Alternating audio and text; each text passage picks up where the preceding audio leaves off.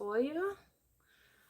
I am streaming on both platforms, YouTube and TikTok. YouTube is Prosperous Living with Toya, TikTok Prosperous Living with _T. Today is Manifesting Wednesdays. And these 4 steps are based off a free book I give you in my manifestation ebook bundle. You can find the link tree in my bio, in the description, or I believe on YouTube, that little side panel, the description of my channel. You should be able to find the link tree for the recipe for life. This is where you're going to find the 4 steps to manifesting your desires, your dream life. It is based off Mark 11:24, which says, whatever you desire, or actually it says, therefore I say to you, whatever you desire, when you pray, believe you receive it, and what you shall have it. That's the 4 steps. Desire, decide. 2, prayer, claim. Step 3, believe, accept. Step 4, allow, receive. You do nothing to make it so. Why? Because it's already so. All you need to do is decide, decide, decide. Hello, Gigi. Hey, bestie. How are you? Welcome, welcome, welcome. How you doing? In my Wendy Williams voice. How you doing?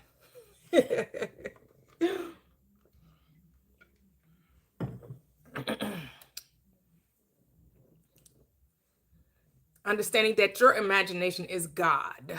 That's who God is. The script. In the script, in that Bible, your imagination, your mind, your consciousness, your awareness, that's God. That is the creator in man, is the mind. The creator in man is the mind, the imagination, your consciousness, your awareness. That's where your power is. So you become the Jedi, have the Jedi mind tricks with your mind. Yes.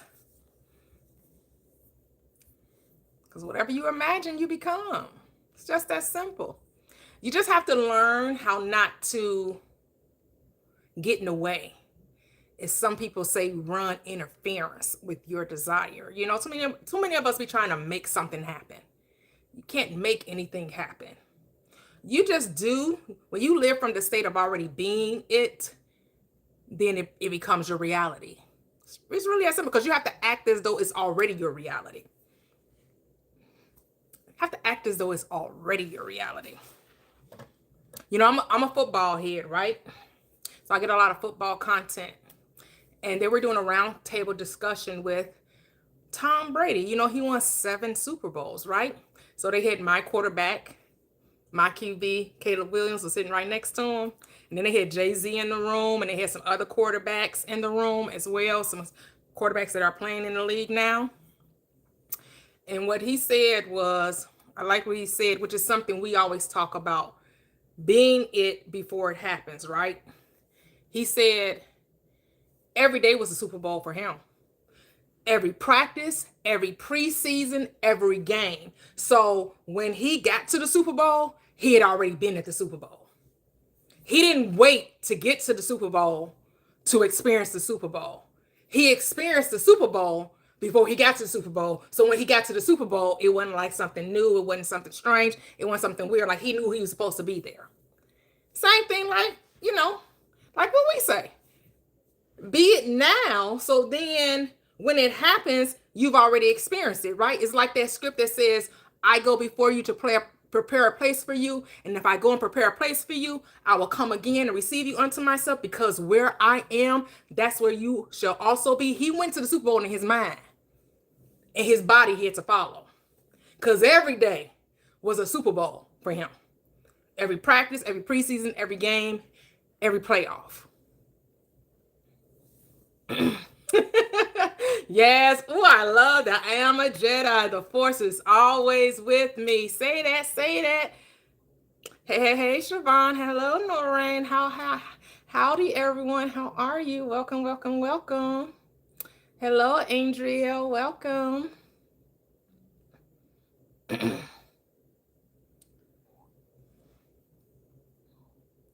I also watched a video of a guy. He was I guess maybe a spiritual coach or well, a mindful coach. You know, some people say mindfulness. He was a mindfulness coach, and he worked with the Bulls during their second three-peat, and he also worked with the Lakers during their first three, right?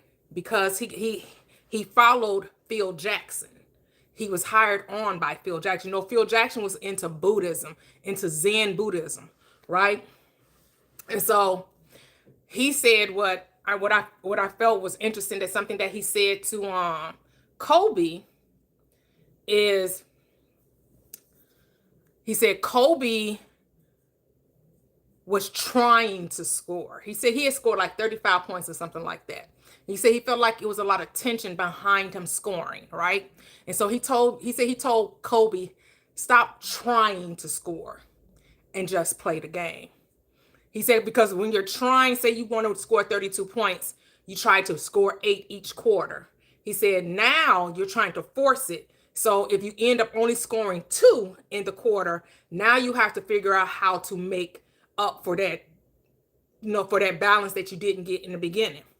And he said after that, he scored 16 points because he stopped limiting himself and he just played the game, which means he let the game come to him as opposed to him trying to chase it. Again, that's what we say. Be the person that is it. Don't try to chase it. Don't try to, right? Let it come to you because it will, because it's who you are, right? And so he was already telling himself he was the best basketball player, right? He was emulating his game again, like Michael Jordan's, right? So I was like, man, it was a really great video that I found on YouTube. I was like, wow, it was over an hour long when he was talking about it. I think he wrote a book too, as well. And I like that. I was like, stop. And we say it all the time, right? Stop trying to be and just be, right?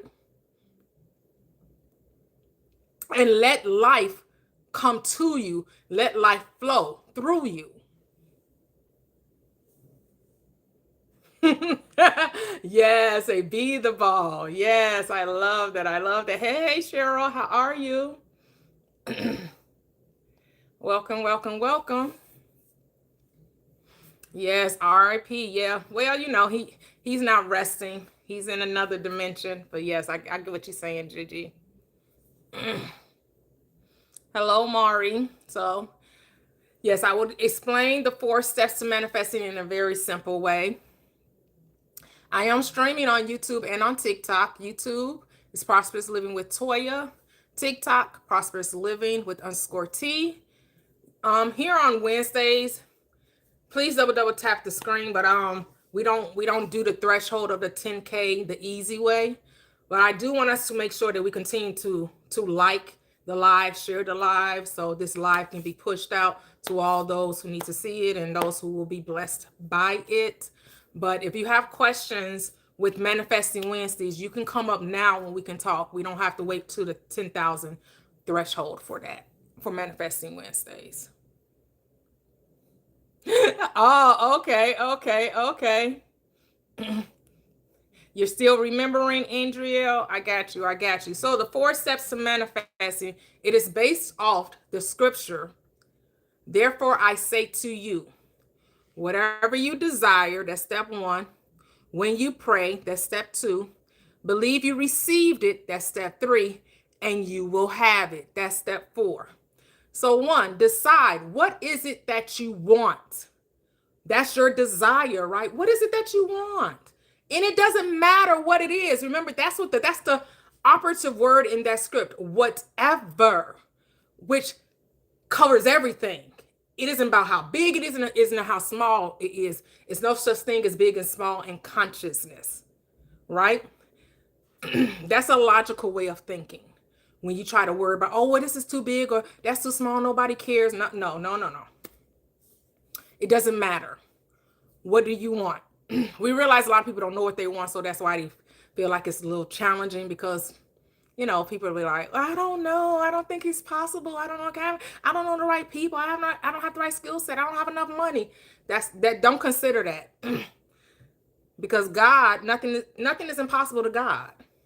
Nothing is impossible to the imagination. If you can conceive it, you can achieve it.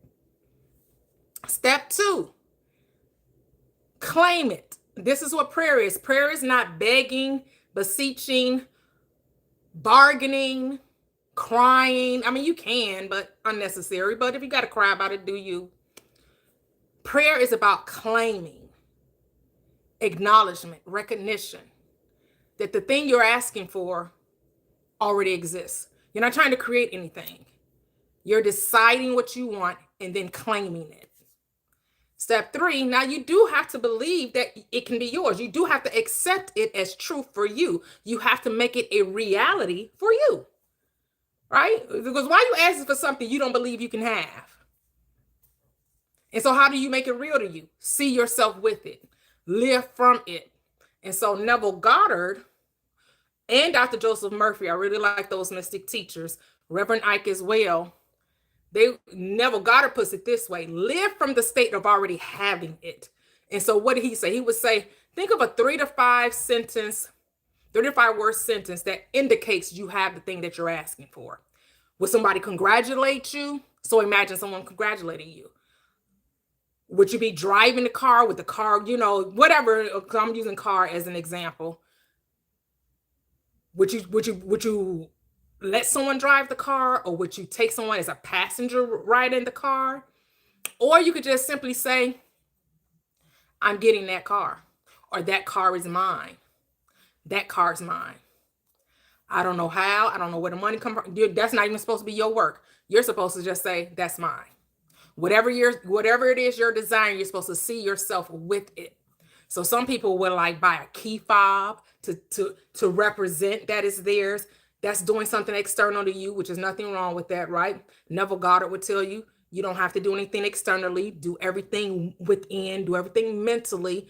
But it's whatever you have to do to convince yourself of its reality. Occupying the state. That's what feeling it real means, to occupy the state of having the thing you want. And then what's number 4? You do nothing to make it so. This is the part many people trip over. Many people think they have to do something to get the thing. Where if you're thinking about what to do, you're already telling yourself you don't have it. Right? If you're trying to figure out a purpose, a plan, a strategy on how to get it, you're telling yourself you don't have it.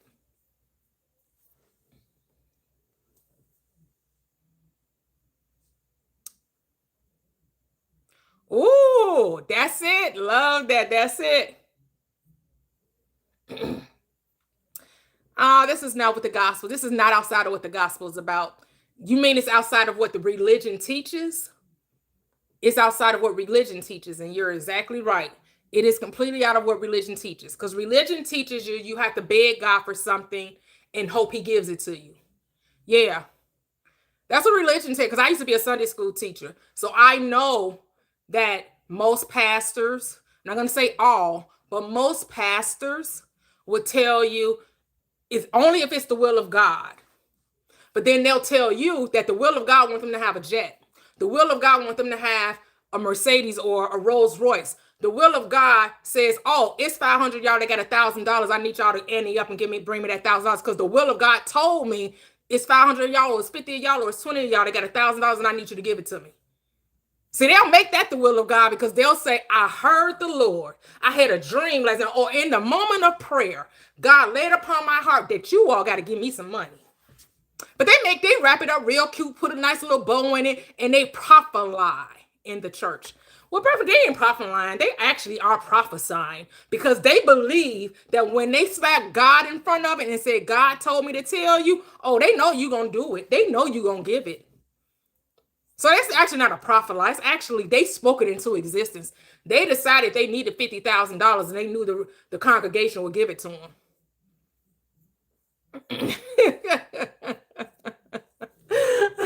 I'm talking about the Bible too. You just don't like my interpretation, which is fine. Do you? I'm not here to argue anyone's beliefs, but I know how pastors interpret scripture and how I interpret it. Not just me. I'm not the only one. This isn't new. This ain't nothing new. It's nothing new about what I'm saying. I know that when you decide that you can have something, you can. It's the thing is that many of us don't know it. Many of us hope it were so, wish it were so, are guessing. And I'm telling you, you don't have to guess. You can know. You can know for certain. This could be a certitude. This could be a surety. You don't gotta guess. And how do you know? Through experience. You got to prove it to yourself. You have to prove it to yourself. Hello, Jimmy. Welcome, welcome, welcome. Hey, Mia. How are you?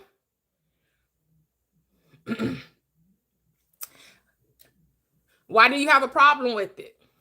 Why don't you like the interpretation that all the promises of God are yes and amen? What do you think that means? All the promises of God are yes and amen. And what's the promise of God? That all of the cattle, what did he say? What did he tell the prodigal son? All that I have is thine. Do you believe that all God has belongs to you? Or do you think only some things or most things? Or if he want to give it to you, but he already told you that it's yours. That all that I have already belongs to you. So the only reason you don't get it is because you don't claim it. You think you got a bargain with God. It's laid out in the script. All the cattle on 1,000 hills belong to God. And what did God say? I give it to you. But if you're going to say, no, I don't want it, he said, you're right, you won't get it. Because without faith, it is impossible to please him. For he that comes to God must believe that he is, and what he rewards the faithful. He rewards those that believe and stand on the word. He rewards them. But if you don't want to be rewarded,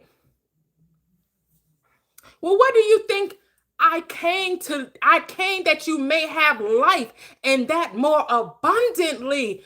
Is that not prosperity? What did Paul say? Oh, I wish above all things that you prosper and be in health, even as your soul prospers. What does Psalm 1 tell you?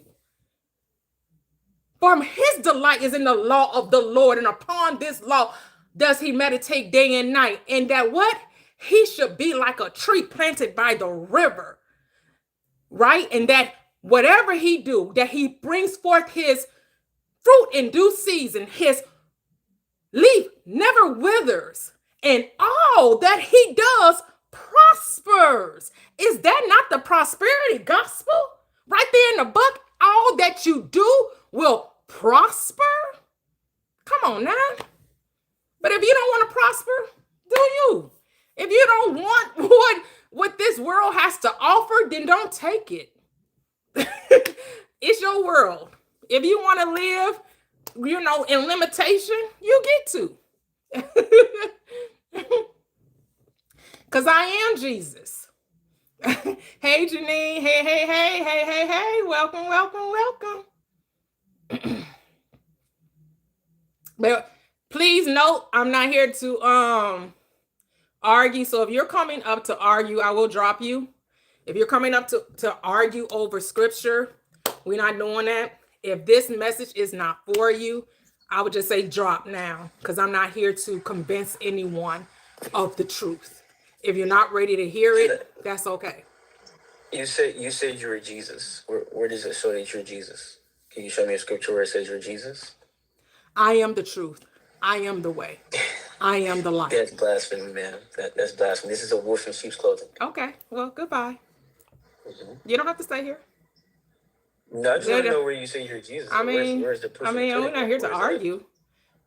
You're Jesus too. You're Jesus too. I'm not just saying I'm Jesus. You're Jesus too. Hello, Solomon. Welcome back. Thank you. Thank you for having me. How you doing? I'm doing quite well. Yourself? Oh, amazing. Thank you. They can't. they don't understand why you said you are Jesus. Yeah, and I get it. Because they because they don't read. Yeah, yeah. And But you know, this platform isn't about trying to point out the discrepancies of yeah, the Christian doctrine. Been there, yeah, done that. We're talking manifestation. That's what we're here to yeah, do. You know, we're here. So if you're not ready to receive this interpretation, this knowledge, this enlightenment, I know. I mean, I was asleep too. yeah, I slept the night away, and I dreamed horrors. I dreamed, you know, I lived a nightmare on Elm Street. We all did. But thankfully, we've awakened in the dream, and now we get to command it. I think the one who asked the question, even though it's not up for debate and all that, he has to do a lot of digging, see the genesis of the scriptures, and then look at, for example, etymology. Like if you decide to read the scriptures and you look at etymology in reading the scriptures, you realize that it's code. You need to decode the scriptures. So Mhm. you use etymology, geometria. Geometria is a Jewish system of coding and decoding symbols and words that are found in the scriptures. But I think if he's still around, I think he should start looking at etymology when it comes to finding out the real meaning of every word that is used in the scriptures. Because something that was first written in Hebrew, then you have Greek, then you probably have English. So you Mhm. need to look at the original words as it was used. And the Yeah, second I thing, guess if you're really trying to understand what the Bible is saying or any of the sacred texts, like especially like the Quran or the Torah, or like you said, or the Bible, but it's not necessary to live an yeah, abundant life, right? There are many people that yeah, understand self that can't tell you anything, can't give you any scripture, that yeah, can't tell you any story, any biblical story, right? I just have an affinity for it because I used to be a Christian. I used to teach Sunday school. yeah, And so I don't even study it to that extent anymore because now I understand the yeah, Bible is all about me, it's all about my mind. So, yeah, and I'm all about simplicity. I'm all about yeah, let's take this Bible and understand that it's yeah, telling you how to live heaven here on earth. In yeah. your universe, I totally, you get to create your yeah, reality. yeah. I totally agree. I brought it up because he wanted an intellectual form of he came looking for intellectual proof. So I'm just putting it across. I don't think he came looking for intellectual proof. I think he just wanted to argue because I Yeah, used to because I used to my platform used to do that, right? So before, you know, I went through different really different iterations of this of my platform. And so I did go to that whole deconstructing from Christianity, and I used to bring Christians up to have a conversation. It 9 times out of 10 would turn into a debate, but to have a conversation, a yeah, discussion about, you know, what they believe their scriptures say versus what it actually does say. And what I come to realize, many yeah, of them don't know their own script. And basically they're yeah. just it That's funny. yeah. Yeah, because when you show them what the script says, because when you take it literal, it seems to be very contradictory. So if I give you one Yeah, script that says this, they can give me another script. Well, actually, I'm going to hold on to this one because this, you know, it works with my narrative. It validates what I believe, sure. right? And so now I said, well, what about this Yeah, script? Then they'll give me another script that validates again their doctrine. yeah, So, but I'm like, but do you not see the confusion there? Because I'm telling you over here, the Bible's telling you there's no fear, there's only power, love, and sound mind. But yet you tell me about a devil and a Satan and demons on mine. no, no, no, no. But you're supposed to have power over the enemy. So why you talk about them so much? Yeah, I tell people that if you read the scriptures, it says that he that is within me is greater than the one who is outside you. And then you come and tell me that, well, he that is within you is greater. And you come and say, oh, there's some devil pursuing you. That means you don't believe in actually what you said. Yep. Yep. That's where you see the You know that. contradictory. Yep. And so I will point that out, but I was like, that got exhausting. I got Yeah. tired of doing that. So, That be lasted for and about a then few months. I was like, I can't, because it becomes just two people with opposing views, and what are we getting out of it? Right. yeah, So and I then decided to, I'm not going to put my focus there. I'm going to put my focus on those who really want to understand how to manipulate reality with their mind. Because that's all we're doing, right? We're manipulating reality to our benefit so we can live heaven here on earth. if you talk about alignment, Mm. people that is Eastern philosophy. I said no.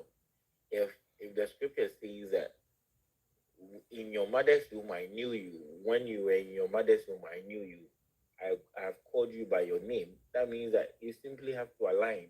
That means you are here for a divine purpose, a divine mission.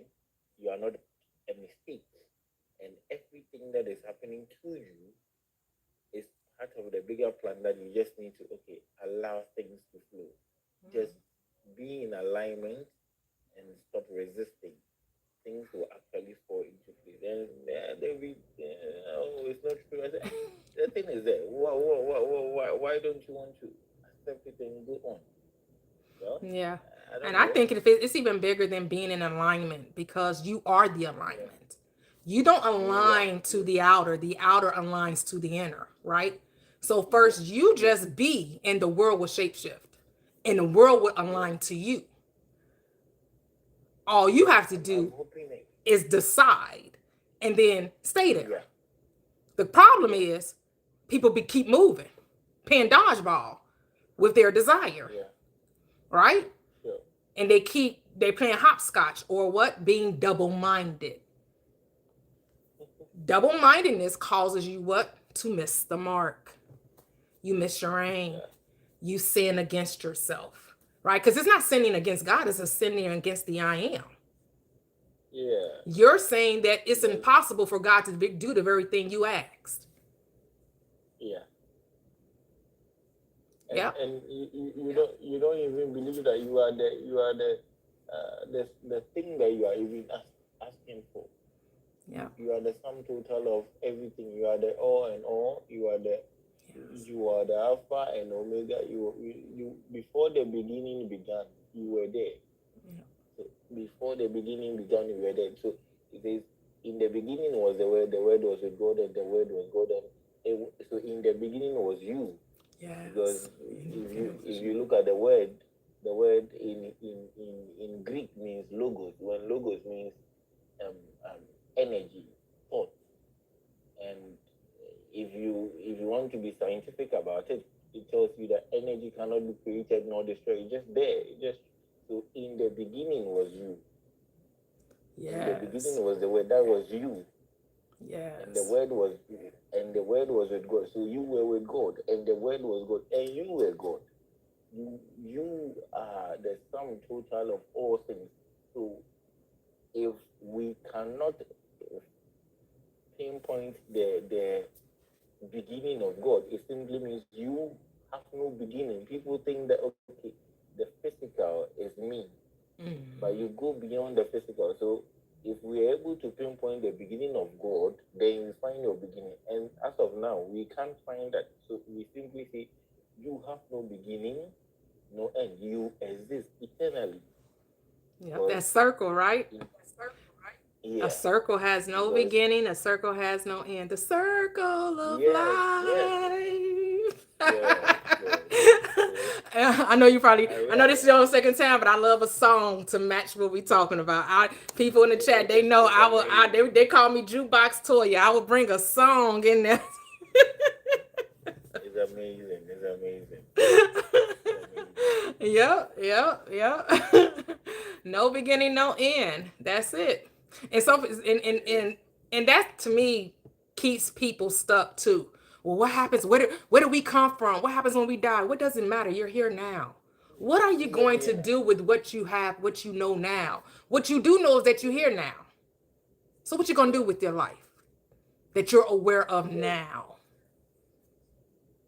I don't need to get into conversations of where we came from, who the first people were, or where do we go after we depart the body. We don't go anywhere. There's nowhere to Nowhere. go. There's only There's to nowhere. be. There's only to be. There's only existence.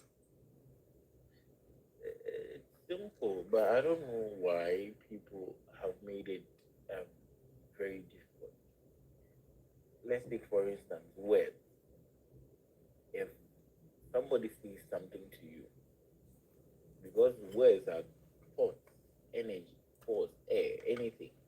When it enters you, the person might be physically dead, but as long as you have chosen to embrace the word of the person still lives, the person still lives on with you. Mhm. And if you pass his words to somebody, you may also die physically. But bear in mind, that person still lives because the word is energy. So man shall not live by bread alone, by everywhere that comes. So words are thought, energy, spirit. So as long as words exist, and as long as we cannot pinpoint exact beginning of thoughts, because before you speak, you think. Mhm. So when we don't have a definite beginning of thought, because when you observe carefully, you realize that thought comes in absolute emptiness, total darkness. Then, scientifically or religiously or spiritually, God is the total darkness. God is empty, empty without emptiness, because there cannot actually be any emptiness. There will definitely be something, but we say, okay, let's be empty. But once we don't have a definition or a defined point of where thought starts, that is why we say you don't need to worry about, you just exist because you are thought itself. Yes. Mhm.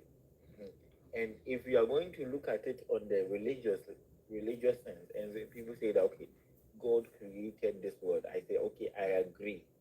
Let's look at it on the religious level. If God, let's say God, I've seen you taking a juice, you're taking juice, so let me use that as an example. The cup or the bowl, the thing that you are using, let's assume that is God, and then the juice that comes out is the creator, is the creation. Now, if the creation was in the creator, that means that the creation and the creator existed as one. So, if we are establishing that you are even separate, like the religious lens we do, that there is Mhm. God and there is you. Yep. Now, let's look at this carefully. Let's look at this carefully. God brought you out of Him. So, before you came out, where were you? You were existing with God as a component of God. And a component is part of the main structure. That means you are part of the structure and the structure. So it's like a car and having a seat. Before the seat comes out independently, the seat is part of the car. When you take the seat out of the car, it is not separate from the car. It is part of it, experiencing itself as separate, but eventually it's not separate. So even if you take it from the religious sense that people have tried to define that, oh, there is God and then there is the creation. If you say that okay, God created you, before He created you, where were you? You existed in Him as what? As Him. So eventually it boils down to one. You are the sum total of all. You are the all in all. You are the God, and you are the devil. You are God. You are everything you choose to experience. I don't know why we are struggling to understand this simple thing. Well, you know why. So I say it's two types of people in the world, only two. Those who know Yeah, their God and those who don't. And there are different levels on each side, right? Different states of yeah, awareness of being God and yeah, not being God, right? But that's all that Yes. exists. Those who know who they are, and then those who don't.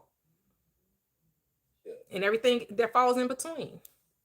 Right? Yeah. So, God being you, being an individualized, meaning undivided, indivisible, Yeah. cannot be separated, cannot be multiplied, cannot be divided, cannot be added to, right? None of that. Infinity is infinite. What number can you add to infinity and it becomes what number? Or subtract from infinity and becomes one number? Multiply, divide, right? Can't do any of that. You Yeah. can't do anything to infinity. It just is. And so you being an individualized version of the all, of the one, you're having your own unique experience. That's it. Yeah. Consciousness is experiencing itself as you. That's all that's Yes. happening. All right. So, and once you come to that realization, now that you know this, and this is what this platform is about, those who have become aware on some level, whatever level you find yourself on or in, what are you going to do with that knowledge now? Are you going to choose to operate in fear or in divinity? Are you going to choose to operate in fear or in love? That is the choice right now. That's what it says. I set before you good and evil, life and death. Choose life, which means you have to stop eating off the tree of knowledge of good and evil. And you have to decide to eat from the tree of life. Eating from the tree of life, you come to a realization there is no such thing as good and evil. There's only life. There's only you. There's nothing else that exists in the world but you. Everything Yeah. else, what is rooted in you. What did the Christ say? I am the vine and you are the branches. Everything in your life is branching off of your vine. It has no life except it be rooted in you. I think that with the issue of fear, I think the reason why Grand Rising, Kevin. we the reason why we tend to we find it difficult to tackle fear is because we have not reoriented ourselves. I think fear for me, fear is not a it's not a bad thing. It depends on the lens you are coming from. So fear simply means that okay, something is really wrong. Just check it out. Mm-hmm. Check it out. Check it out. There's something wrong. Check. So if if I'm going if I'm going to meet somebody or if I'm dealing with somebody and I have this kind of fear in me that I'm dealing with that I'm going to deal with. First thing first, it means okay, well, maybe the person has things that I don't have. Maybe let's say I'm going to meet a ruthless dictator. Yeah, I might be fearful of him. So the fear, when it is carefully studied, when fear is well accepted and then observed, when you observe the fear and you study the fear, you realize okay, I'm scared because I'm going to meet a dictator. So since he is a dictator, since he is since he has a lot of military guys around him, and I am conscious of this fact, what do I have? How do I penetrate? Because the fear has given me the awareness that there is something wrong, and I'm looking at what is wrong. Right, And because you're so viewing the you person started, as separate from you.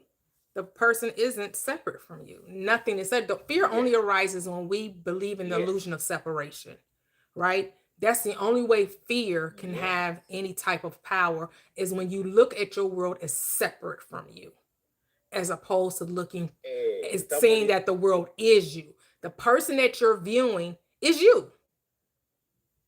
Because yes, we don't yes. see other people. We Gigi, see us our assumptions of people. It's our assumptions, it's our Gigi, Gigi, programming. Go ahead. Gigi, Gigi Fox says that he likes my African accent. Yes. Help me say thank you to her. Thank you very much. Hey, Thank you Chrissy. very much. Um, so as you were saying, the fear makes you aware, but people, when you see the fear and you realize fear should let you know that something is wrong. The thing your observation is okay,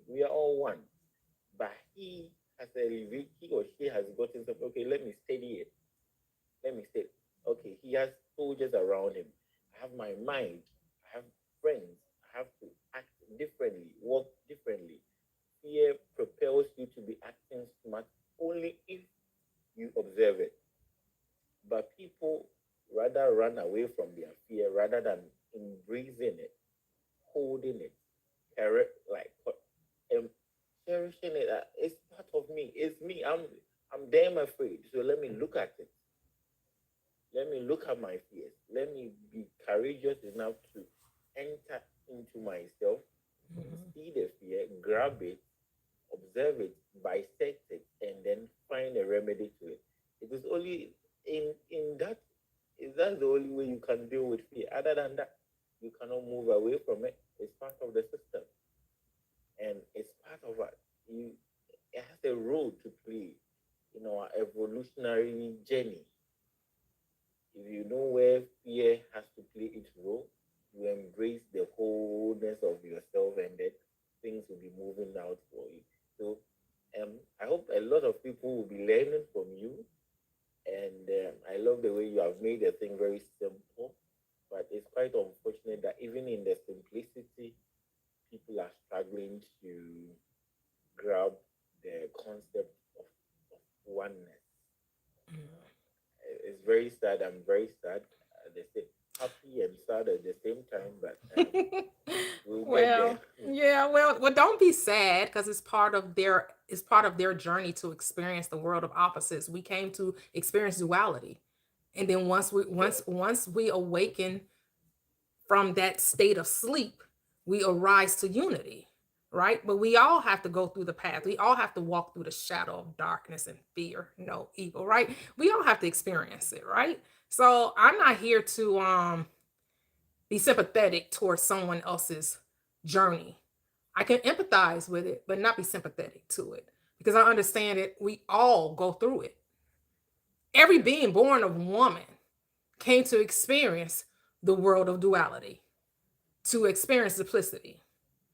But once you have journeyed so far away from yourself, O prodigal son, then you awaken and remember who you are, and the journey comes back to who? Self. Because life is not a journey or a destination, it's an experience. I like how Alan Watts reminds us we're not trying to get anywhere, we're just here to experience, right? Yeah. Because we're here to, it's like a song, like the universe, one song, right? You don't sing a song to hurry up and get to the end, right? Let me hurry up and finish this song. No, you sing the song to experience the melodies, the harmonies, the chords, right? That's same thing with the dance. You're not doing the movement to hurry up and get there, to hurry up and finish the dance. No, to enjoy it, right? That's what life is. Life is about experience. It's not about getting anywhere. There's nowhere to go. There's no end in sight. No end in sight.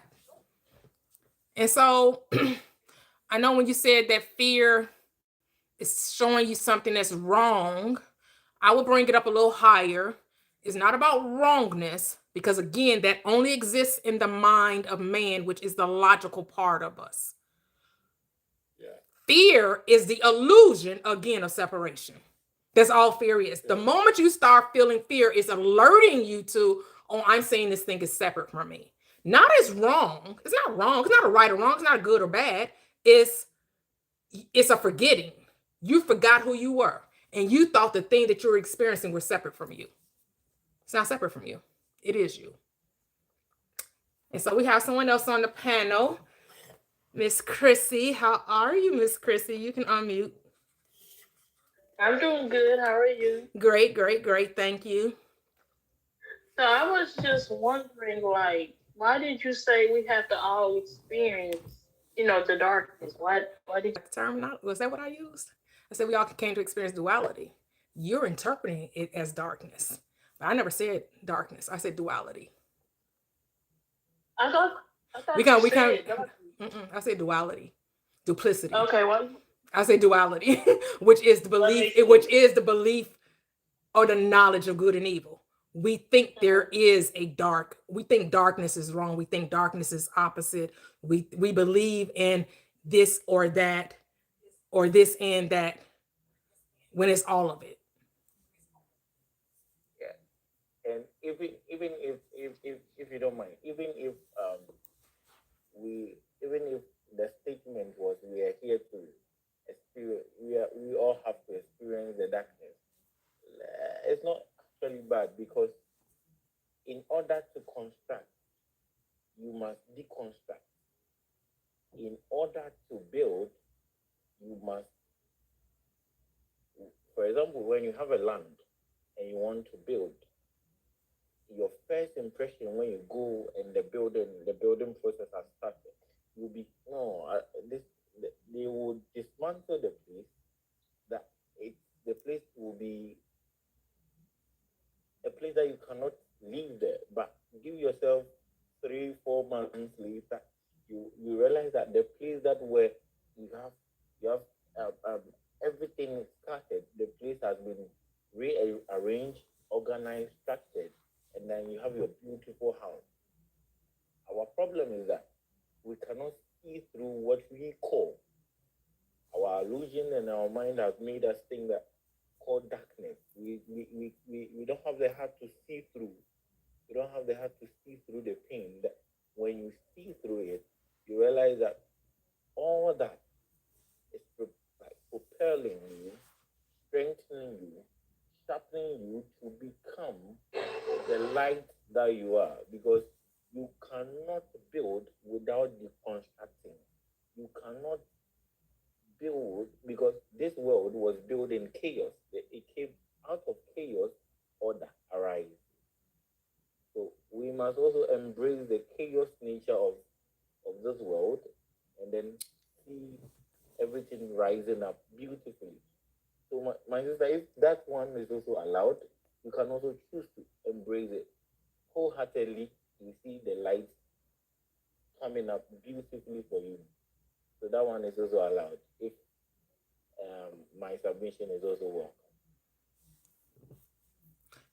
All right. So, okay. So I guess when I said, Chrissy, that we all experience Nightmare on Elm Street, is what you're talking about when I said that?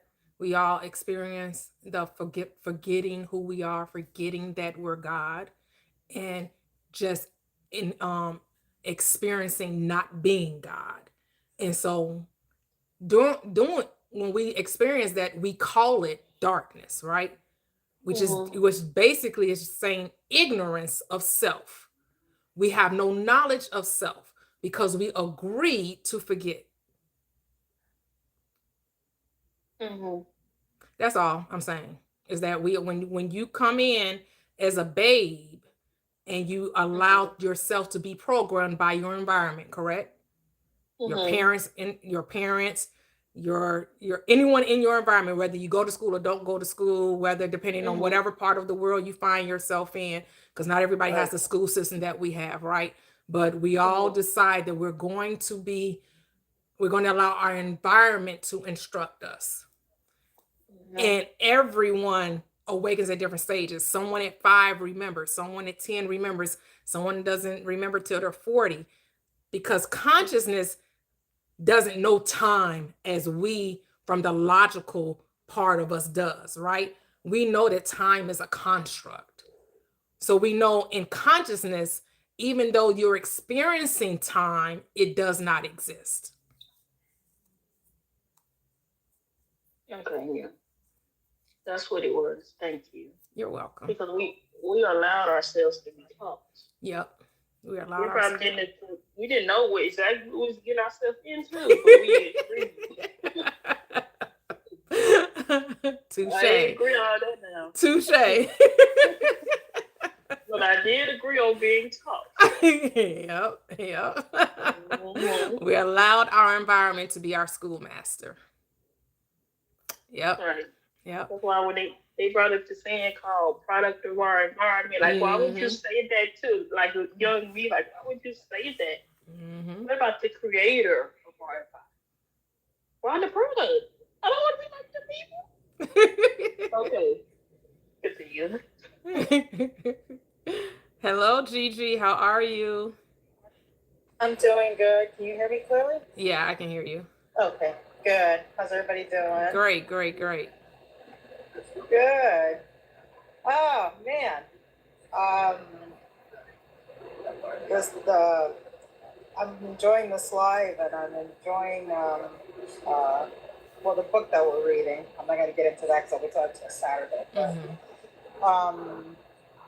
I think when you were saying that about the Nightmare on Elm Street or going through the dark or whatever, I think that's more like a metaphor. It doesn't mean that something bad has to happen to you in order for you to awaken. It doesn't mean Right. that. It just means like that we're asleep to who we are. And then in that sleep, we begin to awaken to who we are. And like you said, it comes in stages. Some people find it when they're 5, some people find it when they're 10, some people find it when they're 20, some people find it when they're 90. You know, there's no right or wrong, or like in my instance, I was like thinking, well, why now? Why not when I was younger? And I kind of had that debate going on with me. So I went through my human moment. I cried for about a few seconds, got mad at myself for a few seconds, and I said, wait a minute. Why are you doing that?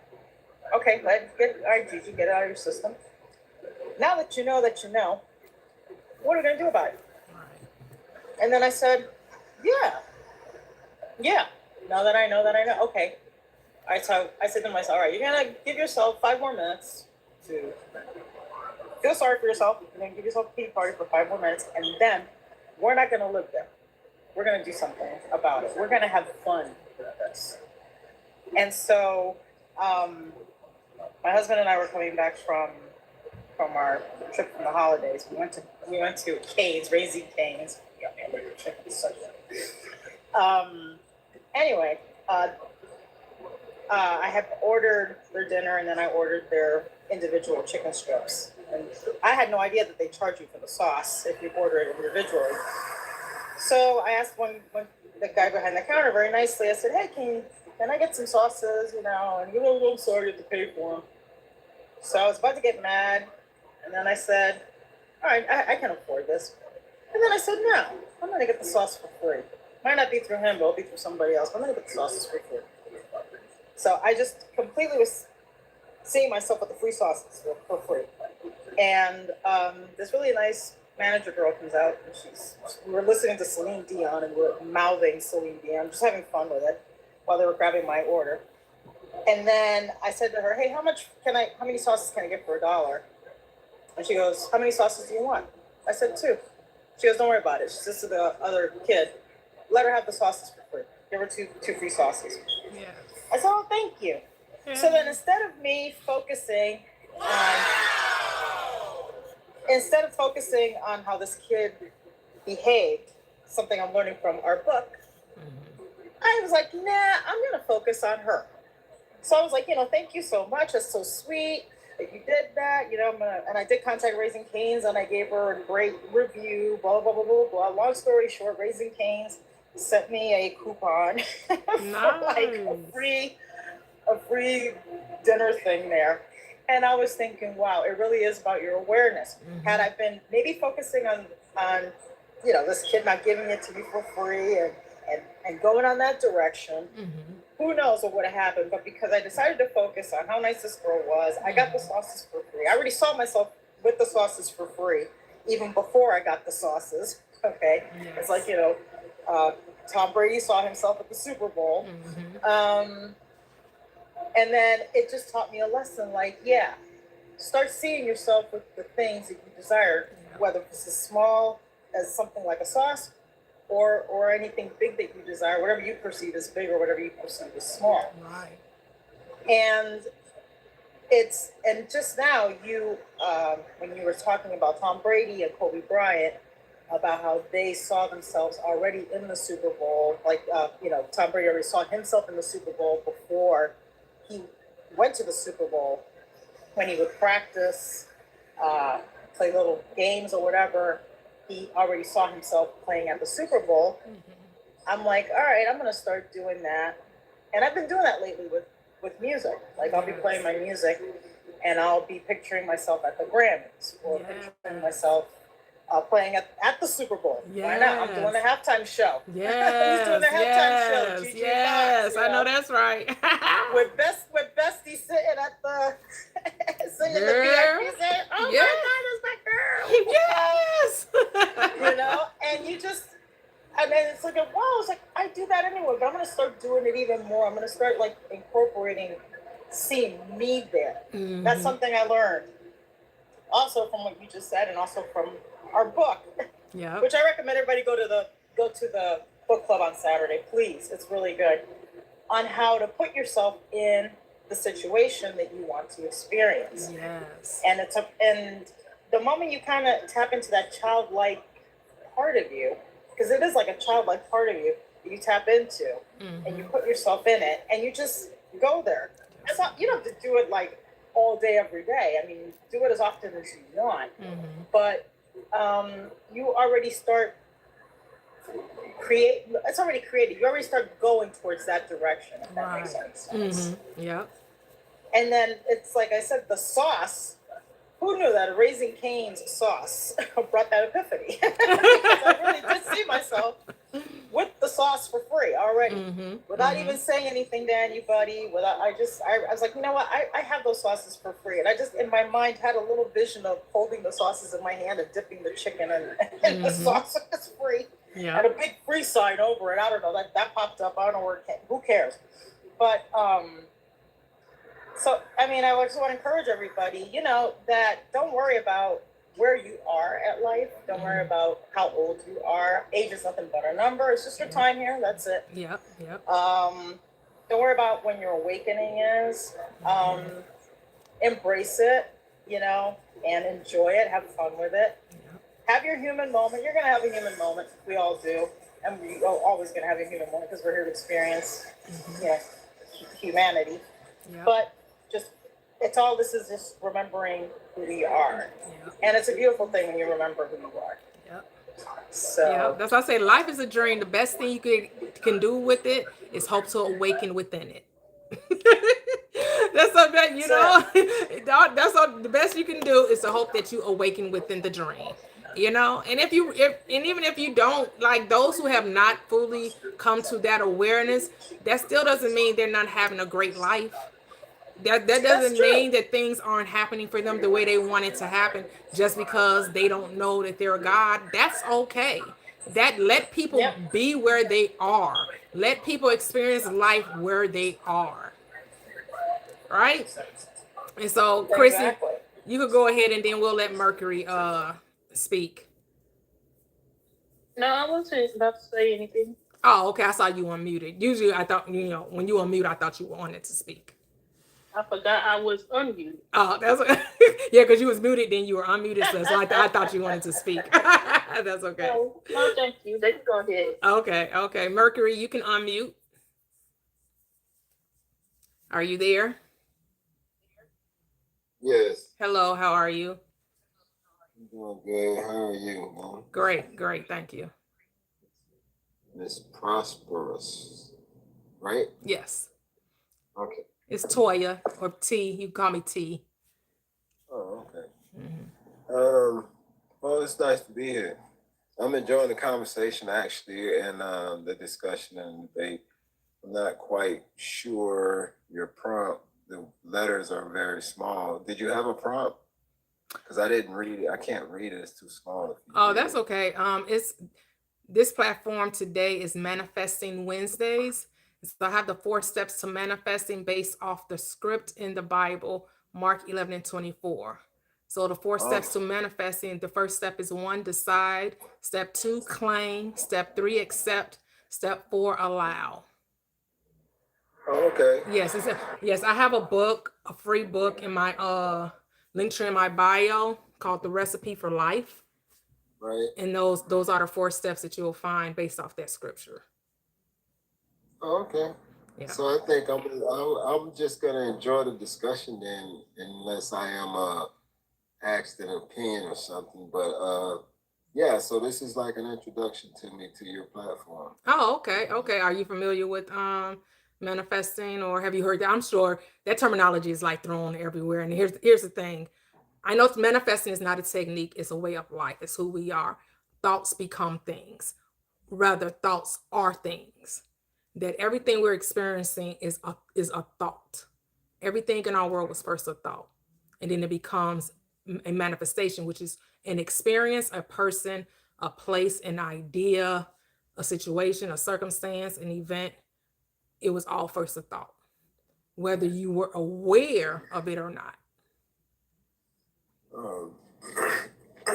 And you're so much correct. And with saying that, I get an understanding now pretty much where the center of the discussion is. But I'll just add to that in saying that isn't that all we have when you think about God's word? Like, isn't that how we were all like? Don't you think that's how we were, like came into existence with a thought first? Like the thought, God had to think it, and then he, like the process, as you explained, the steps. So I mean, with words, as the young lady was speaking before me, was saying how what I got from that was that she kept a positive thinking going. She kept positive energy circulating in her, circuits in her mind. And that's what allows one to overcome a lot of the broken circuits or those that have misfired or disrupted or a wire has burnt, So it's almost like the words. That's how we communicate with each other, through words, because unfortunately those who can't really speak, we have to read through their body language or through some other method. However, but for those of us that have sound, it's such a beautiful thing, and So it's do even you think you beautiful. can only create with the sound that you hear audibly? Because you do know that you can speak inwardly, right? You can hear your own Right. sound, right? So even though I can't hear the voice of another, they can always hear themselves. Right. Well, I mean, I was just really getting to, that's how we identify, discern those dark spirits from those that are like-minded, because see, I am Well, okay, one so of now the- you're going into a place that that's where the disagreement will be. Because I don't Really? accept that there are any dark spirits. I don't believe in evil spirits. When I was in church, I believed in that doctrine. Now Right. I understand that evil is only in the mind of man. And if the mind of man didn't conceive it, it wouldn't happen. There is no source outside of the human mind, which is God. The human mind is God, the imagination. That's who God is. That's why Isaiah 45:7 and Deuteronomy 32 and 39 reminds you that I am the one who creates the good and the evil. I create evil and I create good. I wound and I heal. I create the light and the dark. Who can deliver out of my hand? I am the Lord, thy God, and beside me there is no other God. It's talking about your mind. I mean, but you do believe in the scripture, right? I know the scripture is about my mind. I know that. I know that the scriptures are talking about my consciousness, my awareness. So That the they say Christ you that was do- to come was me awakening to my divinity. So you agree with the scripture then? Yes. It gives you confirmation. Yes. So I'm kind of confused then, because you say you don't believe in dark spirits. Right. The Bible. So when the Bible speaks about dark spirits, it's only talking about your negative or your doubt or your fear, right? Satan, devil, demons are just personifications of fears. And fears come about as doubt, Right. as negativity, as Yes. limitation, as Yes. unbelief, disbelief, right? That's the Right. devil, which is you. Because who's thinking the We negative agree. thought, right? Yeah, right. Right. But it's not a spirit outside of you. It's not spirits, it's spirit. Well, I didn't There's say no that. There is a spirits outside of you. Like people like me or you. See what I'm saying? They're through people. That's my point. So there are spirits outside of you. I could be like if I came in, let's just say if I was still in bondage to the dark forces of this world, I could be a potential dark spirit. See, my intentions could be to try and purge you or maybe persuade you to be dark as me. So there are dark spirits outside of us, and that's what we need to understand. When we come into contact with each other, that's how we discern if this person is possessed. And if he is possessed, what kind of spirit is he possessed under? Because see, we have a spirit of love, I hope, and agree. Mhm. But then you have a spirit of hate. Mhm. That those that really know that they hate and they just agree that they hate. So that is the war. I mean, that's why we have the scale and the positive and the negative. Everything is like induces, but it's to a point of balance because that's what we need. So it's almost like we agree with each other and you're saying, basically, but we do have to put it in perspective because it has to be clarity so we can get closure. We can't just, you know what I mean? Throw it around, and then at the end of the day, it's like, well, this is my opinion, that's your opinion. No, we need to stand on facts. It's not our story, it's just been here. We're investigating it. Okay. That's what's so awesome about it, But some of us try to claim ownership, and that's like really, but against the law.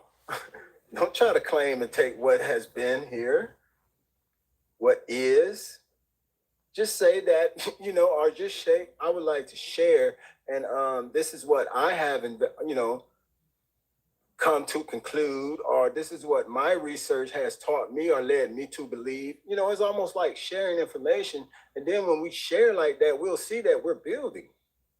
Because there's no reason now for no kind of, someone trying to take claim or someone jumping into their So I guess my feelings of- question, Mercury, is you're in agreement that there's a power outside of you that can come in and take over you and take over your mind and If call I you. allow Hold it. on, let me finish.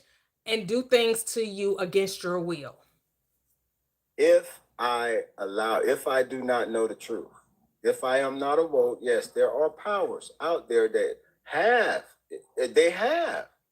I mean, and unfortunate as it is, women, come on now. Women are, that's what my heart go out to. I mean, really, because women, I don't respect men that hit women. And the reason why is because women weren't built with muscles. So you got to understand these powers that take advantage of women just for sexual gratification. We need to understand this is very evil. This represents a dark spirit, And so like when I put things in, or perceive certain things in certain ways, I have to, identify with the reality of what is, like the real time, now time. Okay. Even when we read the history of scripture, it's like, wow, this is confirmation, to what is going on now in our generation. So, and that's just like the fact of it all, it's not to really get too technical or political or religious on you. I mean, I used to be a religion, so I understand that mindset. I just no longer agree with it. Well, they're out there, and I'm pretty sure you. I mean, here's the thing. I've heard this story, right? I used to be a Christian. I was even part of a deliverance ministry, so I already know that the mindset of those who think there's a power outside of self. And so, yes, when you're asleep, as you said, you believe that there are secondary forces, that there are second causes outside of self. But when you awaken to the truth, the whole point of awakening is to recognize the spirit of unity and not division. That religion teaches division, belief in two powers, the Christ, the anointing, the enlightened mind comes to tell you, oh, You thought there were two powers, there are actually one. That the only one that's creating the things that's going on in your reality is your mind. And that mind can be divided. But who's causing the division? You are.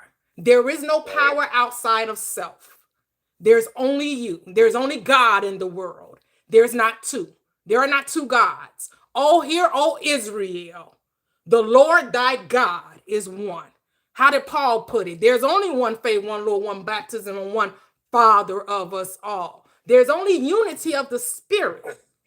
The vision comes from what? The belief in two powers, which is the fall of the mind, the fall of man, says Genesis, when you eat off the tree of knowledge of good and evil, when you took on the belief in two powers.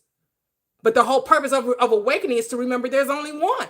It was never two. Two was the illusion. The truth is there's only one God, not two. Can I heard you and I agree, Miss Prophet. But I think we have a slight, I think we have a slight we misunderstanding. Because I understand you clearly, but I think you misunderstand me and what I'm really getting at, or what I'm trying to say, right? So like when you say there is no power outside of you, what I'm saying, I was trying to kind of like stay in the reality of things, okay? So when I was saying a power outside of me is when I come into a contact with a power within you, such as yourself. So you are a power outside of me, okay? That's what I was basically trying to convey, all right? Now, So you're saying you're a power and I'm a power, and then this person's a power, and then that person's a power. So yeah, that's where I'm going to disagree, because I actually don't even exist in your world. I'm a holographic experience. You're only experiencing your assumptions about life. And I'm just playing a role that you wrote in your story about life. And I'm coming to play that role. That's it. And I agree. I mean, right. So how can I be another power? If you're the only one that exists in your reality, how can I be another power if you are the only one who exists in your world and everyone else is just playing a role based on the script you wrote? No, you said that's your story. That's your story. I'm not the only one that exists. See, you can't tell my story. Okay. Well, that's what I asked. I asked you. Oh, okay. I'm asking, is that how you? So that's what I said. Okay. You see, is everybody has their own power, and I'm saying. Well, they are. I disagree. So yes, we disagree with that, which is okay. It's no big deal. Again, we're the only ones giving meaning to life. So if I perceive reality and I accept that there's only one power and everyone in my reality is just extensions or projections of my inner beliefs, I get to hold that state, right? And that's how I'm going to experience reality. And then you could say, well, no, in my reality, everybody is their own individual power, and we either working together or we're working in opposition. No, I wouldn't say no, but for one. I wouldn't say no for one, but I would just stick with the reality of it and tell you that you are a power within that's outside of me. Now, if you want to deny that, that's on you. But the fact remains. You're saying it's fact as though it's truth of everyone. No, it's a fact only for you. It's not a fact for everyone. It's only a fact for you. You're making your truth be my truth. I can no more make my truth be yours any more than you can make your truth be mine. Everyone is experiencing their own truth. Can I come from another angle then? Can I come from another angle to try to just get you to maybe see it from another light or angle? By you saying that, it's almost like you have a cold heart to someone, to the violence that take place, to the wars that's in going on in Iran, to the protests that's going on. See what I'm saying? You have a cold heart to the fact that these are powers without side of each other. Okay? Whether you want to acknowledge it or accept it. See, that's what I mean about the reality of things. See, we can sit here and say and debate our perception, our personal and private, perceptions of how we perceive life, and be in a matrix of our own, and not think about those that are out there, that they exist. They are a power within themselves, and you are a power outside of them, whether you want to agree or not. Because just as the police, can come and arrest you by force, that's a physical power. That's a physical power. Now it can become spiritual if you allow that arrest or that physical contact to disturb you so much to where you become angry and you aggravate the whole, But what I'm trying to say is, Miss Prosperous, that yes, I get you, but the reality is we on the verge of war to where you will see the power. See, we have never been in a war such as the World War I and II. Okay, I'm gonna interrupt you. I'm going to interrupt you, Mercury, because now you're starting to speak French, and I don't speak French. Okay. I don't know about we. We aren't doing anything. It's not a we. It's not a we. And so I'm just going to end the conversation there, because when you start speaking for me and not yourself, that's where we have to part ways, because this is not a we thing. Life is individual. As much as you want to make it collective, and in your reality, it can be collective all day long, just not in mine, because we don't live in the same world. We do no two people are experiencing the same reality. No two people are experiencing the same world. No two people, because your perspective is always going to differ, no matter how slightly, from another. Always. You're never going to get someone to agree with you in totality. But that's the beauty of life, is that we get to experience it individually. We really do. So you don't believe in like history? I believe in my story, not his story. I'm not here to live life according to someone else's perspective. I'm here to live it from mine. That's selfish though, Miss Prosperous. Okay. That's being selfish. Call me selfish. Call me Miss Selfish then. No, I'm just saying, I'm not calling you that. I'm telling you what that is. Okay. And I'm completely okay with it. Call me Miss Selfish. With a capital S. ELFISH. With exclamation point, exclamation point, exclamation point. Well, why do you feel so strongly that way? Feel so strongly about what? Because I know this world is a dream. I know it's make-believe. I know we're all dreaming this life. And as much as you want it to be about a judgment, there is none. There is no judgment. The only judge in your reality is you. If you think something is wrong, it is wrong for you. And you will experience that wrongness because you created it. You're so powerful. You can create the illusion that something is out to get you, that someone is out to do you wrong, that someone is out to mistreat you. And that becomes your reality. I no longer choose to live life from that perspective. I used to live life from that perspective. I used to live in fear, wondering, what the police are going to do to me? Oh, what if they don't want us to, the man don't want us to have nothing? Oh, life is just, I choose to be free of that mindset, because that mindset is bondage. It's self-imprisonment, and it does not equate to a peaceful, enjoyable life. That is not a life of abundance. So I'm not going to walk down that path anymore. But I'm not here to stop someone else from doing it. If that's the life you choose, then let all be well with you. I hope that you do find your peace in the midst of all of that. And so I'm going to go to the next panelist. Hello, it's not Earl. How are you? You can unmute if you're still there. See, you went Paul. Hello. Hello, everybody. Hello. How y'all doing? Great. How are you? What I missed? I need some clarity. What was y'all just talking about? I mean, we don't have to finish that discussion. That was his perspective. You can talk about what you want to talk about.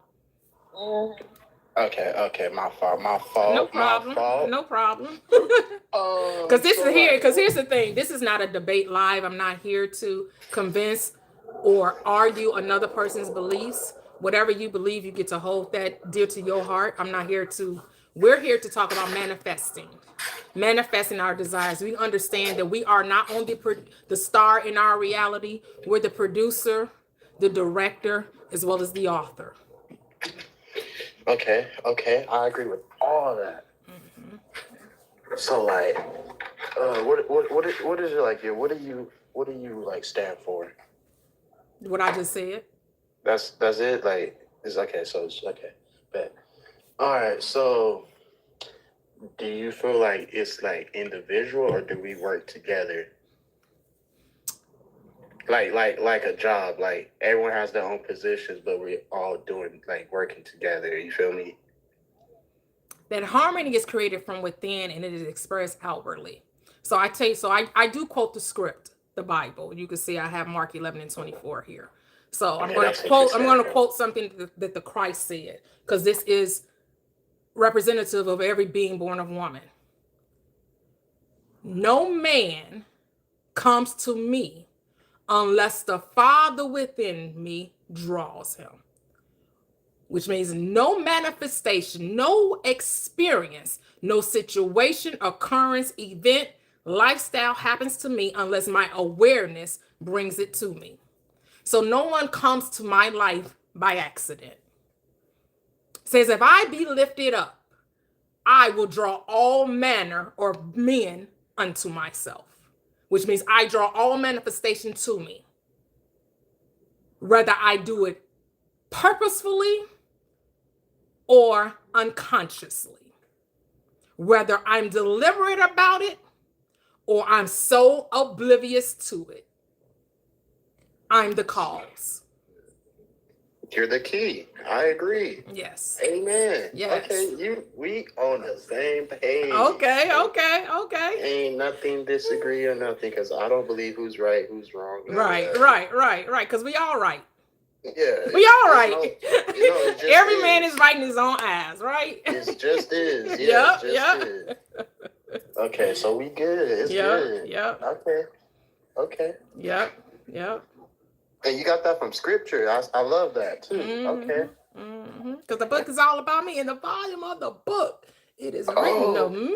Okay. Right? Okay. Yes. Okay. Yes. Okay, I love that. Okay. That's you the first person I ran into that actually quoted that the right way. I don't know. I won't be the last. You're not. I won't be the last. I am, and I'm still to come. Yes. Okay, you tapped in. I love it. Yeah, we just like to talk about manifesting over here. That's what we like to do over here. I'm trying to learn how to like use it now. I'm aware of it. I know what it's about. Now I'm trying to act upon it now. Don't try. Be. No trying. Well, yeah. We don't try. We be. Yeah, that too. I'm changing up my words. Like, I don't believe anymore. I only know. Well, I like believe. So you're going to hear me say believe. Because believe is number 3. Only means to accept a thing is real. So that's where faith comes in, right? Because faith is a substance of things hoped for, which means in script, a certitude of expectation. You expect the thing to happen. You're not questioning it. You're not wishing it was so. You know it's so. See, when I say accept and believe, I'm saying I know. Okay, so why do you still say believe instead of? Because I know what believe means. It means to know. It means to accept, because I quote the script. And so you'll see the script always say, to them that believe, all things are possible. If thou canst believe. Okay, I see where you're going with it. Yeah. So it only means if you can accept it. Because that's the only way you get it. Okay. If I'm giving you a gift, how do you get it? You have to do what? Be in the vicinity of it, right? Because say I decide I'm gonna pay it forward, I'm gonna pay somebody's whoever comes behind me, I'm at the drive-thru, whoever comes behind me, they get a free meal. Where you stay at? Right? That just means you have to be in the pathway of it, right? You just have to be, you got to be ready for it, which means you just have to be there. You just have to be available. And you'll get the blessing. You'll receive the blessing. That's that's acceptance. I started seeing it when I said the phrase "Let there be light," and once I saw that, I got that quote that you quoted, that the volume of the whole book is of me. Mm-hmm. I saw the light. I was like, "Oh snap! This is it." Yeah. So yeah, but that's what we talk about over here. Those who are still wanting to understand manifestation. And the thing is that I know it has become this like cliche and this trend to say, oh, I'm trying to manifest, or how do you manifest? You don't need to be taught how to manifest. The only thing you need to do is learn how to be deliberate about manifesting, right? What you mean, like be aware? Be deliberate, which means decide what it is what you want to bring forth.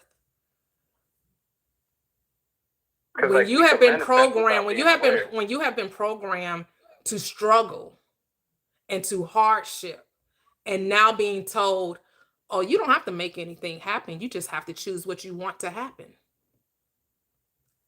That's a shift in consciousness. That's a shift in awareness. Because all your life you thought you had to fight, struggle, work for the blessing, work for your desires. And this teaching reminds you, oh, there's no work. The only work is mental. The only work is acceptance. The only work is being still. It's so true because I don't mean to interrupt. It's funny because before I was awakened to this, when I went to church, and you would hear in church a lot like that you had to go through something, or you had to go through a tough time, or you had something bad had to happen in order for something good to happen. And until I read the Bible for myself, I just never took the preacher's word. I would literally pick up the Bible and read it for myself. Like, okay, what are you really trying to say with this? Because it didn't gel with how he was explaining it or how she was explaining it. And then one day I just decided to say, I was praying and I decided to say, no matter what, it's easy for me. I don't have to go through that. Jesus went through it for me. He paid the price for me so that I wouldn't have to. So whenever I pray and I ask for something, it's just going to come easy to me. And I'd be thankful that it's easy. So at church at times they'd be like, well, they would say, oh, this happened to me, that happened to me, blah, blah, blah. And then when I would give my testimony or whatever, I'd be like, oh no, it didn't happen like that for me. Actually, it was just handed, and at times they would get mad because they were like, well, how come you didn't go through the whole brimstone thing? And now I realize it's simple because I chose that I wasn't going to get it that way. I decided it would be light and easy. Light and easy, says the script. So I'm going to say that my burden is light and my yoke, I know I'm killing your yoke is right easy now, and my burden is light. Yes.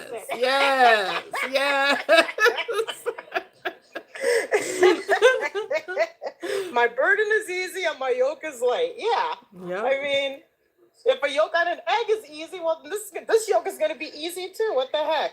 So I realized that, and I was like, well, and I asked myself that question, and then I said, wait a minute, it's because I decided it's going to be easy. Now, if they want it to come to them that way, that's fine with them. But I want it that way. I want it easy. I want it handed to me. I'm not saying, that whatever you perceive as a tough time or whatever, but I mean, at times when they were to get their prayers answered, man, that's like they went through hell and back. And I was like, not me. I said, I would pray and say, I want my prayers answered easy. Yeah, because that thought made me think of that song that when I was a Christian, it's only a test. You're going Yeah, through. It's just yeah. like, Lord, they love to speak tests on you. Yeah, I know, nothing but exactly. going through the fire, going through tribulation, everything. Like you have Yeah, to that's it. prove to Tribulation. God Yep. that you really want it. Like your asking wasn't enough. I gotta Yeah, take you through the exactly. fire before I give it to you. It's Just like like, my song, oh no. Hold Your Head High. Trials and tribulations can take a vacation. Victory is mine. I hold my head up high. That's my song. Okay, So okay, it's okay. like, you I know, like those lyrics. I like those lyrics. trials and tribulations can take a vacation.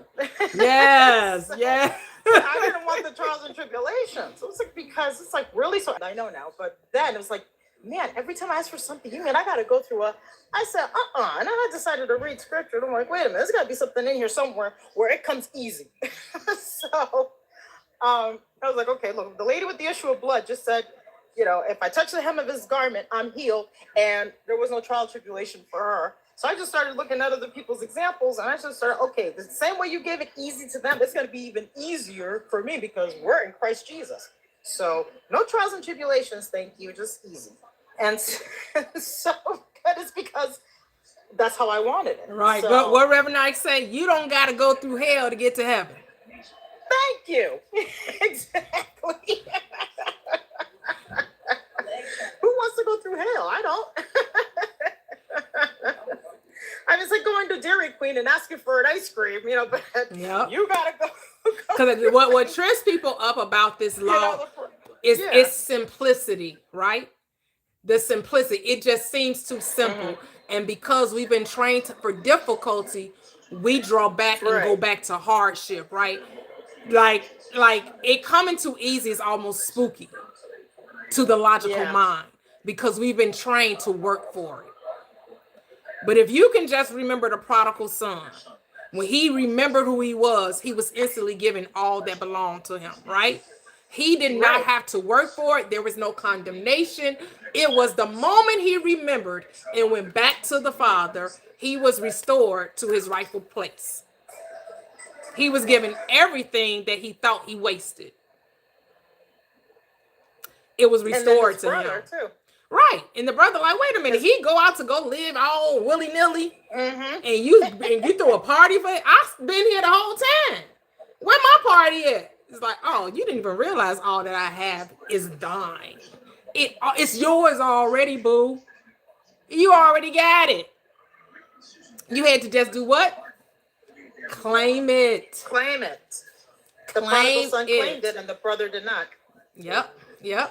There it is. Whoop, Yep. there it is. Whoop, there it is. There it is. Whoop, there it is. Chakalaka, chakalaka. Whoop, Oh chakalaka.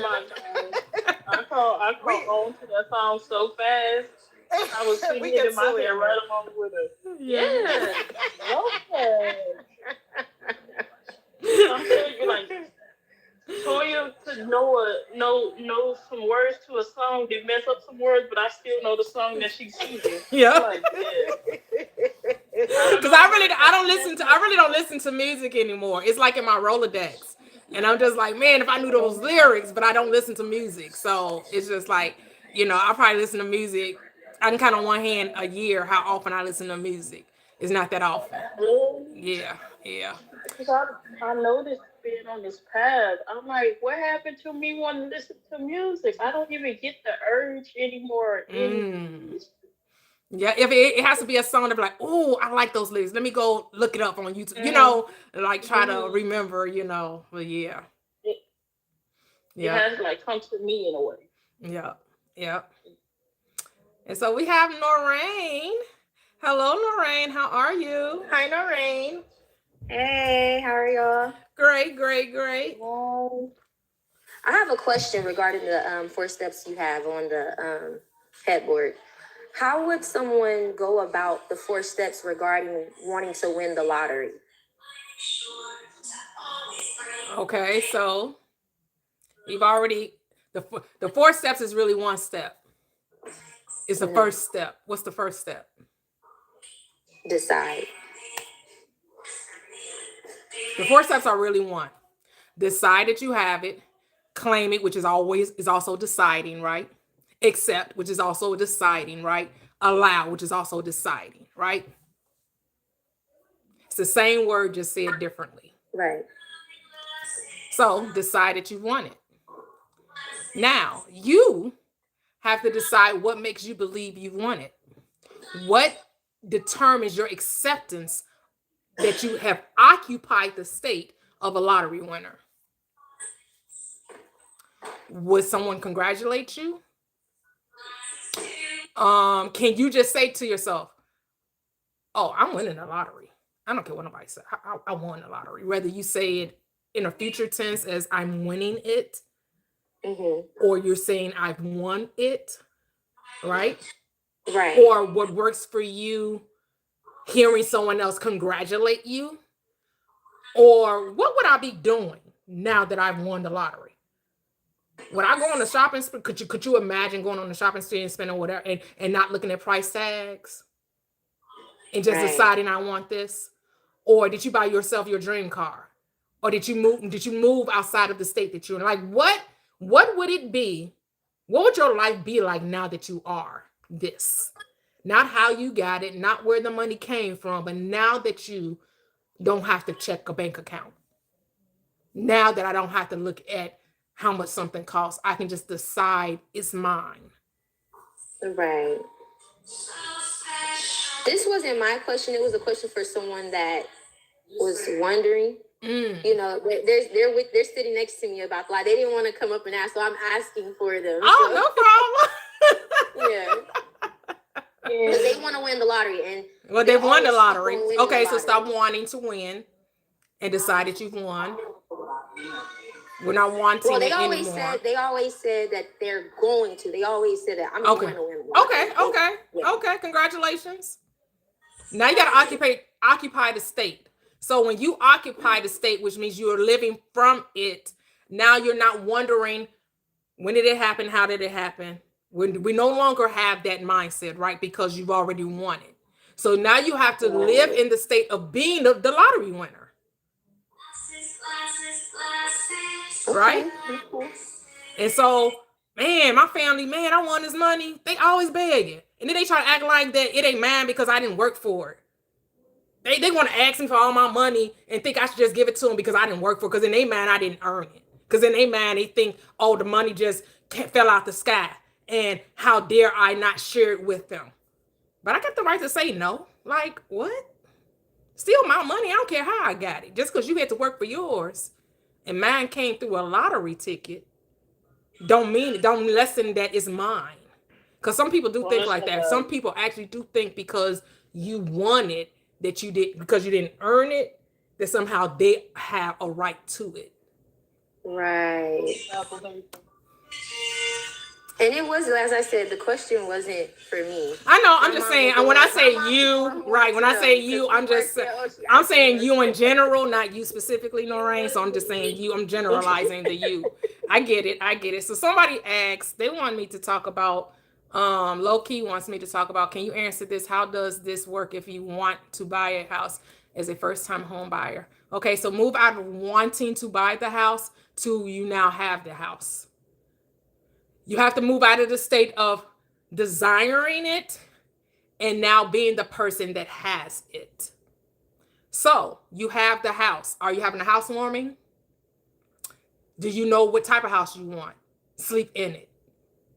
Or you can just as easily say, oh, I got that. I'm getting that house. I don't care what nobody say.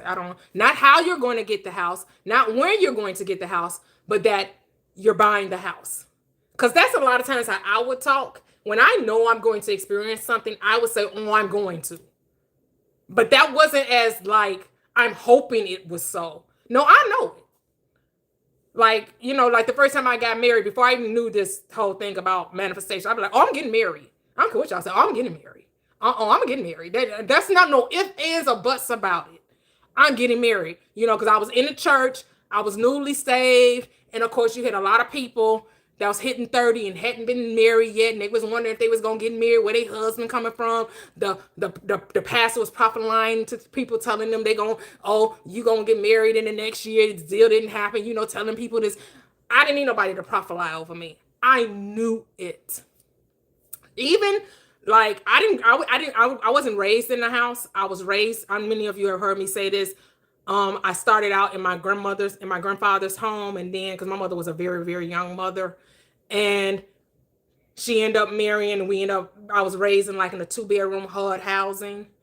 Went through life, and I was like, after my first my divorce, I decided I was going to get a house too. And I was even staying in low income housing then, but I had decided that I was going to get a house. I didn't know how I was gonna get this house. I was saving my money. I had built up some money in my savings or what have you. And I just knew I was going to get a house. Well, how did I end up getting my house? And I found my husband.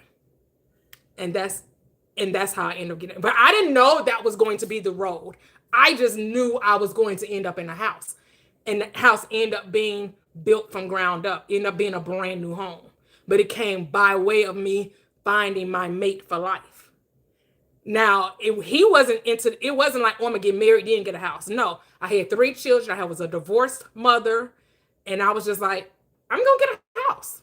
I'm getting a house. I had no idea how I was going to get it. And that would have been a first-time home buyer.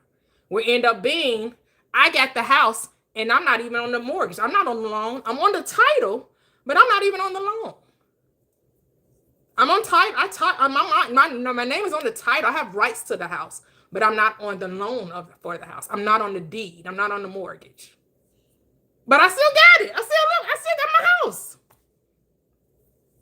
So you just have to decide that you already have it. Go ahead, Chrissy. Again, and this was before I understood manifestation, but go ahead. What the hell? Y'all heard that? Did y'all hear that? What? Nori, Gigi. Did y'all hear that?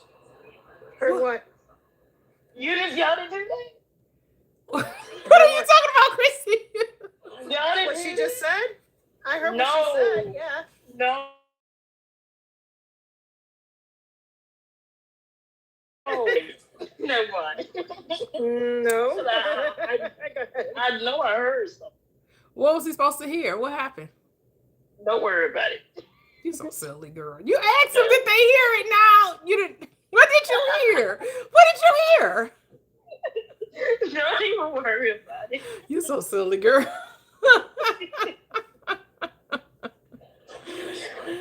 So serene. I don't want no parts of that. You so silly. I don't know what you're talking about, girl. Then don't worry about it. I want you to know. Well, how you gonna ask us not to worry about it, but you posed the question? You're right. Maybe it was my headphones that did that. Okay. Because I do got some on my headphones. But I was just saying, it doesn't matter. I was just saying, it is your house. No matter if you're on the loan, if you're on the house, it's your house. I know. Yeah, definitely. Oh yeah, I know it's You my live house. there. Yeah. I was just, giving you back details, but yeah, I know this is my house. Yeah. But I was just showing you that how you end up getting the house is not up to you, to the logical mind, right? The how is not your work. How it all plays out, how it all manifests itself, just allow it to take place. So This reminds me. Oh, sorry. Go ahead. I was just saying, like, okay, so the person that asked about the lottery, right? Mm-hmm. Can they even control that they even win the lottery, or do they have to be open to all outcomes, if that makes sense? Because, like, she's going to get the money from winning the lottery, but can she say, hey, I want this list, if that makes sense? Oh, yeah. There's a lot of people that decided they were going to win a lottery, and they did. A lot of, that's why I talk about that YouTube channel, Timothy Schultz, where he talks about his whole channel is dedicated to people that have won the lottery. And when you go and listen to it, many of them, if not all of them, talk about seeing themselves win it way before they did. Like almost everyone that won it knew that they were going to win it on some level, whether they dreamed it, whether they purposely decided to. Like when I talk about, what's that one lady that won $112 million? And she talks about that she read The Power of Your Subconscious Mind by Dr. Joseph Murphy. and she talks about how it took her 3 years, but she ended up winning the exact amount that she wanted to win. But did she care that it took 3 years? It happened. Because remember, there is no time. All right, time is, but she won it. I know my sister knew someone that wrote the lottery numbers down on a piece of paper and slept with it under their pillow. How long it took for it to come through, I don't know. That part I don't know. But it was somebody that was at her church. Church folks play lottery now. Yeah, they wrote down the numbers and they would sleep with it. And she won a large sum. Yeah.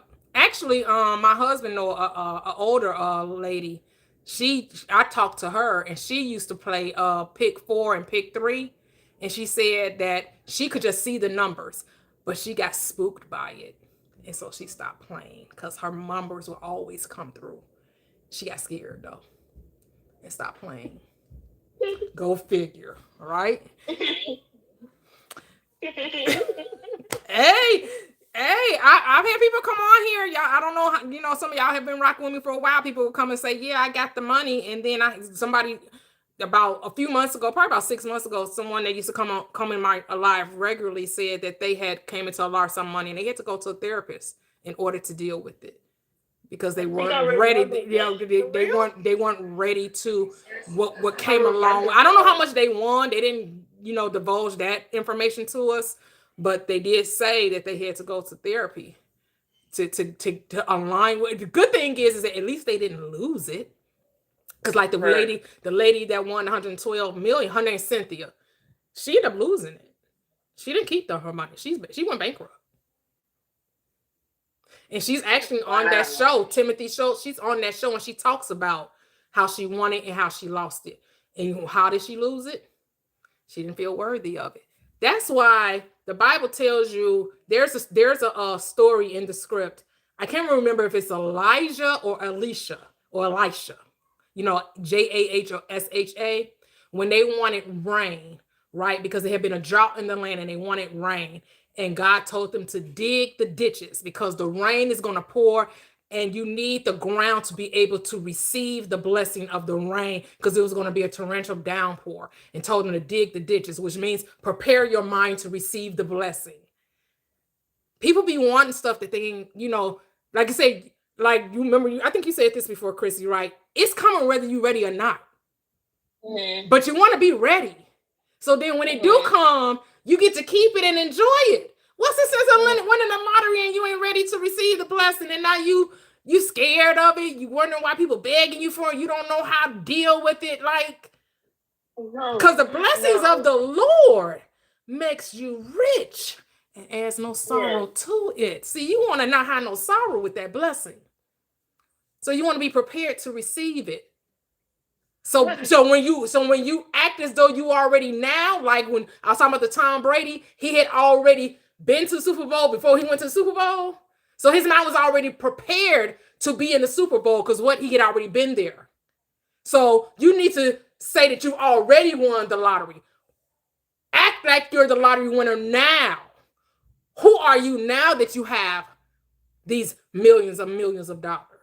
Be that person now, so when it happens, it ain't nothing. It fits you like a glove. It's a suit you've already worn over and over and over again. It's shoes that you have broken in. And if you're not ready for it, don't even act like you got it. Just put that desire to a back burner. Don't even mess this up. Don't do it. If you can't, just like if you can't desire to be ready while you desiring your desire, you get what I'm saying? Don't do it.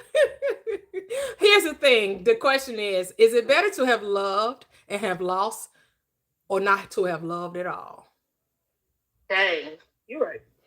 Hey, at least you got the experience of it. Because again, there's no wrongness there.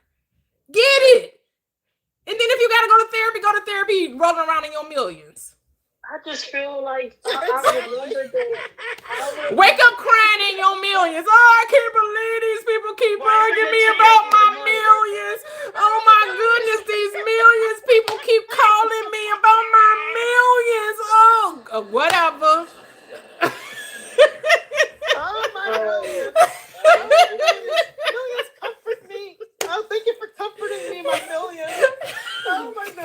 love you so much. You're such a great shoulder to cry on. Are you kidding? My therapist would be the freaking liquor store opening every bottle of Dom Perignon up in that bitch. Oh shit, I won the lottery. So You're making money, more money than the therapist that you're going to. right. So we're gonna go into Norang, and then we're gonna go back to It's Not Earl after Norang. Cause I see, Okay. yeah, cause I see when go ahead. I don't have a question. Oh, I saw that you unmute. So usually when I see people are not unmute. That by accident. My Oh, fault. that's okay. That's okay. Okay. I unmuted. It was me. Oh, that's okay. That's okay.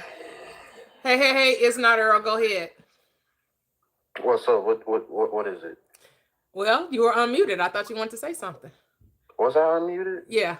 That's the only way I know if you want to talk, if I see you unmute. Like, especially if you've been muted for a long time, then I see you unmute. I think you want to say something.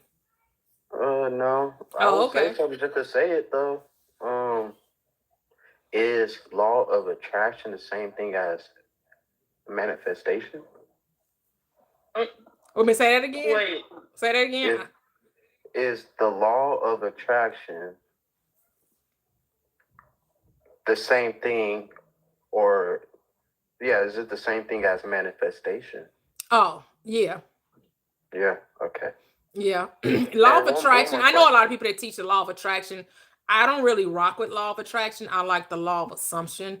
They're all the same thing, but it just the law of attraction, those who teach it make it sound like the universe is doing something for you when I know that you're always the cause. You are the universe. Exactly. So when So I got one more question. go ahead. Do you know about the 12 universal laws? It don't I've matter. heard of them. I heard of universal laws from the Kabbalion. The Kabbalion, yes, it talks about 7 of the 12 universal laws. Yeah. I know that there's only one law. We just break them up and categorize them as something separate. There's only one law, and that law is a law of mind, the law of you, the law of I am, the law of being, the law of belief. We call it all these different. We put all these different phrases, and you'll say, oh, the law of correspondence. Oh, the law of cause and effect. Oh, the law of vibration, the law of mentalism. They're all saying the same thing. At the end of the day, is whatever you assume to be true will be true for you.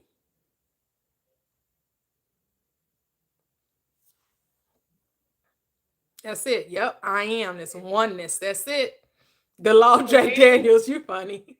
Hey, buddy. Yes, go Bears. Yeah, we're in the second round. Oh. I think Gigi wants to go next. Go ahead, Gigi. I'm so sorry. I didn't hear that. But Oh no, it's okay. Oh, are you done, Earl? yeah, you could go. I'll You wait. sure? I'll If you're wait. not done, Gigi, go ahead. Yeah. It's still your Yeah. turn. Yeah, go ahead, buddy. Go ahead. I'm cool. It's okay. Y'all could go. I'll just wait. You sure? Positive. Okay. Okay. Hey, Aaron. Yes, get that jersey. Woo. Go ahead, Gigi. It's okay. Yeah. You guys were talking about a house or whatnot. When I lived in Los Yeah. Angeles, there was an apartment that I wanted. The exact apartment, the street, everything. I still remember the address to this day. It's 11313 Oxnard Street in North Hollywood. So when I was living in my roach-infested apartment in Hollywood, I would say, oh my God, I love my apartment here at Oxnard Street. I'm right off of Lancashire. I'm right by In-N-Out Burger. I have a pool, I have a jacuzzi, no roaches, it's roach-free. I live on the highest floor. I love my apartment, and I gave thanks. Thank you for my beautiful apartment here on Oxnard Street. And I just kept saying that. And in my mind, I was living in that apartment. Now, mind you, I had no idea what it even looked like on the inside. So I just created a scenario in my head that it had high ceilings. The balcony was facing the street side. I was on the highest floor, so it was only like a 3-level building, so I was on the highest floor. I called it the penthouse because it's the highest floor. So it's like I live in the penthouse part of the apartment. And when people would ask me, hey, where do you live now? While I was living in Hollywood, I would say, I live in North Hollywood. I live right off of Lankershim on Oxnard Street. I wasn't even living there yet, but I was already claiming to live there. My credit at the time wasn't that great. And I said, well, my deposit is going to be what I pay for rent. It's not even going to be that high. And the landlady's not going to care. I have favor with the landlady. She likes me. This is all working out. I just kept saying it like that. And well, when it came time to see the apartment, turns out it was on the 3rd floor. It had high ceilings. It had the balcony facing the street. It was everything. I mean, it's like I designed it in my head. And when I walked in there, it was the exact apartment. Yeah. And then she looked at it and she said, oh, your credit is not that great. But she goes, let me work with you. She goes, how would you like to pay the deposit, what the rent is? Which I already planned on doing that anyway. So the rent was $500 at the time. So I paid $500 plus my monthly rent was $500 a month. And I ended up getting that exact apartment, that exact building on that street, because I happen to like the name Lankershim. So I would say I'm going to live right off of that street. I'm going to live right off of Lankershim. It's literally like 2 blocks away. And the moment you start putting yourself like you already have it, like if I were to ask you, let's say you want a Mustang convertible. Okay, that's your car. And right now you're driving a car that goes chugga, chugga, chugga, chugga, chugga. And I say, hey, what kind of car are you driving? You say, oh my God, I love my beautiful red Mustang convertible. Oh, my Mustang is so gorgeous. Oh, I love my car. You know, and you picture yourself in it. You picture yourself with that car, with that apartment, with that house. And before you know it, it'll show up. So if it's a house that you want to manifest, picture yourself already living in that house. If it's a town you want to live in, a street you want to live in, a city you want to live in, a state you want to live in, you picture yourself living there. Even before I moved to California, when I lived in Connecticut, I would say to myself, I would say my name, make up an address, 17421 Sunset Boulevard, Los Angeles, California, 90210. I mean, that I just would make that up in my head. And then before I knew it, I moved to California. So it's like Reverend Ike was saying to that one guy that said that he saw Reverend Ike's, Rolls Royce Corniche. And he said to Reverend Ike, I saw that car in my vision. And Reverend Ike said, yeah, but you didn't see yourself with that car. Yeah. You didn't see yourself with it. So that's why I have it and you don't. So you really have to see yourself possessing it. Yep. So, yeah. Yep. Love that. Yep. It's about occupying the state. That's what feeling, the wish fulfilled, the fulfillment of the state, right? Is occupancy. It's about living from the state of having it. Most people focus on the getting, and that's okay. There is no condemnation, right? This is what the Bible talks about when Jesus fed the 5,000 and the 2 fish.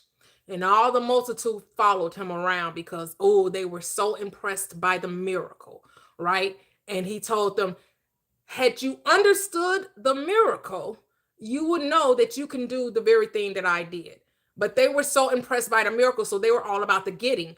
That the Christ never condemned those who just wanted to get.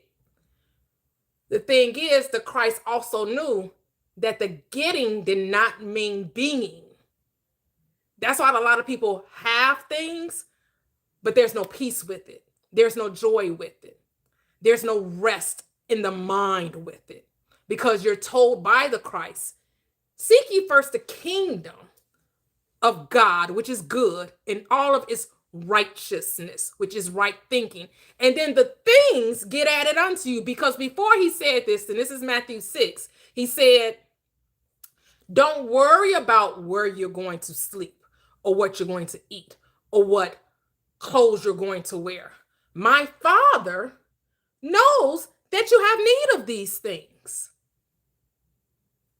If you ask for a fish, he will not give you a stone. You being evil, know how to give your children good gifts. Do your Father in heaven don't know how to give you good gifts? So stop seeking after the things and be the person that has them. See, I put that script in layman's terms. Be the person who has the thing, and then the things appear. So be the person who's won the lottery. Be the person who has the house. Be the person who has the car. Be it, and then you will see it. But you can go about getting, because sometimes you just want to prove to yourself that imagining really does create reality. You want to prove to yourself, oh, if I just think it long enough, if I envision it, if I put it on the vision board, if I write it in my journal, if I do it the 55 by 5, or I do the 3-6-9 method, if I do the tea leaves and the sage and the astrology, if I do all that, then these things are happening. Yes, because it's not the thing. Those techniques don't make it so. Those techniques are your permission slips to help you believe that it's already so. That's all those techniques are, your permission slip. But God don't need permission. God don't need permission to have. God says, let there be, and it was. So if you're going to use the techniques, use them in fun, and don't give the creation the power. Understand that the power is I am, not in the astrology, not in the tea leaves, not in the crystals, not in the saging, not in the vision board, not in the scripting. The power is not, you are the power. The force, as Gigi said, is always with you. And the force is you. The I am is the power. Your mind is the power. The moment you spoke, I answered. Right? The moment you asked, I answered. While you were yet speaking, I did appear. It's already yours. You just have to ask yourself, do I believe it? Which means, do I know it? Can I see it? And where do you see it? In your mind. If you can see it in your, I like how Steve Harvey said, right? If you can see it in your mind, you can hold it in your hand. He probably not the first person to say it, but he was the one I heard say it. If you can see it in your mind, then you can hold it in your hand, right? As people say that your imagination is the preview, it's the movie. It gives you a preview of the movie you're about to experience, right? In the movie, when you get a preview, it doesn't tell you everything that happens in the movie, right? But the preview is showing you the end. It'll show you the beginning and the end. The middle part, that part's not up to you. Those details get filled in. Too many times we get too focused on the details. That's why I say the devil is in the details. The doubt is in the details. Stop trying to know the details, because that's where the doubt originates from. That's the devil. The devil is in the details. The devil is in the doubt. The doubt is in the details. When you try to know too much, you're trying to figure it out. That's what doubt arises. That's why you just got to be still and know. I got the power, power, power. And free my soul.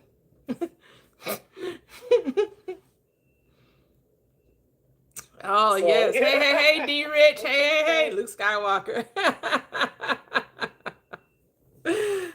Yep. It's just like Albert Einstein said, imagination is everything. It is the preview of life's coming attractions. Yep, that's it. The coming attraction. Yep. What do you see?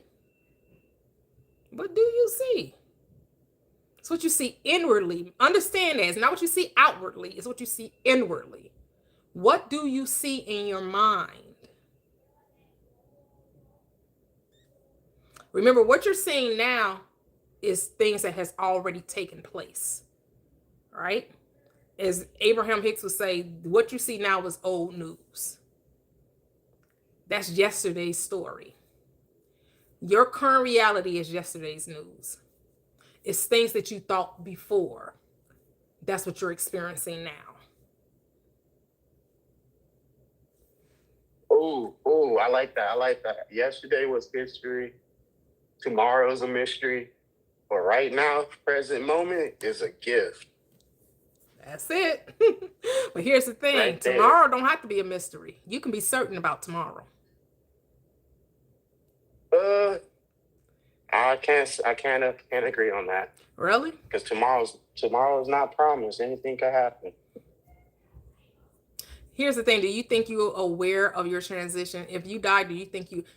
Here's the thing. We don't die. I don't know. But right. Okay. So, I already defeated death. right. Boom. Right. So, you can be certain about tomorrow because there is no tomorrow. There's only now. But for my body, There's I'm there's not only certain. now. All there is now. All is now.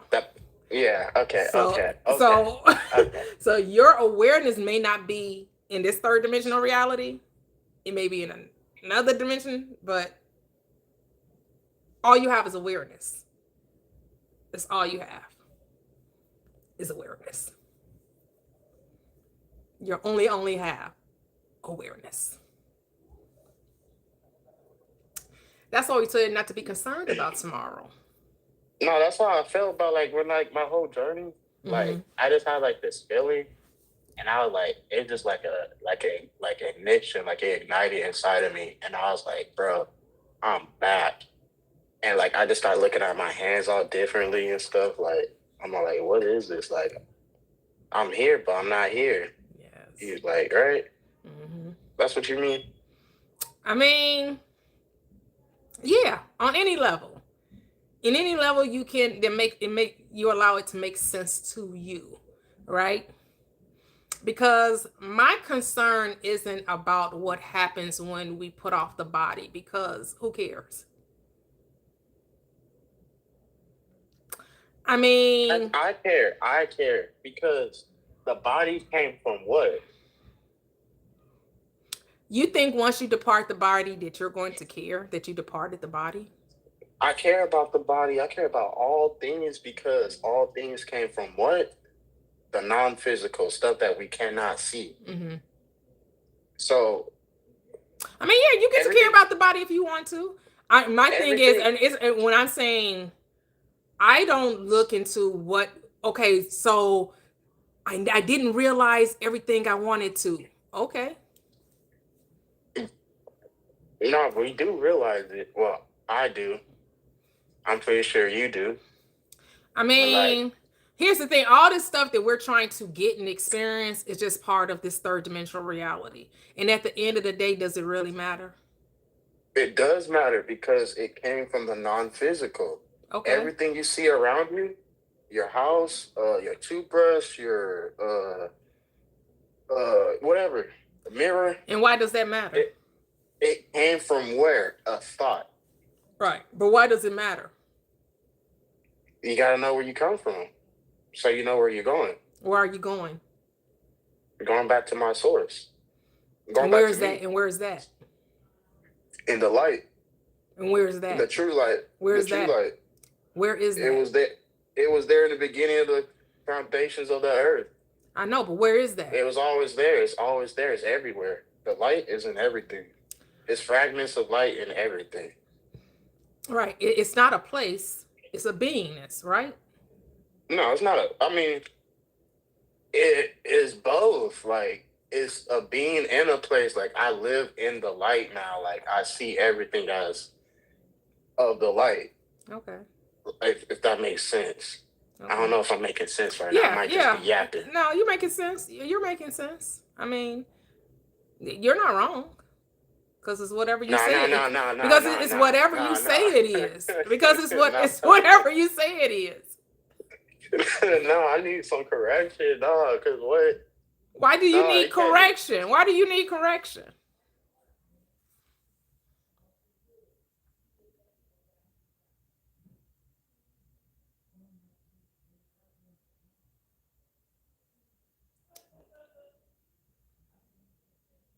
Let me rephrase that. I want correction. I don't need it. Mm-hmm. But correction from whom? Myself. Okay. So then at the end of the day, it matters not what I say. No, it does, because like I see it you. only matters what you say. No, I see you as I see myself. Okay. You're just a different version of myself. Right. So it does matter. Like we're like iron sharpens iron type of deal. Like you would say something that I needed to hear, I might say something that you need to hear. We grow together. Okay, so do you think there's a such thing as wrongness? Nope, everything just is. Right. That's So all, why like, would you need to be corrected if there's no such thing as wrongness? I used the wrong word as correction. I don't want to say corrected. Mm-hmm. I need enlightenment. Where does the enlightenment come from, though? It comes from the light. It comes from within, right? Yeah, within It's the not. light. It will everything. never come from anything I say. It comes from But whatever you say. But whatever you're saying is coming from within as well. So it is coming from within and coming into the physical, Okay. coming outside. Like it says in the scripture, the word became flesh. Mm-hmm. The word wasn't visible until it became flesh. Right. But So, it's like- only your words, right? So It's all of our words. It's the butterfly effect. Like if you do something right now, mm-hmm. it has the drastic effect later on without you even knowing of it, if that makes sense. Like we are playing a role in this big, I don't know how to say it, but like we all have a role in this, like. So do journey. you think this world is real? Yeah, everything is real. Okay. So Everything is not real. so it's both. It just is. So it's both. It's a balance. Okay. You got non-physical and physical. The physical things you can say is real, and the non-physical things you can say is not real because you can't see it. Okay. So it's both. So the physical things, are they solid or are they holographic? The physical things are solid, and the non-physical, I can't say holographic because you can see holographic things, but I would say it's something that you cannot see with your own eye, the naked eye. That's why they call it the naked eye. Okay. So you see matter as solid. I see matter for what it is. I see it as something that making me see these things visible. Like it creates my perception on how I see things. Okay. So If that makes sense. so what are you I'm not saying? just Are trying- you seeing what's there or what you are preconceived to see? I'm seeing everything for what it is. For what's there. Okay. Because like when you're in the light, you can see everything for what it is. But when you're in the dark, you can't see nothing. So now you could be influenced. Okay. So like that's why I'm like, I don't know. I'm just chatting. Yeah, we just you know. chatting. Like, this is nice. This is cool. I'm here. I'm right there with you. I'm right there with you. I'm right Okay, there with cool, you. cool. Yeah. Oh, that was my question earlier. What? How do you feel? Well, no, not how do you feel. When you said that the volume of the whole book is about you, have you ran into people that disagreed with you on that, and how did you go about it? Oh yeah. They're coming alive all the time. I get it under my videos, comments. I mean, at one time my platform was about deconstructing from Christianity. And so I would get a lot of Christians come up on the platform, and they were very disagreeable. They didn't like that. Like, what do you mean that you're God? There's only one God and you ain't it. So, you know, at one time I would make it a debate. It would become some people would say an argument, discussion. I'm not going to say every conversation was, because there were some open-minded people, even though they had never heard this perspective, wanted to hear another point of view. And then most people want to point to scripture to show you how you're in error. And then I will point to scripture and show them how they were in error. So then it just became this battle of who's right or who's wrong. So I had to let that go and stop trying to prove people wrong and just live the life I choose to live. Because it's not about what's right or wrong. It's about what works. people get I hung up love on it. right or wrong, and that's not where it's at. It's about what works. Because some people would rather be right than be happy. I love I it. want to be I happy. love it. It's all about I happiness. love It's all it. about I happiness. love it. I love it. Just let it be, because the creator created everything. So if you try to say this is right, this is wrong, hmm then you're going against your creator, because this is all part of his grand plan. That's how I see it. Yeah. But wait, hold on. What? Do you have a creator? Because we are creators, but are you the grand creator? Like, you created everything. In the beginning was only the word, right? Was only consciousness, was only I am. Do you consider yourself to be that consciousness? I am a light being. So me personally, hmm yes, I know I am So of the wouldn't you light. have been there in the beginning when everything was formed? I know that. Okay. Well, there you go. Okay, so So if you see, if we you what? if you were Okay. there from the beginning, because you were never created and can never be destroyed, that means you are you are the Alpha and the Omega. You are the beginning and the end. You are the first and the last. So how would you get a Christian to see that? Oh, you can't get a Christian to see that. Or what would you tell them? Like what would you like show them? Like what kind of breadcrumbs would you put down in front of them? All you can do is be the light. Okay, Let your light okay. so Oh, shine that hey, men may see your good works and then glorify the that's what God. I just told someone today. I was like, Yeah, you can't convince anyone. You see, Christians try to convert. You can't convert. It's only for those who have ears to hear what the Spirit of the Lord saith unto the church. and they gotta see it. You can't make people know it. They have to be ready. As that's why they say there's that idiom that says when the student is ready, the teacher appears. When you're ready to receive the light, the I am within you gives you, whether it's in a person, in a book, in a movie, right, in a dream, in your understanding. Sometimes you just know that you know and you don't even know how you know, right? Like I know, and I don't even know how I know this, but I just know it. And I can't even point to how I knew it or where it came from, but I just know it. All right, let's get real. So, do you know of certain groups of spirits or people trying to what's the word? Subdue? I think I said the word right. You from this knowledge? So you sound like the other gentleman that was trying to convince me there are other powers at work to keep me from this truth. No. No, okay. So okay. I can rock with that. I can No, rock with that. that's that religiosity. That's that spiritual. Okay. I'm not a Okay. spiritualist. I'm not a religious. I am. I got a question for you now. Mm-hmm. Since you say you don't listen to music, why don't you listen to music no more?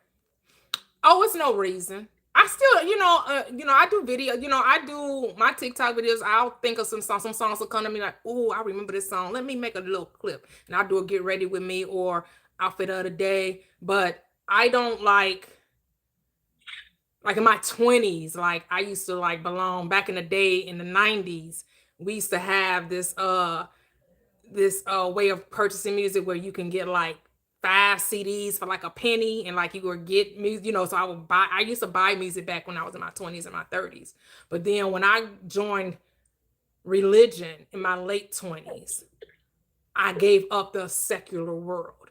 And I don't think I really picked music back up, even though I left the church. So a lot of the songs I hear will come from my children listening to it, or when I'm watching videos on TikTok, right? Because TikTok was, they'll do their little dances and stuff, and I'll find music trends like that. But there's no reason for it. It's wrong. It's just not something. I was never a lover of music. Okay, cool. But before I went to church, I loved football. I picked that back up once I left church because I love football. Like I consume football regularly. Like I can listen to podcasts, clips about it. I can read about it. I can do that all day long because I truly love football. Okay, I got two questions. One, what's your team? And then two, can music affect you? Do you? Okay, there's perfect. And then, do you feel like music have effect on people? We all could be influenced by anything. Right? Okay, boom, right there, boom. So you could be influenced by anything. So music is frequency, right? And we operate off of frequency.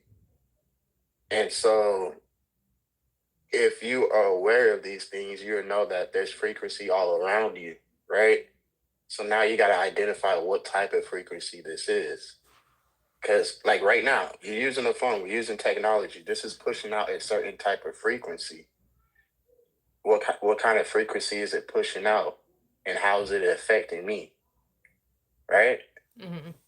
So they released 5G frequency, right? It's all around us right now. So this is kind of affecting our frequency energy, our spirit in a way without us knowing. Well, being influenced by and affecting it are two different things to me. Because to me, when you say affect, the way you're correct me if I'm wrong. If I'm not, and wrong mean I'm not hearing you. That somehow me being affected by it is a wrong thing.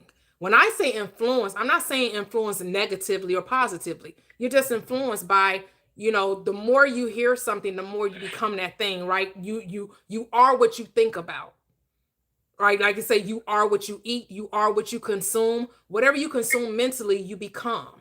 Because as a man thinks in his heart, so is he. This is not a morality thing, though. And we try to make it be about morality. Like to say that unaliving is wrong, right? Well, it depends on the circumstance. Because if we're at war and you're saying, and how people get medals of honor for, unaliving 30,000 people in a war, that's okay. But if you, being a civilian, just go out here and unalive somebody for whatever reason, now you, depending on your understanding of the law of mind, will be judged according to the law of the land. But if you understand that the law of mind or God is above any law of man, then you won't receive any judgment or recompense for that behavior. And that's something people just can't get a good grip on. They really think that there's something judging them outside of themselves. Yeah, okay, boom. You brought up war. Perfect. Yeah, hold on though. But someone asked me, I couldn't watch football in church. Didn't have time to. Church started at 9 o'clock. It ended at 9 o'clock at night. 9 a.m. in the morning, 9 a.m. p.m. I was in church all day. I didn't have time to watch football on Sunday. And then we was in church on Wednesday and Friday night. I think that if I did watch football, it would have been Monday night football. But damn, I missed all of Sunday. I wasn't finna, and my team wasn't playing hardly on Mondays. So most games are played on Sunday. So I'm in church all day. I ain't have time to watch it. So it's not that I couldn't. We just not have time to, because I spent my life was church. It ain't that they said it was a sin or anything. It's just that when they played, I was at the church house. Go ahead, Earl. Okay, cool. We back. So, war. Who decides war? The government, right? They pull the strings. We break down the word government, it means governmentals. They govern other people's mentality, their thoughts. Is it other people? Really, govern means mind control. So it's about who's controlling your mind. Is it you or them? So who's controlling your mind, right? It's about who's controlling your mind. Perfect. Okay, cool. majority of the world is not aware of this stuff. Mm-hmm. I know you're aware of it. I'm aware of it, but the majority is not. So if they're not aware of it, that means they're being controlled by something that is not them. Mm-hmm. So what I'm getting at is basically that there is a force or something that is controlling others. I have a blessing that I have been aware of this and got out of that. Mm-hmm. You have the blessing, and there's others, but the majority don't. Okay. So that's what I was getting at. Like, same thing with Jesus. I feel like he was doing the same thing. He is telling the people that y'all being controlled by something that is not of you. Mm-hmm. So like, I don't know. I'm just chatting. Yeah. See, I would say Jesus didn't even exist. It's just a retold Wait, story. It's just a story. It's just a story that's retold because he's not the only Christ. Buddha was a Christ, Christian was a Christ, but they're all just archetypes. They are stories. There are consciousness wrapped up in a story. Okay, boom. So look, those are the stories that we told ourselves to remind ourselves of who we are. So look, my whole journey started crazy. The way I started, it was 2020, and I was on this app called Omegle, where you talk to random people, right? Mm-hmm. And I was talking to these 3 girls. In the midst of it, I had this feeling, and I said I connected 3 times out loud. They're like, what are you talking about? I'm like, I don't know. I connected. So boom, go to the next random call. It's a dark screen. Can't see nothing, but I hear a voice. It sounds like this deceased artist named XXX Tentacion. And I told him what I felt before the phone call I got. And I was like, hey, I just connected. And he was all like, yeah, that's why I named my son Gekun. And Gekun was a word that he created, meaning different state of thought. And so that just shook me the whole night because he's supposed to be passed away, right? Mm-hmm. So I knew of him, but I didn't know him. So I started studying up on him. And he was teaching about spiritual health, spirituality, mental health, being aware of yourself. And so like, that was like the whole start of my journey. And I'm all like, that's like, I don't know. People say it was like not of Jesus, but like it led me to Jesus. Like, I feel like the scripture was like the end goal, like the finish line. Okay. And he like started it, and then like the finish line was the scripture. Because like I bring everything that I learned from X and the whole journey I started because of him, and it all correlates to scripture. Okay. Like it all goes back. I don't know, but like it was a crazy experience. It still trips me out today. Yeah, I mean, everybody has different types of mystical experiences. That's what we call them, mystical things that we from the logical mind cannot explain, right? Like he talked to me. Mm-hmm. Like, it's not no mystical. I heard the voice. No, when I say mystical, so you're saying, well, he's supposed to be dead, right? So when I say mystical, you say he's supposed to be dead. You're saying that this voice was happening outside of you, and I would say the voice is happening within you. But potato, right? You can say I was talking to this being that's supposed to have been deceased, and I'm going to say, well, actually, it was a conversation between you, and it just appeared to be something outside of you. That's what I would say. That's how I would explain that interaction.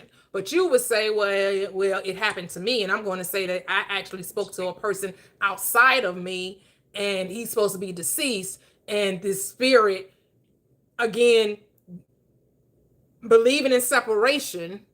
When we believe in separation, we have experiences to confirm our beliefs. Anything we believe, we will get confirmation of it. All the time. He was on a whole different level. Always. Again, so okay, so now you're putting someone above you. Nah. So what you mean a whole different level? So he wasn't on your level? Then how did he interact with you? During the time. How did he interact with you? During the time, he we was not on the same level. I was not aware of anything or none of that. Well, logically, no, but spiritually, yes. That's what I'm trying to get you to see. You still trying Not to make even this on. You're spiritual. still trying to make this a logical thing. You're still trying to come at this from the reasoning mind. So you still want to see this is happening outside of you. No, now I see it now, but during the time it happened outside of me because I wasn't aware. I was unconscious. So if you knew what he was talking about, he talked about some crazy things. Like even his mother, she went on this interview saying that the day before he passed, he went to Walmart, got a bunch of white candles, and those candles were used for his visual. Like he knew his passing was going to happen. Like he knew something that majority of people don't know. So like that kind of like tripped me out because like during my journey, I was learning things that I didn't know he knew. But when his mom did that interview, it all connected. I was like, what? He was like studying that too? Like what? Because like I asked him, I was like, is you the Messiah? He was like, no, I do these things all the time. And I came to the understanding now that anyone could be a Christ. There's a bunch of Christ. Well, you are the Christ. That's what I'm saying. He was a Christ. I was a Christ. So like, there are not 10 billion Christs. There's only one Christ. No, many are. There's only one Christ. Christ, the power and wisdom of God. That's what I'm saying. That's who Christ is. Christ is the power. So it's only one mind. There's only one mind. Is God asleep or God awakened? There's only one mind. There's not 10,000 minds, 20,000, 10 billion. There's only one mind. There's only one consciousness. That's what he. And you are that consciousness. That's what he was talking about. Right. The 12 universal laws. The first law is the law of oneness. Right. Okay, so let's stay there. The law of oneness. Stop making X be separate from you. It's the law of oneness. X is you, but you said he's on a different level. He's on another level. I wasn't on that level. He was on this level. Was before that. No, it ain't no this before. There's only now. There is no before. There's only now. There's no past. Doesn't exist. And what you mean? You just said in your 20s you was listening to music. There was a past. No, but here's the thing. Me talking about it made it reality now. You wouldn't have known that had I not told you that, right? Like you would have no knowledge of that until I spoke of it. When did I speak of it? Did I speak about it in my 20s or did I speak it in this moment? When did I speak about it? In this moment, because that's all that matters. It only matters that the now of what I'm talking about. That's all that matters. Okay. Whenever you talk about the past, when do you talk about it? In the present. In the present, right? If you talk about the past, when do you talk about it? In the present. I'm aware of these things. Like I said in the beginning. Right. I am, and I'm still to come. I'm all. I ain't just now, the past, or the future. I'm all of those things. It's all one. But what I was getting at is that I wasn't really getting at nothing. I'm just saying that X started my whole journey, and he was teaching a lot of things. Okay. And it was pretty good. Like he was on some other level. Okay, so I would say you manifested him into your reality. If you want to make him separate from you, and make him. So you think he happened upon you by accident? You think you stumbled upon this by accident? No, facts. I did not know him. I knew of him, but I did not listen to his music. I did not like none of that. It just popped up. I know, but you're there. But you're saying this was by accident. It was synchronicity. That's what it's called. Okay, right. So there's no accidents. It was time for you to awaken, and that was just the vessel. That was the channel. Remember you said frequency, right? And frequencies are tuned in through channels. So you already vibrated on that frequency, because if you wouldn't, you wouldn't be able to tune into that station, and for that channel to come through, right? Right. Okay. So stop giving someone credit outside of you. It's all you. That's all I want you to see. but you don't What have do you to. mean? But you don't have to. You don't have to see it from that I am perspective. giving it my Yeah, it's yeah, all yeah. me. You keep saying he did it, and I okay if you want to. It's your book, it's your reality, it's your story. I mean, This but is like your story. Hey. like peak game though, like Wait, I never wait. Hold on. Nora, did you want to say something? The only thing I just want to say is, just after, this conversation today and just even previously, I'm really understanding that this place, this world, is a dream and only a sleeper considers it real. It's all it's just a dream. It really is. Man, did y'all see that? Did y'all see that that viral video of the guy who makes fun of the church? I think his name is Drewski. Yes. Drewski. Oh my goodness. I was going to stitch him. I was like, if y'all can't figure out this world is a dream, just from that. If that, I'm just like, because people were showing all of the things he put in his video. They were showing that these pastors was doing everything he put in his video. The man coming through on the, what they call hanging from the ceiling. It was a pastor, actually. He wasn't at the stage. He went across the congregation. He flew talking about Jesus is coming back. I was just like, you got to be kidding me. Pastors are actually getting hanging from the ceiling, and he was floating through, like coming through down to the stage. I was like, you got to be kidding me.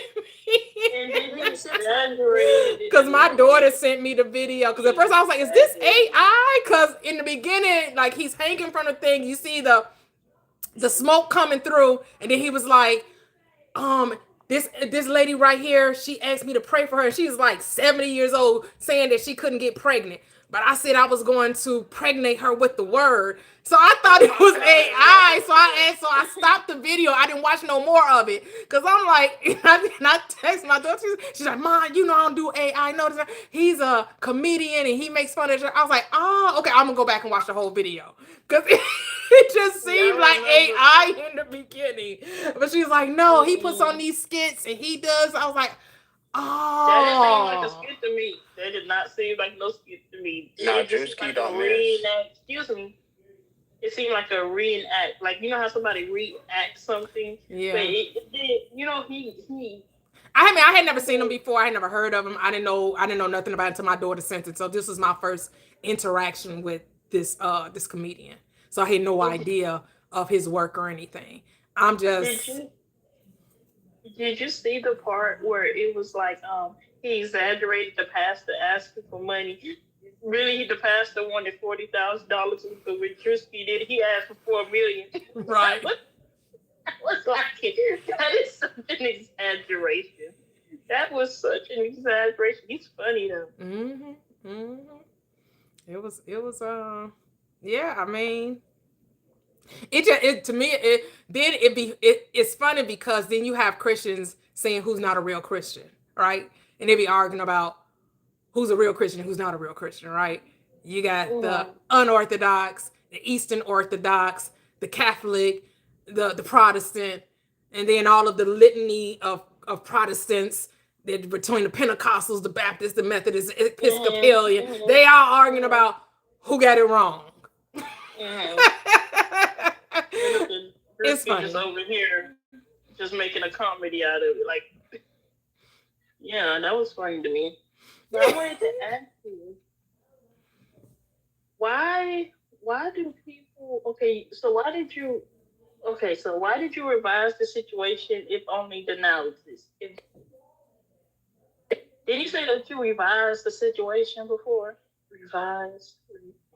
Oh yeah, yeah. So why did you do that and only the now exists? If that makes sense. If the now only exists, because I wanted to create a new now. So in order to not keep the old now on the loop, in order to be transformed, you have to do what? Renew the mind. So if you keep thinking the same thoughts, you keep creating the same experiences. So in order to have a new thought, a different experience, you have to create what? A new thought. You have to live from a new state. And so I want to change my way of thinking. That's the only thing I changed, was my way of thinking. All right. That's all revision is. Instead of thinking negatively about someone, I decided to see them differently. That's the only thing that changed, was the way I thought. And the moment I thought differently, the world had to what? Change to match the new thought. Mm-hmm. That makes sense. Okay, thank you. You're welcome. Because I wasn't trying to change anyone. We can't change people. I know people think we can. You're not changing people, you're changing self. And then once you change you, which means you're just thinking differently, right? You're not picking yourself apart. You're not saying, oh my goodness, something's wrong with me. Oh my goodness, what? No, we're not beating ourselves up or tearing ourselves down. All we're doing is choosing to think differently. That's it. That's it. Yep. That's the thing. Yes, we want to change people because we don't want to change self. But the moment you change self, the people around you, what confirm the change you've made. So if you don't like the people, you really saying you don't like you, because there are no people. There's only you in the world. And that's why, like, in tarot readers, they be like, oh, this is a confirmation. This is a confirmation. It don't matter how many paths you choose to go down, it's always going to be this tarot reading just saying, yep, that's the right one. Yep. Right. It's never wrong. It's always right. Right. It's always right. So we have Mia. Hey, Mia, Slay Forever. How are you? Hey, Miss Toya, thank you for having me. You're welcome. I just wanted to join in and dip in. I've been listening, and I agree so much when you were talking about, changing your thoughts, and that's kind of how you change things, because you kind of think about you kind of take it differently when you hear someone else give their perspective of what they're going through, and you're like, oh, now I see it. Because the semester started, and, I teach psychology, and, we were just doing introductions, and my students were kind of telling me about themselves. And, after class, students always want to talk to me. Once they find out what I do, they want to tell me their life stories and just kind of want to vent. So a young student was talking to me after class, and she was telling me about wanting to detach from how she feels about her upbringing and her behavior, and wanting not to be so angry and hostile and And it just made me think how all of our experiences and how we feel and all these things come from thought. And how we think about things, like the narratives, like, oh, let me tell you about this thing that happened with my past, my parents, my childhood, or this situation with this my boyfriend or my husband or my sibling. It's always in how we think about a situation, how we think about what happened to us, how we feel about what happened. And feelings are just are the second part of thoughts, right? Thoughts turn into emotion. And then emotion turns into behavior and how we create in our reality, right? And how we exist in the world. It manifests, So it's all a narrative that starts with thought. So you have to kind of change how you think about and experience even things that have happened in the past. And it literally only exists in your mind. So change how you think about it. If you're going to think about it, at least change. If you're going to think about it all the damn time, at least change how you think about it. Hey, whatsoever things are lovely, whatsoever things are pure. And honest.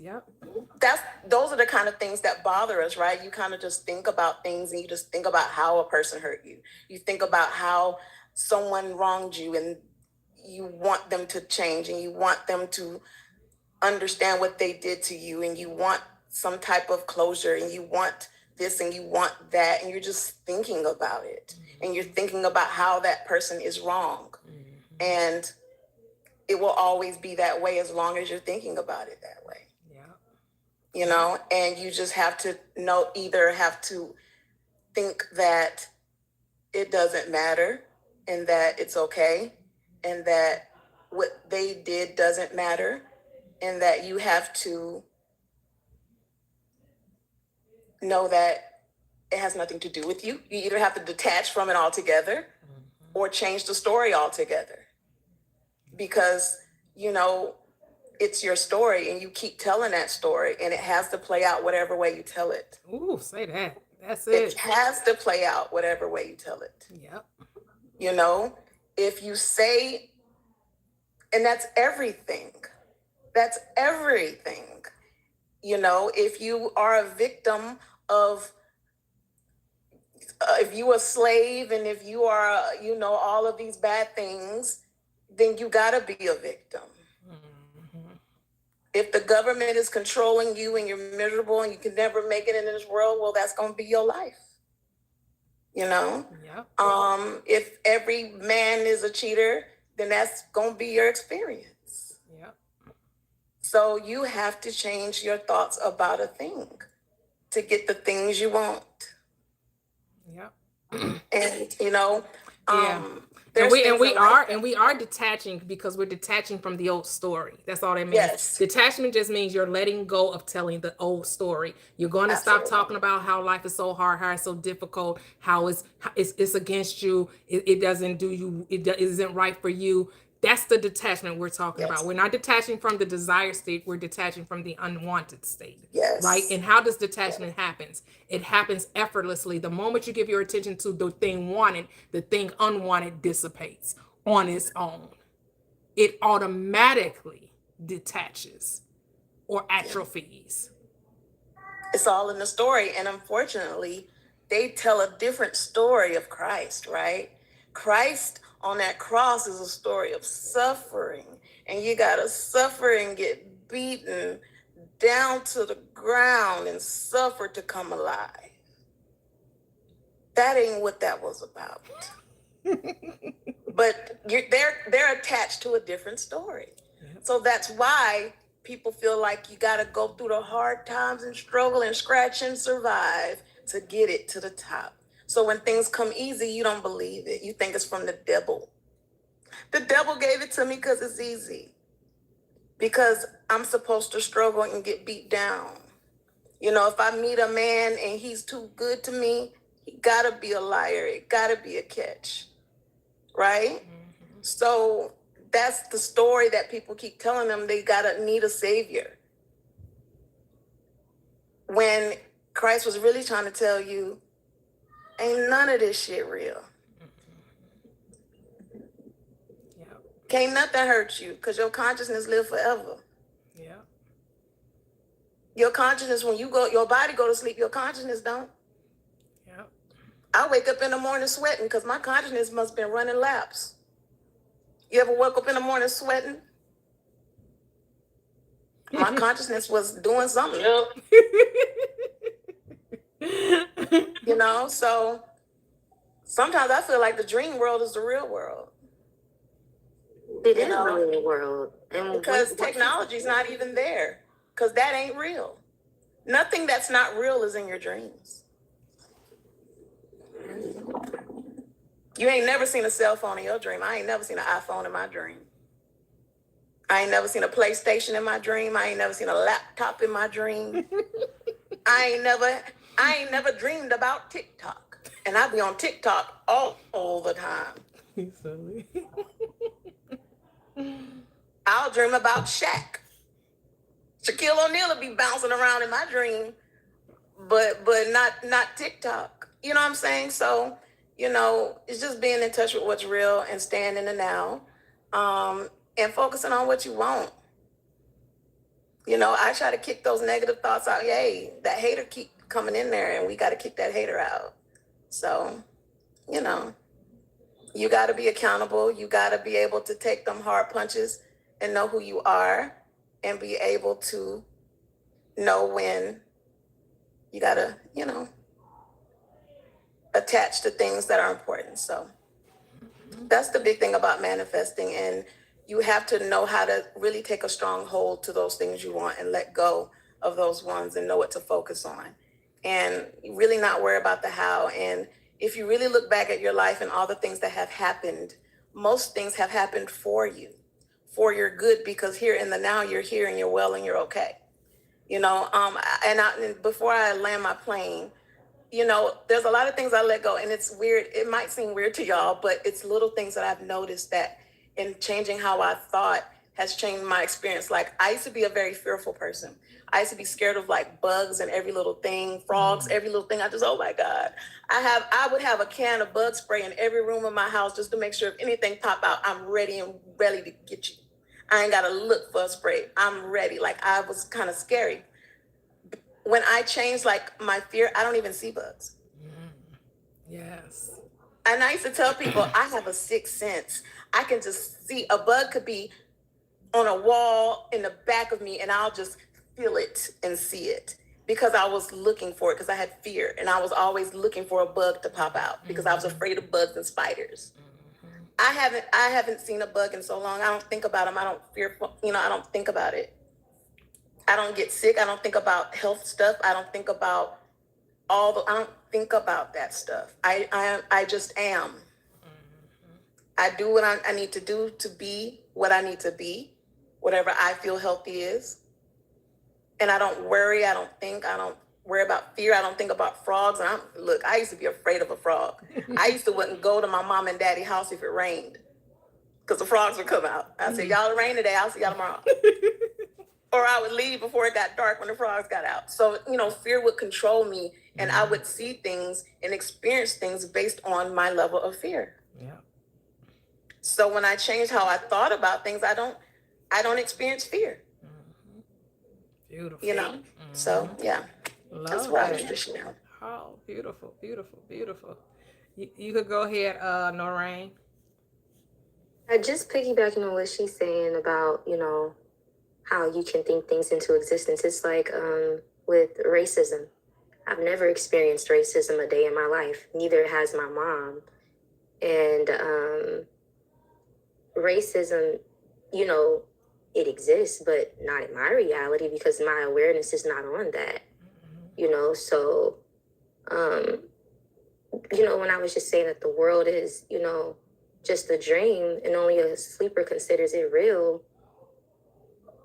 Like, once you come to that realization, you wake up laughing at what you once thought was your grief, because you just understand, like, it genuinely is just a dream. All of it is. And so you can have it your way, so, just like, how I was on here previously about when I was talking to you guys about my finances, I sat with myself and I just really came to the understanding that me being in the state of being of someone who is having financial issues is only an identity. And I don't have to, that's the free will that I have, that I can choose to think differently, to be differently. And I've been doing that, and I've been feeling so light because, it really just clicked for me. It really just clicked for me. So I'm just like, I'm good. Like, I really believe that you can experience your heaven here on earth, and I feel like I'm living proof of that, So, yeah, that's just what I wanted to say. Oh, beautiful, beautiful, beautiful. Thank you. Hello, Yeshua. You can unmute. Welcome. Unmute. How you doing, sir? Can't hear you.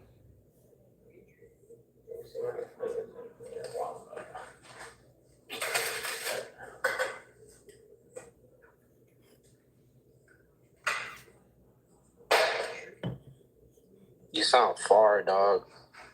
He's coming on. Oh, shit. Hello? Hello. Can you hear me now? Yes, yep. So how you doing? Great. How are you? Hey, I'm doing fine. Hey, I love your live. Like, you be telling like real truths, and people gotta understand, like, it's so hard nowadays, like, because people read these scriptures and they think God is something exterior to themselves, and then God will come to them in the form of a person. It's an intelligence, right, that we all have. And God will come to these women, and these women, they've been so battered and so bruised, so masculine for so long, to where now even a good man who's doing everything is considered a trick, or, like somebody they can take advantage of. and they don't realize that that's God coming to bless them. And I'm like, why would you mess up a gift that's given to you? But you know, like you were saying, like as far as the devil, based off my research, you know, Noah sent out the raven, which went to and fro. Then he sent the dove, but she came back with an olive branch. So what you see is a masculine and a feminine. But when you compare scripture with scripture, it's called the exegetical method. The devil went to and fro in the book of Job, right? Mm-hmm. So the bird represents the duality of your spirit. What that is the left and right hemisphere is masculine and feminine qualities.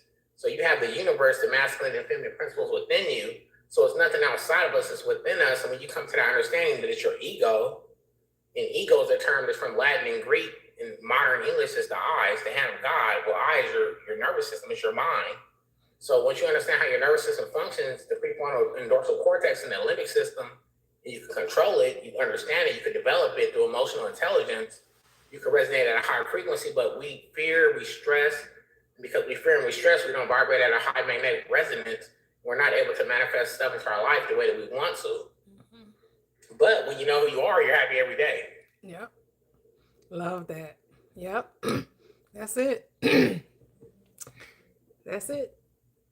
Because I mean, when you come to understand that the masculine and feminine is not a two, it's two aspects operating as one, which means they're married together. It's a union. There is no division. You can't have the masculine without the feminine. You can't have the feminine without the masculine.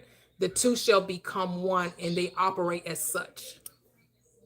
Hey, but I want you women to know, look, I'm walking in my feminine energy. I have been for a couple of years. And I want you guys to know, like, what does that mean? I You're walking in apologize. you're walking in your feminine energy. What does that mean? It's that God puts us through more stuff, more emotional trauma, and more heartache because we have to learn from it. And just, you know, like, you guys having to accept all the bullshit that we put you guys through by not knowing who we are and not raising our children right. You know, you guys have to be the protectors, providers. You know, like, I've been in prison for 8.5 years. I've been out for like 9 months. You know, I saw my son's mother. She's a nurse, and I saw all the stuff that she do to make sure my son gets to school, to practice, up on time, and she's doing all this by herself. And I realized that, damn, this is a very stressful job, and it's a high stress nonstop. And there's no black man in the families because we're all incarcerated for whatever reason, which I know. But you know, it's like you guys Okay, had it rough. now you're speaking in generalities, and you know that all black men are not incarcerated, right? Well, not You all know black- I all got you, men, I got you. not even most black men are. Like, let's not put that out into the atmosphere. There are some You're black right. men that have made some choices, and based on their concept of self, they found themselves behind prison bars. But they were in prison before they were in prison mentally before they ever were physically, right? Yeah, And we you're have right, to take you're right. ownership that men aren't doing anything to women. So I get it. You're apologizing to what you consider to be the female gender.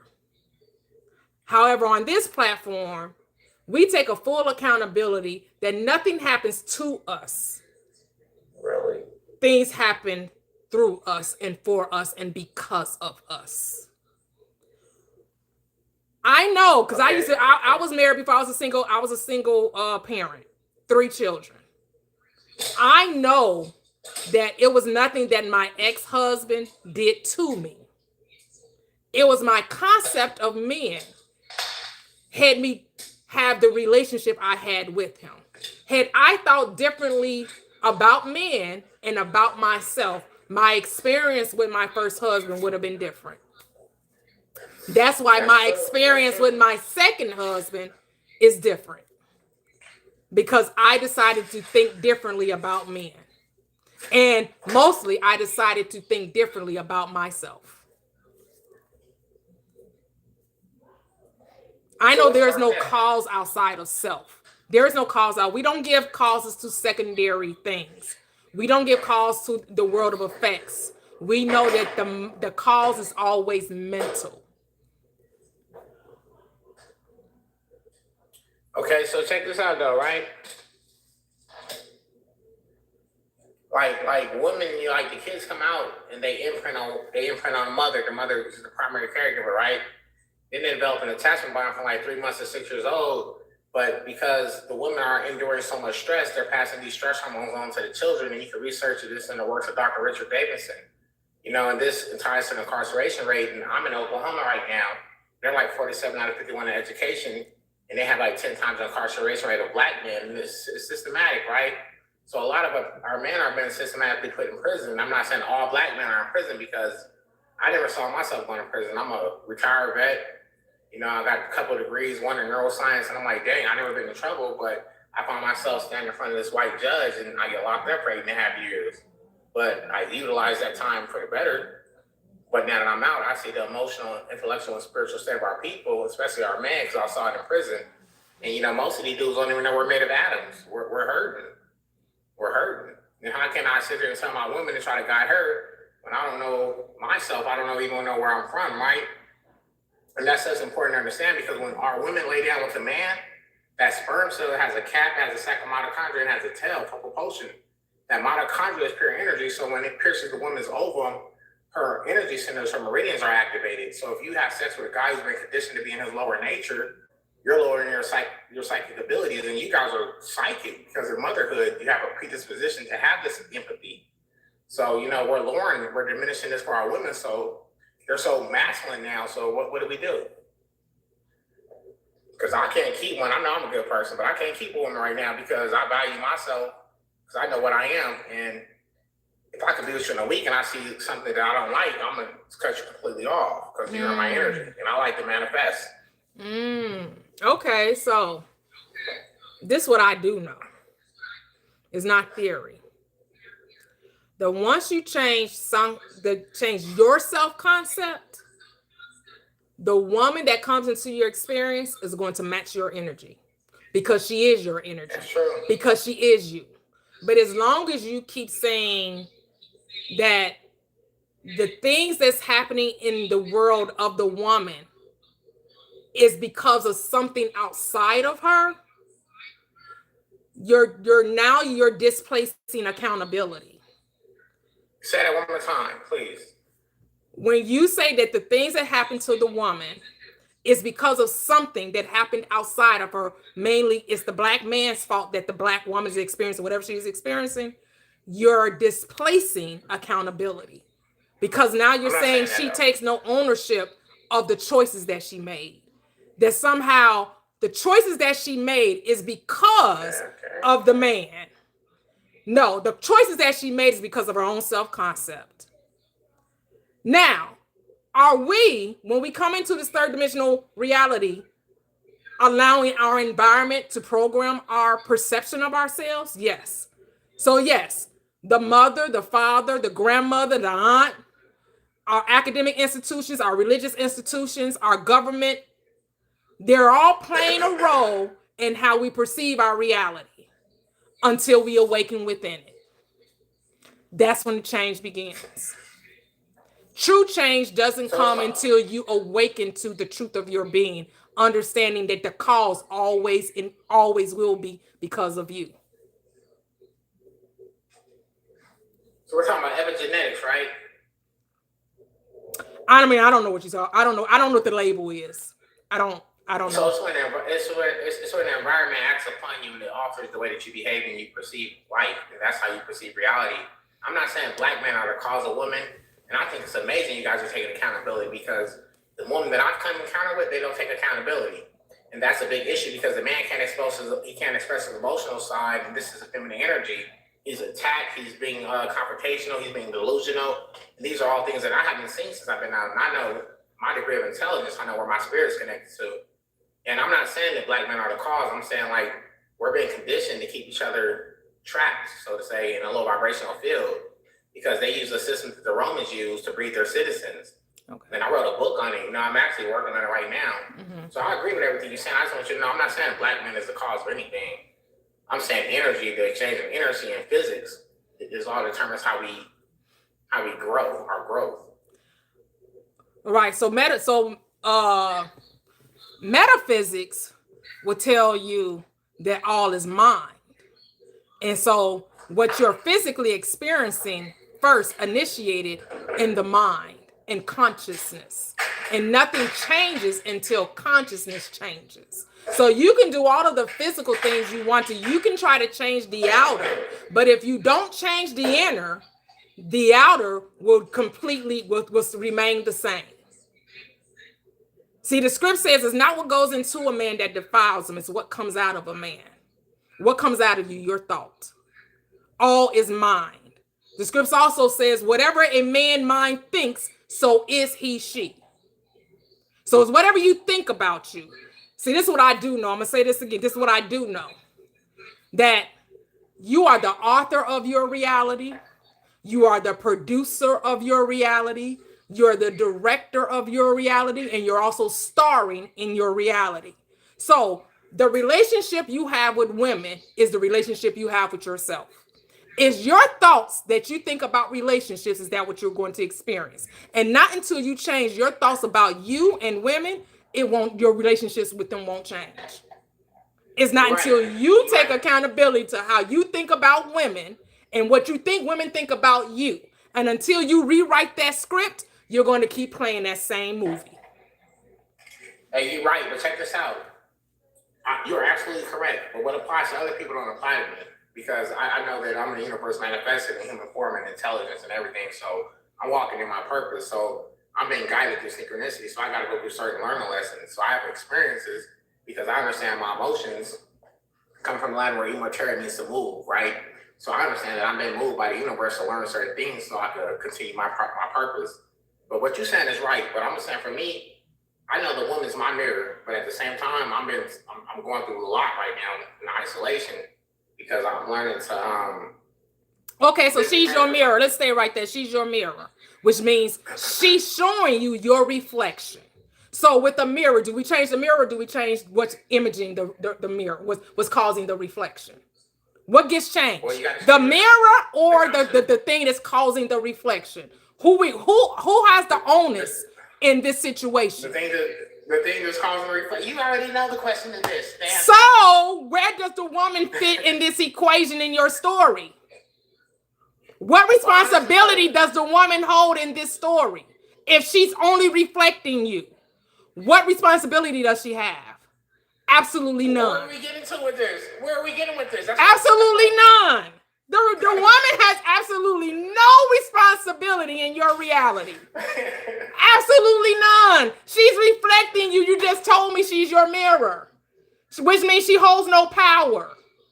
Just like in my, hold on. Just like in my reality, my husband holds no power. He has no free will. He shows up based on my assumptions about him. As long as my assumptions remain derogatory, negative, doubtful, uncommitted, that's how he'll show up. But when I operate from love, from trust, from a mutual respect, from reciprocity, that's the type of relationship I'll have. Because I get to tell the story. This is my script. This is my movie. I write it. He don't have free will. I'm puppet master. Just like in his reality, he's puppet master. I show up as he assumed for me to be. It's his beliefs about me is how I show up for him. So he has to hold me in high esteem if he want me to show up in high esteem. I have to hold him in high esteem if I want him to show up that way. Yeah, but that's the thing though, right? Look, sis, I promise you, right? I don't believe in 50-50. I take care of everything. I make sure, the house is clean. I take care of everything. Foot massages, whatever you want. I open the doors because I know you God. So I know I'm interacting with God, right? So I treat my woman like the goddess because that's how I want to be treated. However, for me, it's different. You know what I'm saying? Because if this woman don't know who she is, she's never going to see me for what I am. And she can never truly love me because she don't even know who she is. So that's the conflict I'm coming into. So it's not a mirror image of me, but I know I'm God. Wait a minute. So you're trying to have both sides. Either she your mirror or she not. So if she is your mirror, then you telling this story. Then she never gonna see you because that's the story you just wrote. She's never gonna live up to your standard because that's the story you telling. If you decide to tell a different story, she'll play the role in which the story you're telling. But keep telling the story that she don't understand you. Keep telling the story that she don't receive you. Keep telling the story that she don't accept it. So she know this. Because she mirrors you. You writing the script. She's showing up to play the role. Your role is is the women don't receive it, the women don't understand it, the women can't get it. And guess what your world says? You're exactly right. The mirror says, let me show him, let me confirm his beliefs back to him. So every woman you meet is going to confirm your beliefs. Guess what don't happen? Guess what did the script say? It always happens unto you how you believe. Everything happens unto you as you believe. You keep believing it, you're going to keep seeing it. What is this? What is W? Well, VH1, I guess, wants to. I was laughing. VH1, go. VH1. VH1, can you hear us? You can Like unmute. I'm calling the squares at this point. If not, If if VH1, I'm a drop VH. Can you hear us, VH1? Or I'll just drop because you and this dancing is funny. Can you hear us, VH1? You can unmute. He's on. Is he on Earth with us right now? Is he on Earth right now? I'm not talking about physically. I'm talking about like mentally. Is he here with us? I don't know, but if he want to come back up, he can. But oh, he got his thumbs up. Are you ready to talk or no? I guess not. Dang, just put them off like that. Yeah. I mean, I kept saying it like 3 or 4. I mean, I'm not gonna keep asking you if you're ready to talk. I don't need to see. I didn't come here to see you dance. Like, That's funny. You know what camera he got? so Doreen, did you want to go? I just want to say, if he sees himself as God, I mean, he literally has Yeshua as his username. If you see yourself as God, then you should be thinking God-like thoughts in relation to you regarding the women you deal with. You shouldn't be looking at the fact that women don't understand you, that they can't receive you, or, you know, whatever he was basically talking about regarding women. Oh, he back. What's up, VH1? Are you ready to say something? What's going on? What's going on? What's going on? Hey. Hey, I want to let y'all know, a man will look out for you. Regardless of what you want to do in your life, how you want to move in life, if you become a lesbian, if you become a dominatrix, if you become a porn star, that man, if he loves you, he going to support you. That is a man. No question. Okay. Sometimes women don't deal with men.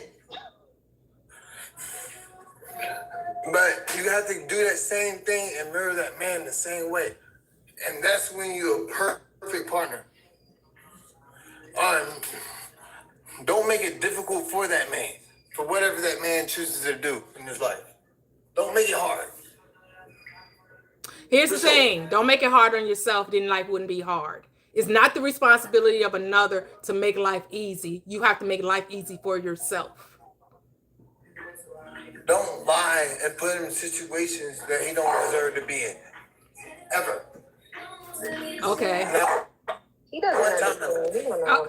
Okay, well, I'm going to end a conversation because this conversation isn't about. We're not going to get off into the relationship type thing, even though I know we were talking about that with Yeshua, but I feel like you're taking it to another place that we really don't want to go. So we're going to end that discussion. Thanks for joining VH1, but that's not where we were trying to take this conversation. You gonna kick him off again? Dang. Yes, this is my life. Exactly. Like, I'm not here for someone to. We're not going to say what a woman's role in a relationship is. That's not what this is about. Or the role of a man. We understand people show up in our reality based on the script we write for them. And so unless you're ready to take accountability for that and responsibility for your relationships, there's no need for the conversation.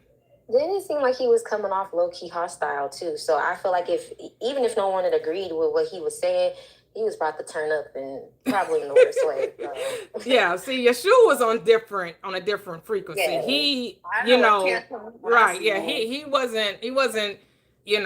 His heart is, I do want these relationship, a symbiotic relationship, and all I'm doing is showing you can have it if you write it in your story. All you have to do is tell the story, and it will show up. That's all. That's my point. He got beef in his story. Yeah. He ready to throw a tantrum. I work with kids throw tantrums all day. I know a tantrum getting ready to happen when I see one. Well, I just understand we're not in the same perspective, so I'm not here to like down anyone's point of view. I just know that's not where we are. That's not what this panel is about. We're not here to bash men or women. We understand men and women show up as we accept that they do. Exactly. That's it. Because if you bashing and that's how you feel and that's how you think, that's why you get what you get. Right. You get to keep it. You get to have it. Hey, do you, boo? And so we got Aaron. Hello, Aaron. Welcome, welcome, welcome. You can unmute.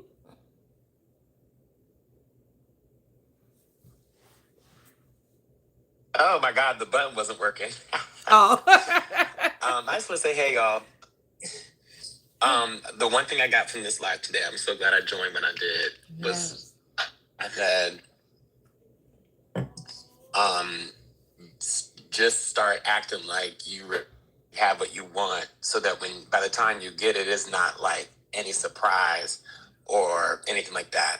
Yeah. It's obvious. It fits like a glove, and that resonated with me today, because sometimes it's like we see things as all the way out there, and it's like so far away, but it's like it's actually in your better interest to act like you got it now, and be the person who has it, so that by the time it does come, you know what to do with it. It's old news, baby. It's old news. It's all that's old news. Yeah. That's like that Super Bowl. We gonna win that Super Bowl. We gonna do the Super Bowl. So that's all I wanted to say. This was very entertaining. I was like, whoa, the energy shifted a little bit in the last 5 minutes, and I was getting a good laugh. But blessings to everybody. Yes, blessings. Yes, gotta find the humor in life, right? Just gotta learn not to take it so seriously, right? Because it is what it is. It's fun. It's all in good fun. So. I got a question for you, Yeshua. Oh, Yeshua. I just want to know what type of camera you got.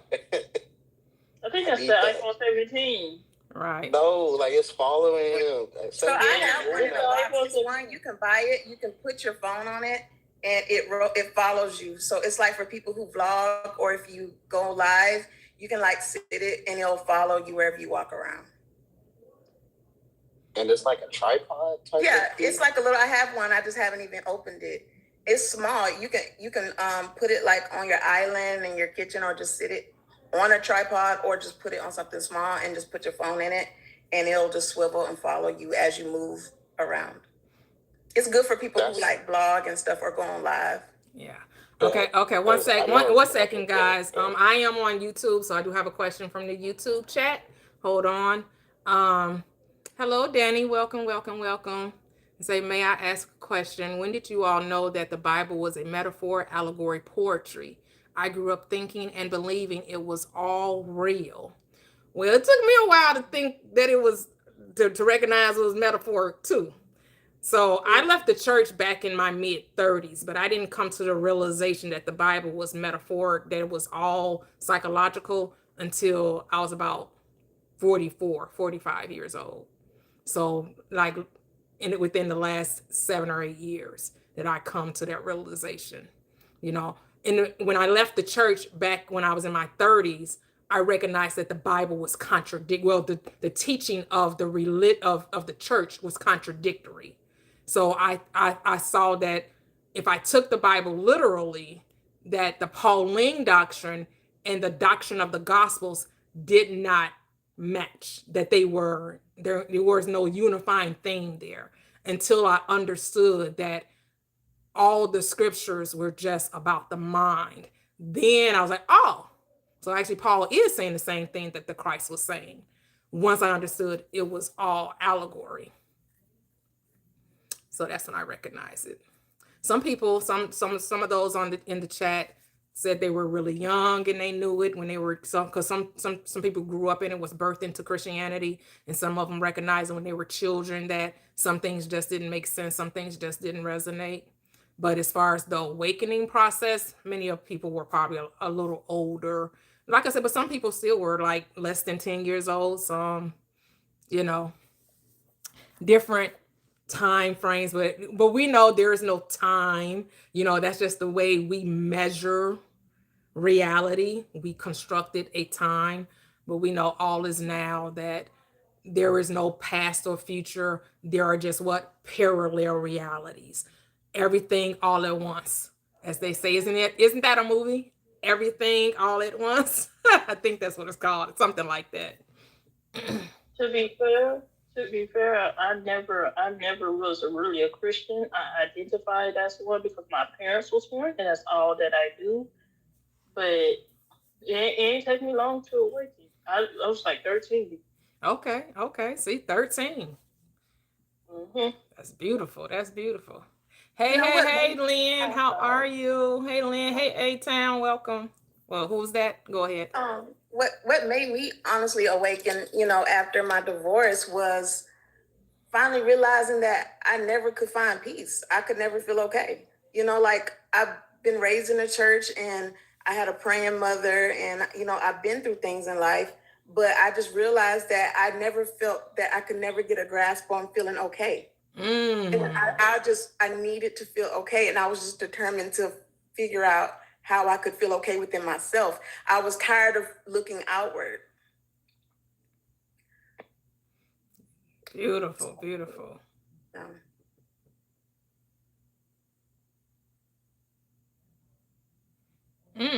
What happened? Hold on. I was like, something. Yeah, I don't know what you showed me. They said something. I don't know. Maybe you want to go out and come back in.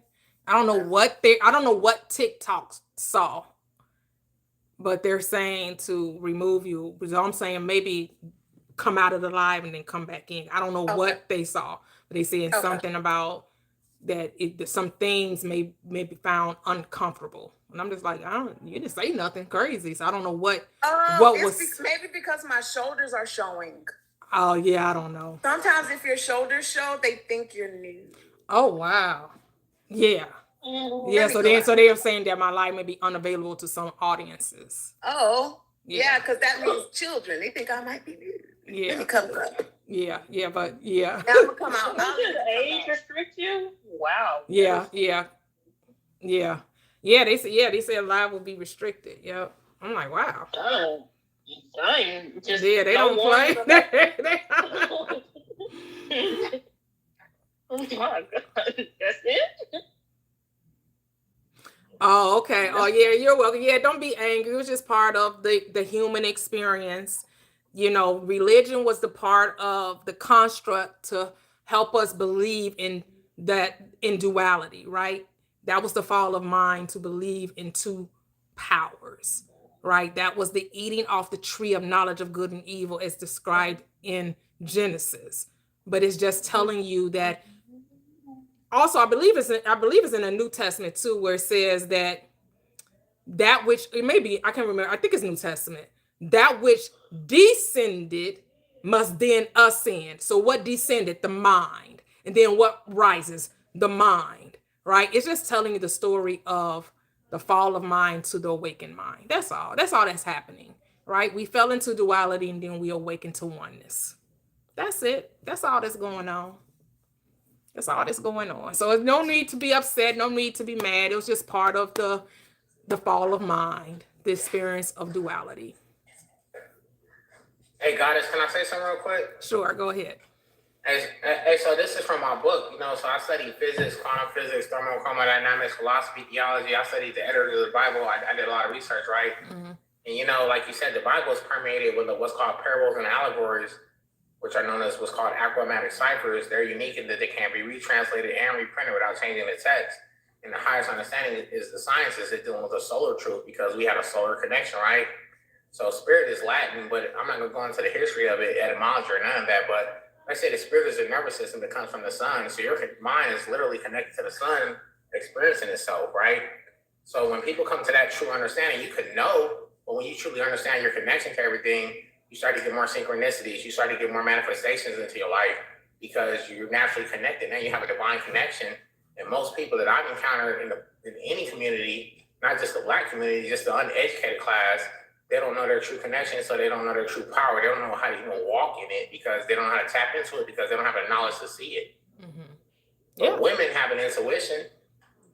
You guys are very connected.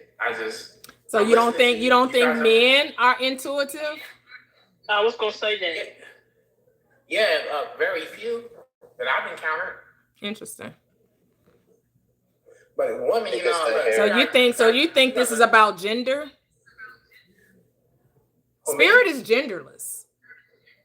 So this has nothing to do what vessel you find yourself in, what meat suit you happen to be in. It's not about that, right? Because all men start off as women, correct? Correct. So it can't be about that. It's just but you guys it's just everyone is asleep. We all come into this world as sleepwalkers, and everyone awakens at different stages or ages in their experience. Yeah, you know, I was learning how to interpret dreams, right? So I was studying the works of Sigmund Freud and Carl Jung, who are two high-level Masons. And, you know, like, I had this one dream. I'm standing in the front yard, and people are watching me, and my daughter's mom's on the side of me. I'm looking in the box, and I find a mirror. Then I see this conscious rapper named J. Cole. He finds the mirror, and he takes off first. So I tell my daughter, Mom, like, hey, you drive. She's like, no, you drive. It's dark. I can't see nothing. So I crash, and the scene shifts, and I see my mother exercising with my brother. He's in the Secret Service, and she's old, but I noticed that she didn't want to give up. And like in a dream, you notice what you notice, but this world is a dream too, so you also notice what you notice, right? So the next scene shifts, and I'm like in the air, I'm racing my brother, and he's going fast, but when I touch down, I was flying. So in the dream, it's the main thing. It's like people are watching you. The mirror, look at yourself. You don't see where you're going, don't give up. You're dreaming now. When you touch down, you're going to be fine because your dreams are your higher self trying to awaken you to your true purpose. Because we're not waking up, because our intelligence, our goddess within us has been suppressed. Interesting. So then how did you awaken then? How is anyone on this live awakened if something is keeping us from doing it?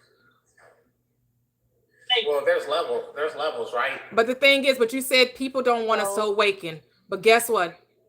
Just about everybody on this live has awakened. So then why are you awakened if something didn't want you to know? Then you just wouldn't know. So how about you just came to experience the sleep state, and when it was time for you to awaken in the dream, you did. And nothing can keep God from knowing itself. You're right. I gotta be precise with my words, but you're right. You're absolutely right. I gotta be a real good teacher with these words. You are right. I'm with you. I don't know who I'm talking to, but you're right. Obviously, I know who I'm talking to now. You're right. On it. We want it to be another power so bad because we just don't want to take accountability for our full experience. But I'm all about full accountability. Ain't no skirting responsibility. Accountability. Over here. How can I uphold my goddess if she constantly taking me out of my peace, and my peace is a reduced stress, and as a result I could build us a foundation. How can I continue to do that when I'm constantly being attacked? Interesting. And I'm at peace. I could sit outside and make me a fire and suck my feet and read books 12 hours a day. I'm set for life. I'm at peace. Okay, so here's a script. Here's a script for you. The peace I give you, the world can't take it from you. Because the world didn't give it to you. So how is she taking your peace? No, she can't. The thing is, I let her. Okay, there you go. There you go. You let her. You let her. You let her. Let me know you listening attentively. You sorry. Oh wow, Mia, it's really even though you left and came back, it's telling me again. So you just gonna have to stay in the chat, Mia. Sorry. Me ain't did nothing to nobody. Ain't did nothing to nobody, but they tripping. So Yeah, it's saying that. Yeah, but you can stay in the chat. It just won't let you come up. Wow. That's crazy. Yeah, but you know, Yeah, they real strict on they little, cause we know you ain't do nothing. We know, you know. Let's manifest her back in. Right. Unless I close the live and come back. Hey, Prophet, you notice what I noticed though? Yeah. I noticed that God the universe would bring people into my life. But you know what? No, Mia. You know what, Mia? Come up. Those who supposed to see it will come see it. Maybe children just not. Come back up, Mia. Come up, Mia. Yeah. Come up, Mia. Those who supposed to see it will see it. You can come back up, Mia. No. We are God. Come back up, Mia. Come up. So you're right. Everyone that's supposed to see it will see it. So if they just mean they're not supposed to see it. So we good. They don't have no. She's in tune. She's in tune. Prosperous, you are in tune. That's my girl. I'm gonna drop you something on payday. I got you, girl. Yeah, she's in tune. She is in tune. So you know we in a system, right? The system of one. The system of I am. There's only I, self, law, and master. Well, how many women and homegirls do you have to know that? It's not about it's I'm the only one that exists in my reality. There is no they. It's her world. We just living in it. You're just projections of the I am, of my consciousness. Right. I wanted to have the experience of sharing this knowledge. So guess what? I manifested you into my experience. You had to populate into my holographic universe. We'll show you right, girl. Bite your lip again. Show you right. You want to know something? What? I was just about to tell you, like, we are God. You know, we run this, so it don't matter what the outside say. We run this. It's ours. So yeah, you know, I just had to remember that light bulb went on. I was like, wait. Remember, I am TikTok. So I am TikTok. Thank you. But you know, TikTok is kind of helping show us how much in control we are, because how we formulate our algorithms based on our interests. Kind of like, you know, videos that you watch and you like, oh, okay, you in control. We're going to give you exactly what you like. It's the law of attraction. TikTok works off of the law of attraction. That's how it perfected the algorithm, because it gives you exactly what piques your interest. No brain is the algorithm. That's why I love it so much. Like, and it doesn't force you into ads. It's just perfect. So yeah, it makes you feel like the God that you are. Well, TikTok told me I'm gonna find my divine partner, and I ain't found her yet. It says she should be here, so that's what the algorithm said. 888. That's what my divine partner. The algorithm led you here so that you can get more in tune and get you right, so you can attract what you are. Because something in what you are isn't attracting what you want. You already got your divine partner. Because if you God, you should be attracting God. You attracting something else. What you attracting?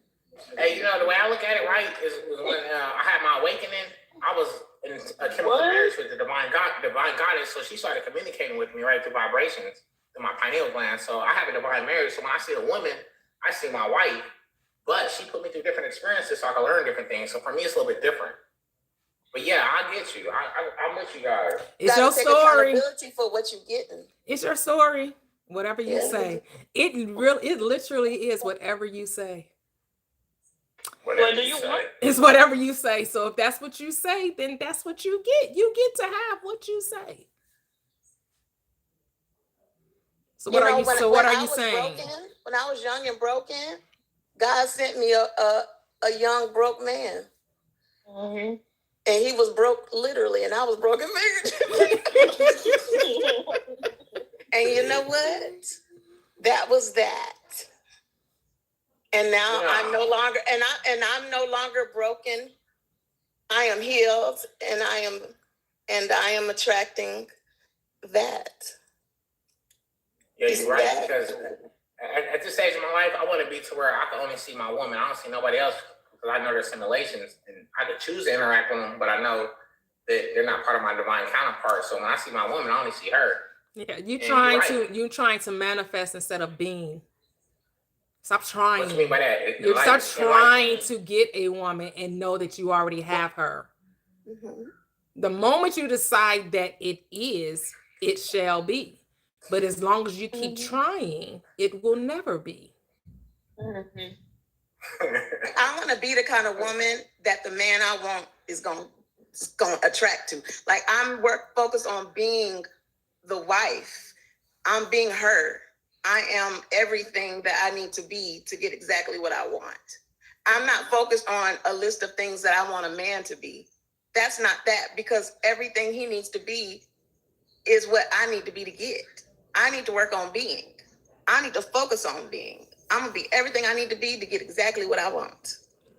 All you have to do is claim it. So I true. am that I am. Hmm. I am whatever the fuck I say I am. So I'm Girl, already I didn't know married. that was gonna come out your mouth. I am.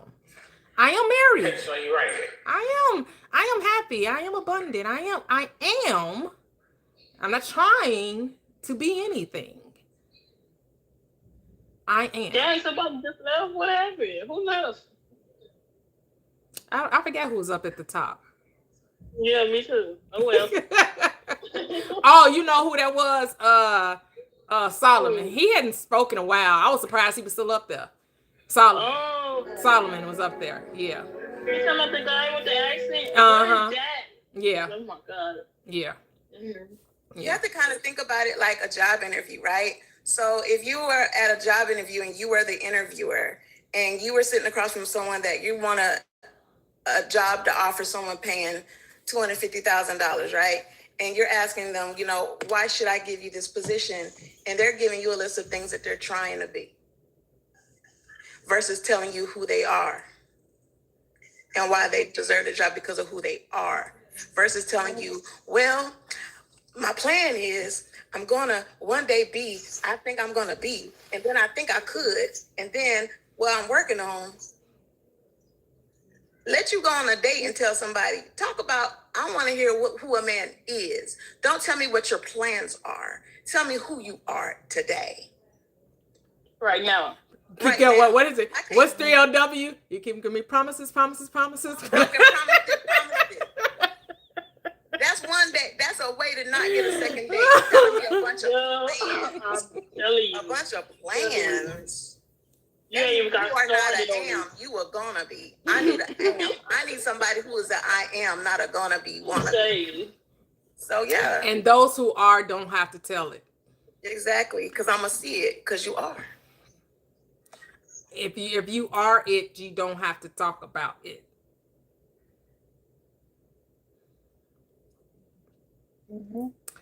Just as simple as that, right? Yeah. When you have a car, you don't talk about getting the car. Nope. Right? You don't talk about getting something you already possess. You're sure. Hey, hold on though. I talk about stuff because when I talk about stuff, I'm manifesting it to my reality to program my subconscious mind. So, you know, I went to the dealership just now. I said, shit, I'm on this GMC and I want this Dodge Ram like an hour ago. And guess what? I got them both. All right. And because I talked about it, I manifested it. So I got to correct that. When you be correcting me, I got to correct you. You got to program your subconscious mind through affirmations or whatever they call it. Right, but the affirmation didn't make it so. The affirmation because it already so. You spoke it into existence. Yeah.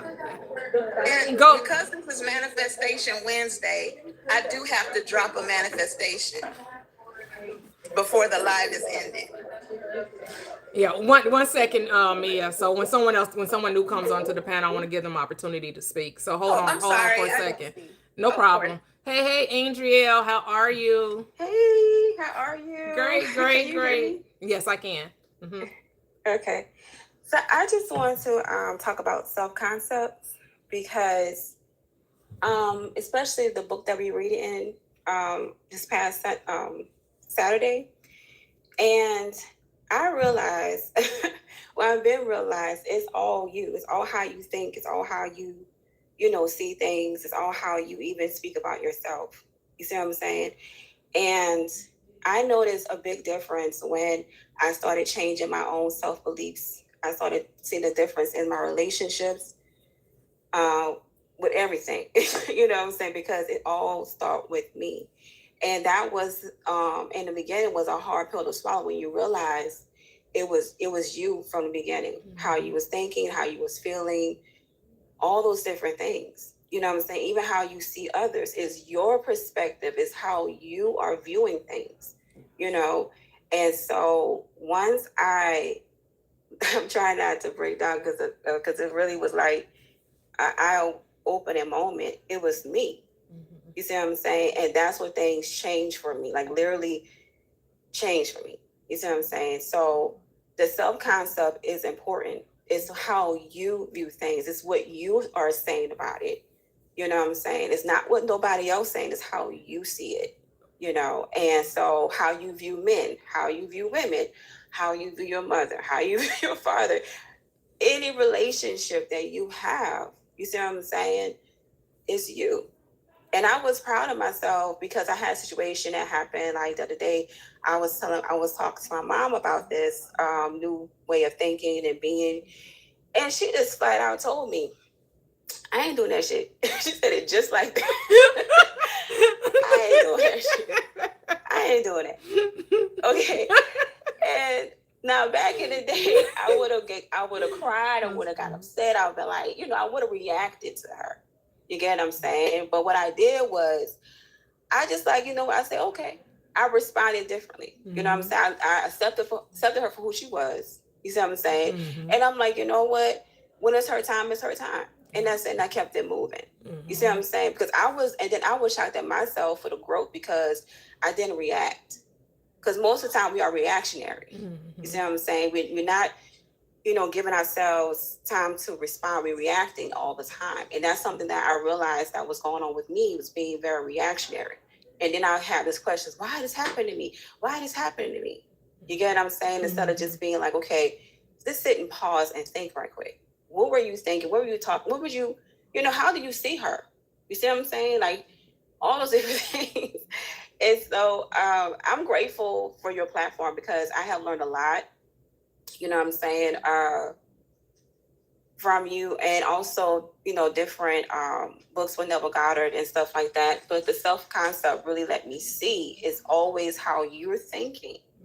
You know what I'm saying? It's what you say. You know, we're always manifesting, whether we know it or not. You're always manifesting, you know. So now we're just aware of it, but before you wasn't aware that you was always manifesting. Yep. You see what I'm saying? But now you are aware, and now you have control of what you want. Because at first you didn't know.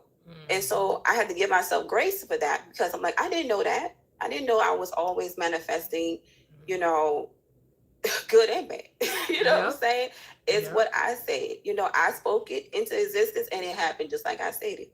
Yep. You see what I'm saying? Or I looked at that person, I said this, and it acted exactly how I say they acted. And I experienced them exactly how I say.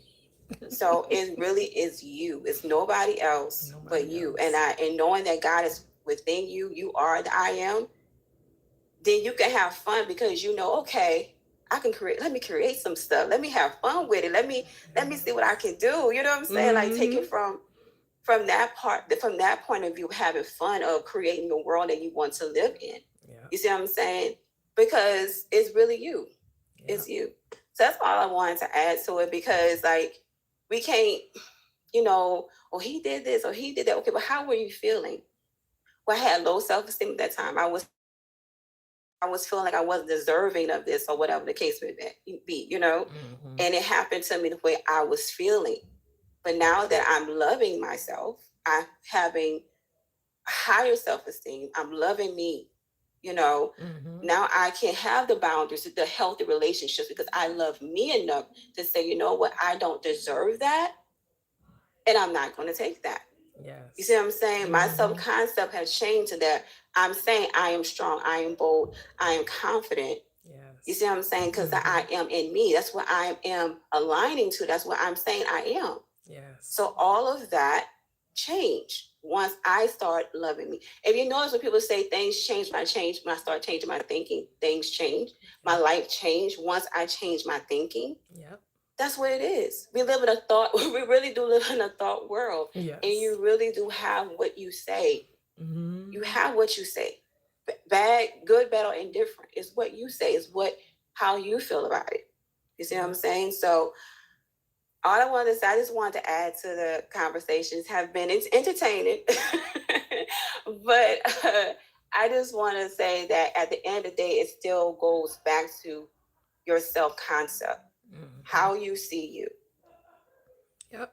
And everything, your career, your relationship with others, your relationship with yourself. That's the main thing. We talk about, and I remember like being in church. I want to get close to God. I want to have a relationship with God. Really, what you're really saying, I want to be closer with me. I want to have a great relationship with me. Yep. Yep. With you. Because God is within you. The kingdom of heaven is within you. Where God is, he's within you. Great is he that's within me. So it's not outside of me, it's me. So really you're saying having a better relationship with yourself, loving yourself. You see what I'm saying? Yep. And that's how you're able to love others. You can't love if you're not loving you can't love others. You get what I'm saying? It starts with you. And no one can add on you say, I just want this person to be my peace. No, you are your peace. Right. There is no other. There's only God it's just in the world. There's only God in the world, right? Because everyone is who? You. I am. Pushed out. Everyone is you pushed out. Everyone is you pushed out. Say that with everyone is you pushed out. We want it to be something else other than self. There is no one other than self. And there's that's the only thing, I am. We was taught it was external. And I realized that it was always an internal work. It was never outside of you. It was always within you. So if your world is chaotic outside of you, that means you have chaos going on within you. You see what I'm saying? So it's you. It's nobody else. It's you. So at the end of the day, that's what that's what you got to keep. Like, how do I feel? What is my self-concept? What I believe of myself, in order for things to change. You see what I'm saying? So that's all I wanted to add. I was just loving this conversation. But thank you so much for your wisdom and on my journey. Because I remember I told you like last year when I met you, told you about my journey of being a Christian. And how it was always fear-based. It was always fear. I was always afraid to, I'm gonna go to hell. And not realizing hell is a mindset. It's a mindset. Yeah. Heaven is a mindset. You know what I'm saying? The national team, that's a mindset because you're worrying, you what's this gonna happen and that gonna happen. You're making up stuff that don't even happen. It's your mind, So but that's all I wanted to add. But thank you so much for bringing me up. I appreciate it. Oh, you're welcome. You're welcome. So what we're going to do Carlos, Kevin, then Mia. Carlos, Kevin, then Mia. Hello, Carlos. Hi. Thank you for having me up here. I appreciate you're welcome. You're welcome. How are you? I'm loving the live. Thank you. I'm so grateful that people are coming to the realization of what the I am is. I'm grateful that you guys are reading the scripture the way it was really intended. I felt so alone for so long. We hear that often. but I'm seeing it now, man, and it's amazing. It's a beautiful thing. So, I grew up in a Christian household, so I'll just tell you a little bit about myself and how my journey began. And it was more fear-based, right? So I was scared. They told me I was the sinner. And because I believed it at a young age with an impressionable mind, I began that, right? And I became that. I found myself in addiction. and I went in a dark road. So then, because of a homeless guy, everybody tried to reach me, try to give me advice.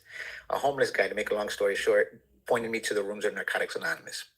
So I'm coming up about 10 years now, right? And it was interesting because the first year after being in recovery, I started going back to scripture, but reading it with a brand new eyes, right? And a passage that really stuck out to me was James 1:8, which was a double-minded man stumbles in all his ways, right? And I realized that was my case. And it's interesting that recovery, you identify as I am an addict. And a lady told me, you're using your I am in the wrong way unless you want to continue to experience that. Why don't you say, I am a grateful person in recovery? So I made that sudden shift. And interesting enough, I became more grateful. Keep going into scripture, right? And I'm reading this thing. But everybody's telling me that Jesus is the way, the truth, the life, and there's no way but to the Father, but to the Father except through him. And I was like, that don't make sense to me. But I think what I got out of it was like an affirmation, right? If I say it, there's no way to the Father except through this vessel, right? I have to purify this vessel, and it's me, saying these things, right? Just like if I am weak, it tells you I am strong. It's always directing you right to your I am.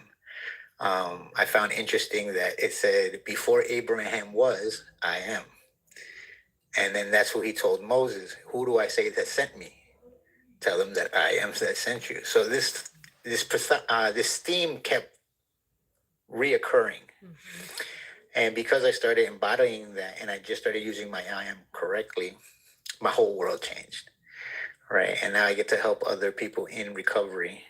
And I kind of guide them just to that, right? Just to their I ams, right? A lot of the times I don't use scripture so much, but just try to adjust their vocabulary, right? But this thing is beautiful, man. Once you see it, you can't unsee it, and you see it in all walks of life, right? And I actually met Kevin, so I guess I know that he told me about this panel. Oh, nice. Yeah, Kevin is awesome. He's coming on to my live a couple of times, and it's interesting, man, and it's so much fun to have these conversations with people that see it, but the people that don't want to see it and they want to see it by the letter, it's interesting because it tells you in the scripture, the letter kills. And it's the spirit that gives this thing life, right? Because it gives this thing animation. We give the words meaning. It's beautiful. That's all. I just love you guys. Thank you so much. This is an amazing live. I appreciate you. Thank you for joining. Yeah. Yes. I'm gonna shut the mic off, but I want to hear what Kevin got to say. Okay. I know he wants to say something. Okay. Thank you, Carlos. Hello, Kev. How you doing, brother? Hey sis. How everybody doing? Great. I have nothing but a heart filled and overflowing with gratitude. I'm so proud of the people and the growth that has been experienced through this live. I'm so proud of everyone. I mean, T and I talked about this way before it came into existence. I've been rocking with T for I don't know how long. Maybe a year. Maybe about yeah. Yeah, maybe about a year. And we made an instant and immediate connection. Because I was able to see the beautiful side of myself in her and vice versa. Every one of you guys are absolutely beautiful. Beyond words beautiful. You are now embracing the Christ consciousness, the Christ mind, which is love. And the more you lean into that, the more you lean into the power of who you are. I used to hear a cliche that says, you can't always control what happens to you.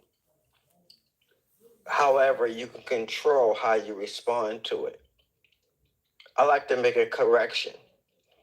you not only can control what happens to you and control how you would prefer to respond to it, because that's how powerful you are.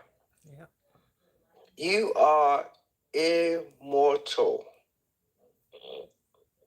You're just now waking up, remembering that's who you are.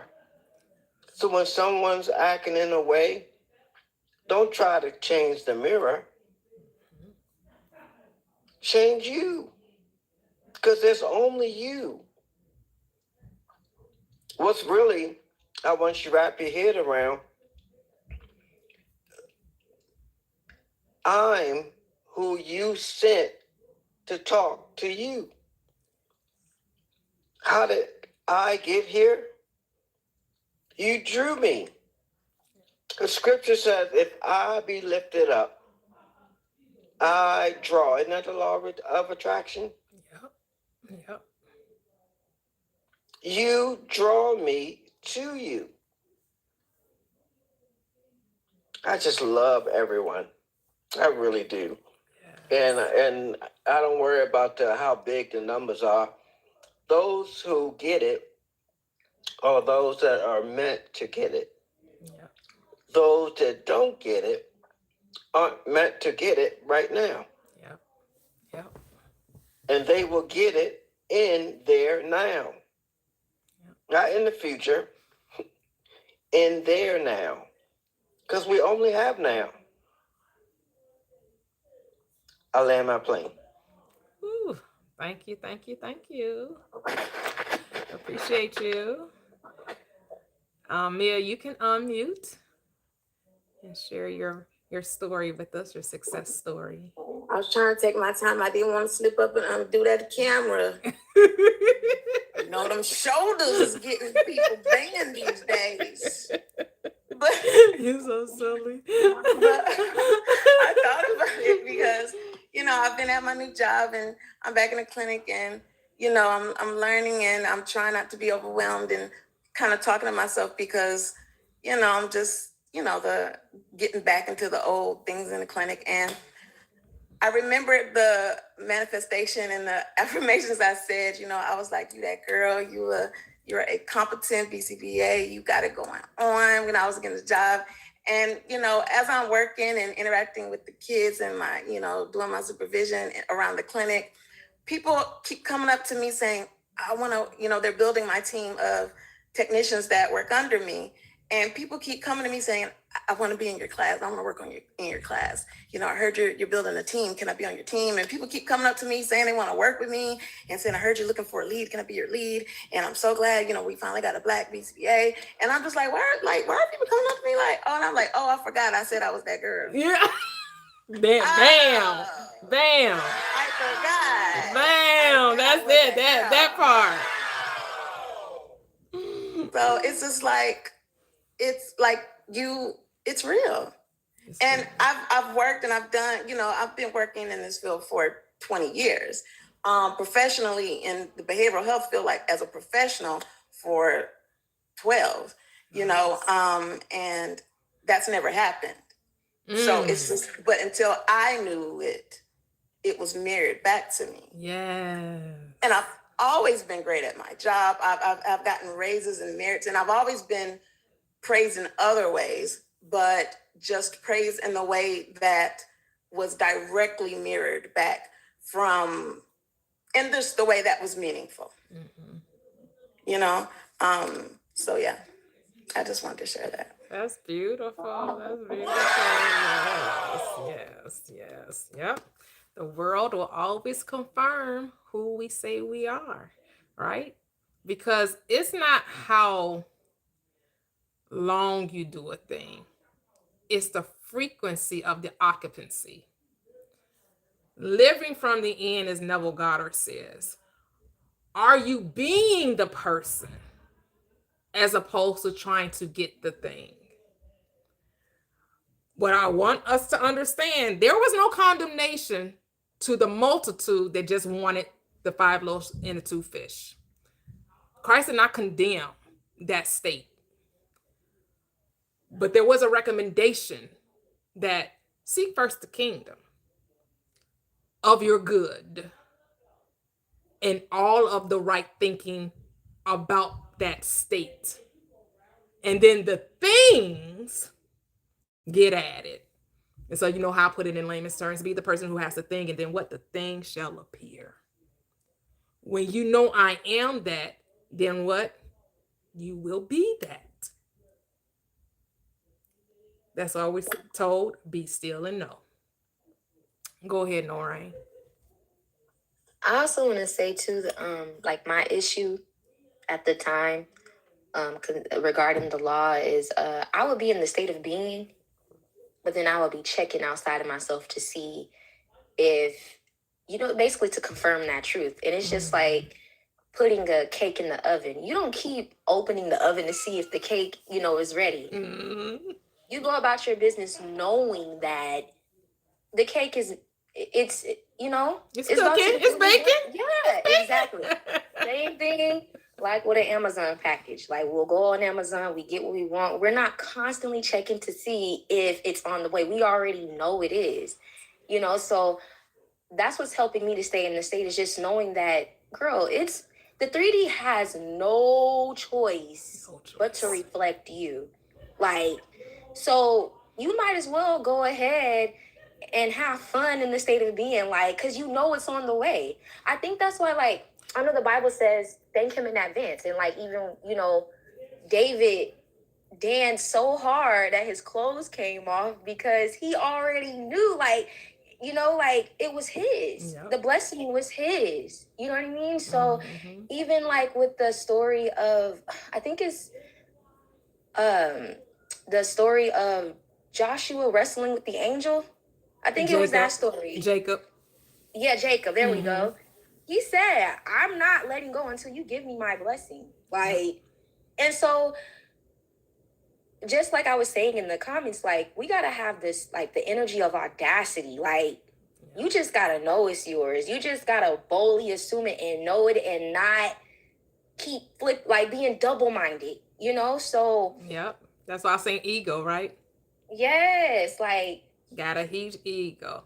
I walk Flare up like that this ego. because I can back it up. And I talk like this because I can back it up. Y'all are Ego right. so big, I must admit, I got every reason to feel like I'm that bitch. Ego That's what I was so saying, strong. too, like- If you ain't know, I don't need no beat. I can sing it with piano. Right? You gotta beat.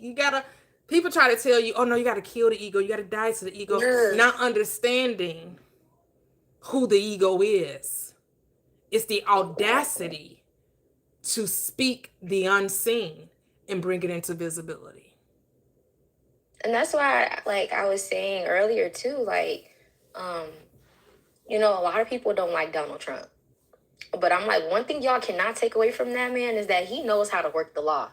Like, he carries the energy of audacity. He just knows. Like, he'll say one thing and it comes to pass, and people be so upset. I'm like, because he's in the state of being, he just knows, like, so that's really what it is. Is just be in the state of being, like, because it's already yours. He's It's piercing the already veil. He's lifting the veil, right? He is the Wizard of Oz. He is pulling the curtain back on Oz, on this dream state that we're in. But only those who are awakened can perceive the reality in which he's unveiling. Yeah, because if you tell the sleepers that, they're gonna look at you like you're crazy. Like, what are you talking about? And I'm just like, The audacity makes people Only who Dorothy have gets the to see audacity behind. uncomfortable. Only Dorothy and the heart, the Tin Man and the lion and the scarecrow get to see what's behind that curtain. and Toto. Yeah. So But I think that the audacity makes people who don't have the audacity uncomfortable. And that's kind of like, I think the other week when we were talking. But remember I said we got to get out of the psychology of otherism. Right. There are no And there I- are no others. Right. You just got to And take so- that out of the conversation. Who Right. cares? You got to get in the Exactly. state. Who cares what other people think? There are no other people. They're only thinking Yes. what you're telling them think. So stop telling them to think that, then they won't. But people who have the audacity don't care. And that's how they can live in their truth, and it doesn't matter. And there's no wrongness or rightness in their truth. And everyone else outside of it is trying to judge it, right? And the audacity allows you to be. And Noreen, she hit it on the nail. Like, the audacity is what you have to carry, the energy of it. That's how you get what you want, because you have to walk with the audacity of knowing it's yours, even when you can't see it, even when you don't know how it's going to happen, and you can't worry about how it's going to happen. And like she said, you can't keep cracking the oven open. You have to have the audacity to know that you deserve everything. You're going to get everything, and you ain't got nothing to worry about. And it could come off a way to anything that doesn't understand the audacity. Yeah, yeah. And that's how ego got a bad rep. Ego got stigmatized, but ego is something that is amazing. Yep. Danny says, OMG, I was thinking the exact same thing. DT is lightweight, helping me have confidence and audacity. Yep. Literally. And most successful people have the audacity. You don't even meet a lot of people who get what they want, who are successful. They all have the audacity. Yep.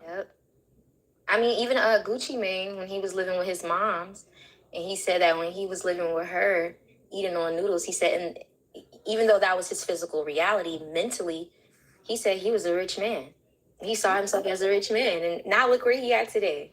So you just gotta and then what I'm also learning too is that when you're in the state of being, you have to train yourself to respond differently to the 3D. So even if something contrary pops up, you don't respond as the old way of you would respond. You respond as the new you. So it's just like if you have like $5 in your account, or let's say that you're in the state of being of somebody who's wealthy, and then you get a notification popped up on your phone that says, well, you owe $20 to such and such.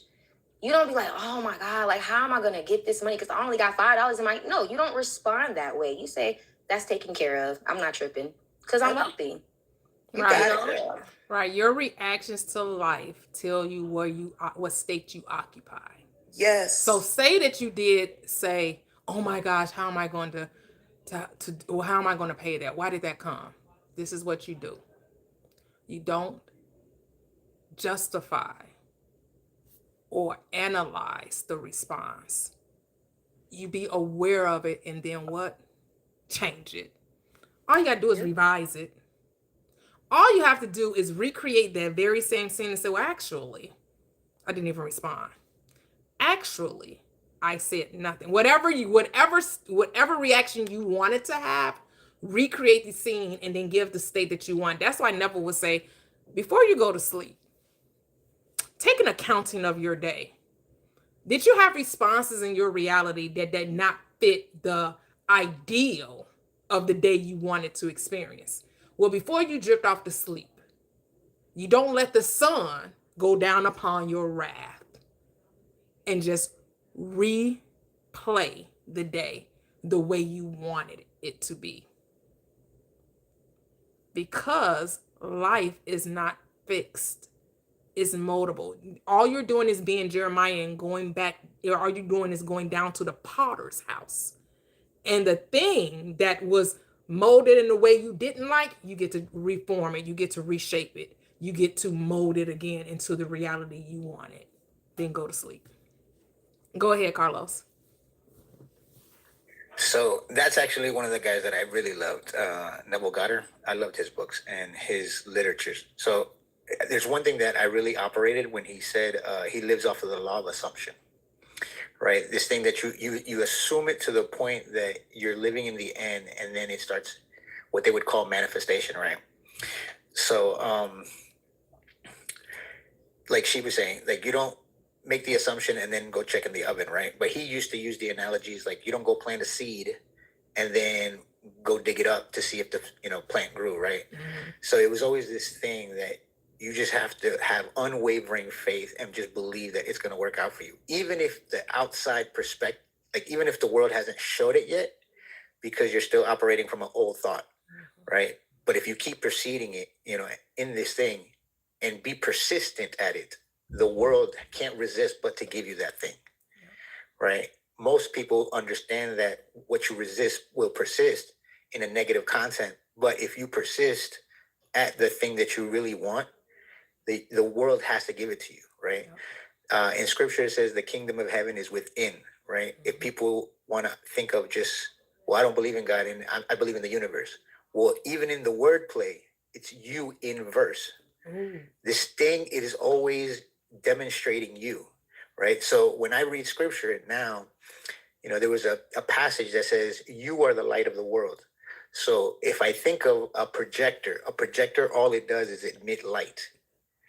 The film, your thoughts, your belief system is what you're seeing on the big screen. So once I change this and renew my mind, right? Not operated by fear, right? They call this a central nervous system. So my task for me was to calm this system down. That's why scripture says, lean not on your own understanding. I used to trouble me because I was like, well, whose understanding am I supposed to lean on? My parents, society, right? What I realized was that the central nervous system, it says it's a nervous system. So I have to regulate it. I have to calm it down. Meaning I'm running off of fight or flight. That's my first initial response for any trauma, for any situation that I may be scared of. So if I could, that is the system I don't want to lean on, right? I don't want to rely on that, the fear-tastic. And when I started convincing myself of that, I started reading scriptures like, God never gave you the spirit of fear, but of love, power, and a sound mind. Meaning love is all I am conditionally. The power is in my tongue. I create life or I can destroy it. And then it could renew this thing that operates this whole system. So that just is one of the things that helped me. Hopefully that enlightens you. But if anyone doesn't like what they're seeing out here, just change the script. Yep. Put down that shovel because we're digging ourselves a hole. Yep. I really like that. So the central nervous system, right? And I always say that Neville Goddard, Dr. Joseph Murphy, they didn't talk about it from that standpoint, right? And so I was thinking, okay, many of you will say, I'm missing something. This is how I would talk to my inner being. Something I'm missing, right? Because many people will say, well, I'm desiring this expansion, which is to be the person I desire to be. Yet my body feels tense. It feels unstable. It feels like something's wrong. So I came across this Neville channel. I love this Neville channel. Whoever it is, they are using AI to use Neville's voice. However, in their comments, they tell you where they got the information that they're sharing on the video. And the videos are only like 5 to 6 minutes long.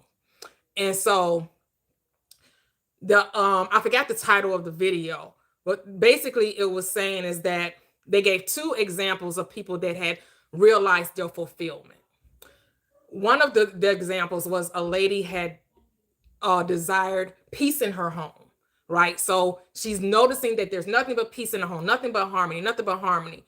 But she feels uneasy. And because she feels uneasy, she thinks something's wrong. It's not that something's wrong, it's that you have expanded past the old state. And since you've expanded past the old state, it feels unstable. Because he said fulfillment was not about ease. It causes you to feel like you're not on stable ground because you have expanded past the old state. And so most people think, well, because I feel uneasy, let me return to the old state because out of familiarity. Because we think that the nervous system feeling dis-ease means wrongness. It's called discomfort. That's how they describe it, discomfort. We think discomfort is wrongness when actually discomfort is expansion. So instead of seeing the nervous system as there's a wrongness, reframe it. Just say, oh, I'm expanding. Settle it down.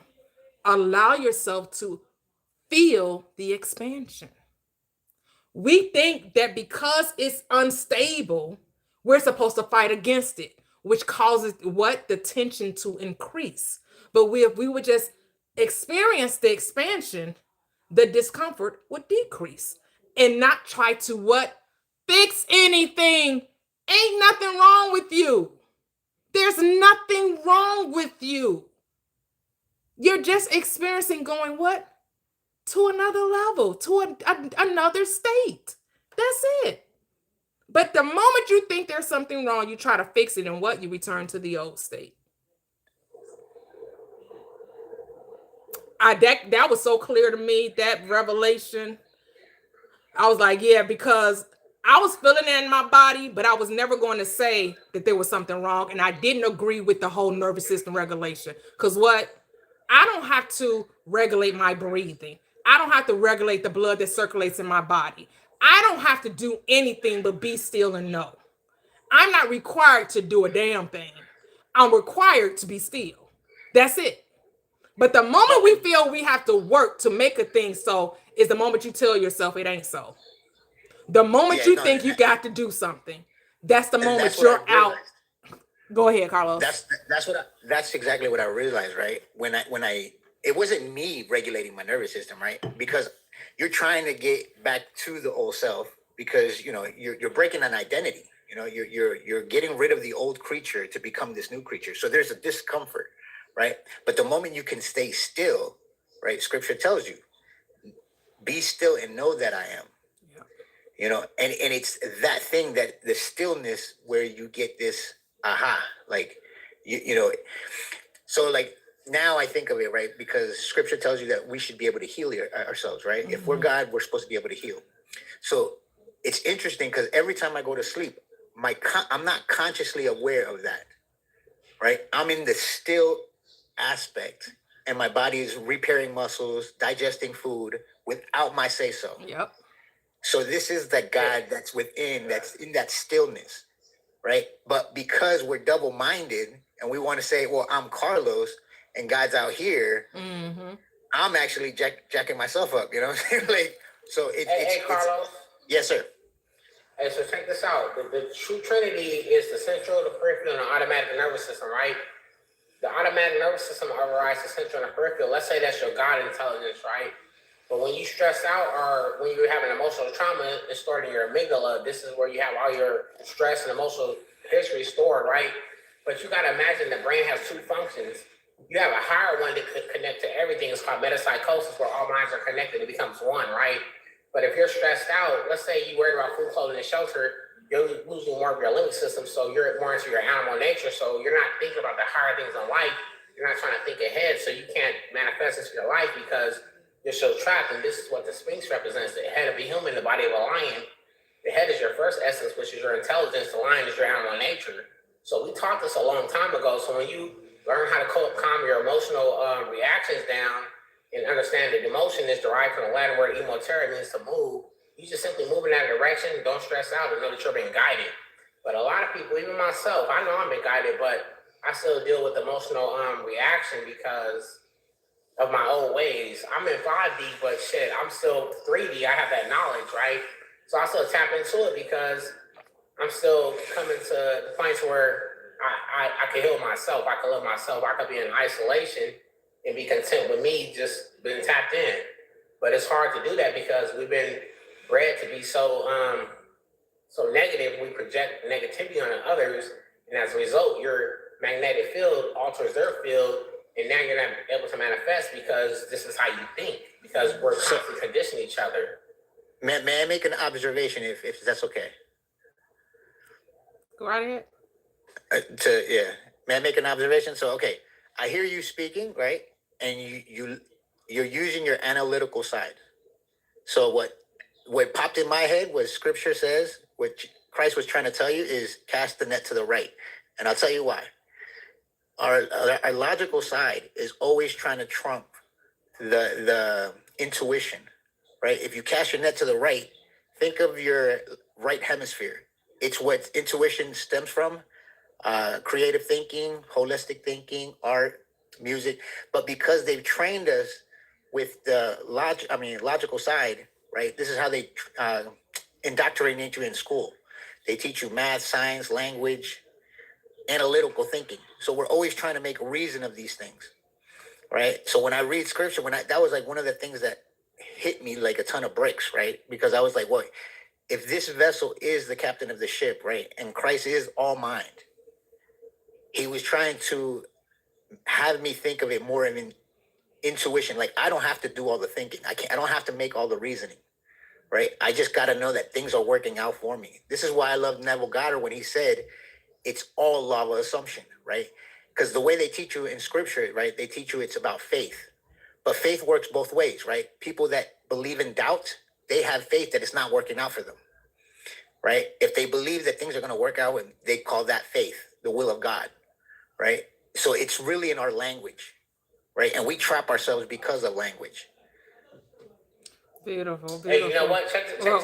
Wait, hold on 1 second, Yeshua. Go ahead, Chrissy, then I'll come back to you, Yeshua.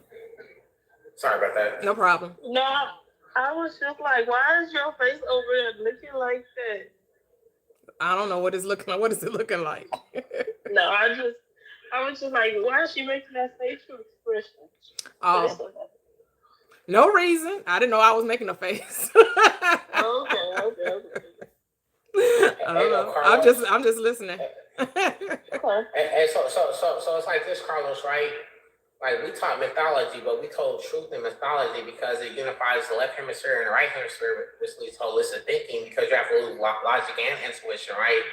So I agree with you. The Bible in Matthew 7:7, it says, "Ask and be given, seek you shall find, knocking the door will be open." If you look at it long enough, you would notice the first letter in ask is A, the first letter in seek is S, and the first letter in knock is K. That's called stag text. The reason why I love that scripture so much is because your nervous system, based off of emotion, is capable of logic, creativity, self-awareness, and emotion because your right hemisphere. So if you just be still, you can tap into this. A lot of women, they undergo so much trauma, they'll go in the closet, lock the door, cut the lights off, or be in a dark room and be still, and they tap into this download. But how many men really do that? Because we're not tapping into this feminine aspect where we need silence.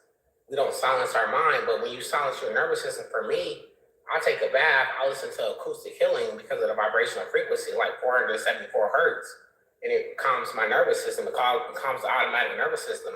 And as a result, I can sit down and let downloads just take place and just walk in my manifestations. So I agree with everything you guys are saying. Prosperous, she's just real, she's real concise, you know, so you gotta be real, like, you gotta choose your words real precise with her. You can't just say anything. Now, I like that. I like that. I do, because I'm super smart, but I know I should be precise with my words. And she's good. I love this live. I appreciate that. Thank you. Because like Carlos was reminding us, is that in the most simplest way to say it, there's nothing to do. There's absolutely nothing to do.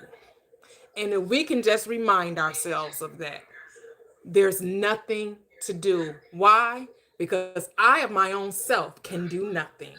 It's the Father within me that does the work. That's why you're told to be still. Commune with thy own self upon thy bed and be still. So you're right. Hey, you know what? To Carlos, like when you socialize and when you look. Why do you keep speaking to Carlos? Are we not talking to the whole panel? Okay, I'm talking to the whole panel. Okay, I mean, for everybody. Why is this a one-way conversation? Do you not think that no one else can understand what you're saying? That he only is the only one that is able to contextualize or comprehend your conversation? No, Prosperous, you projected on me now. I'm not projecting. I just noticed the last 3 times it was Carlos. I mean, you all can have your private conversation, but it can be off this live. Hey, so you're right.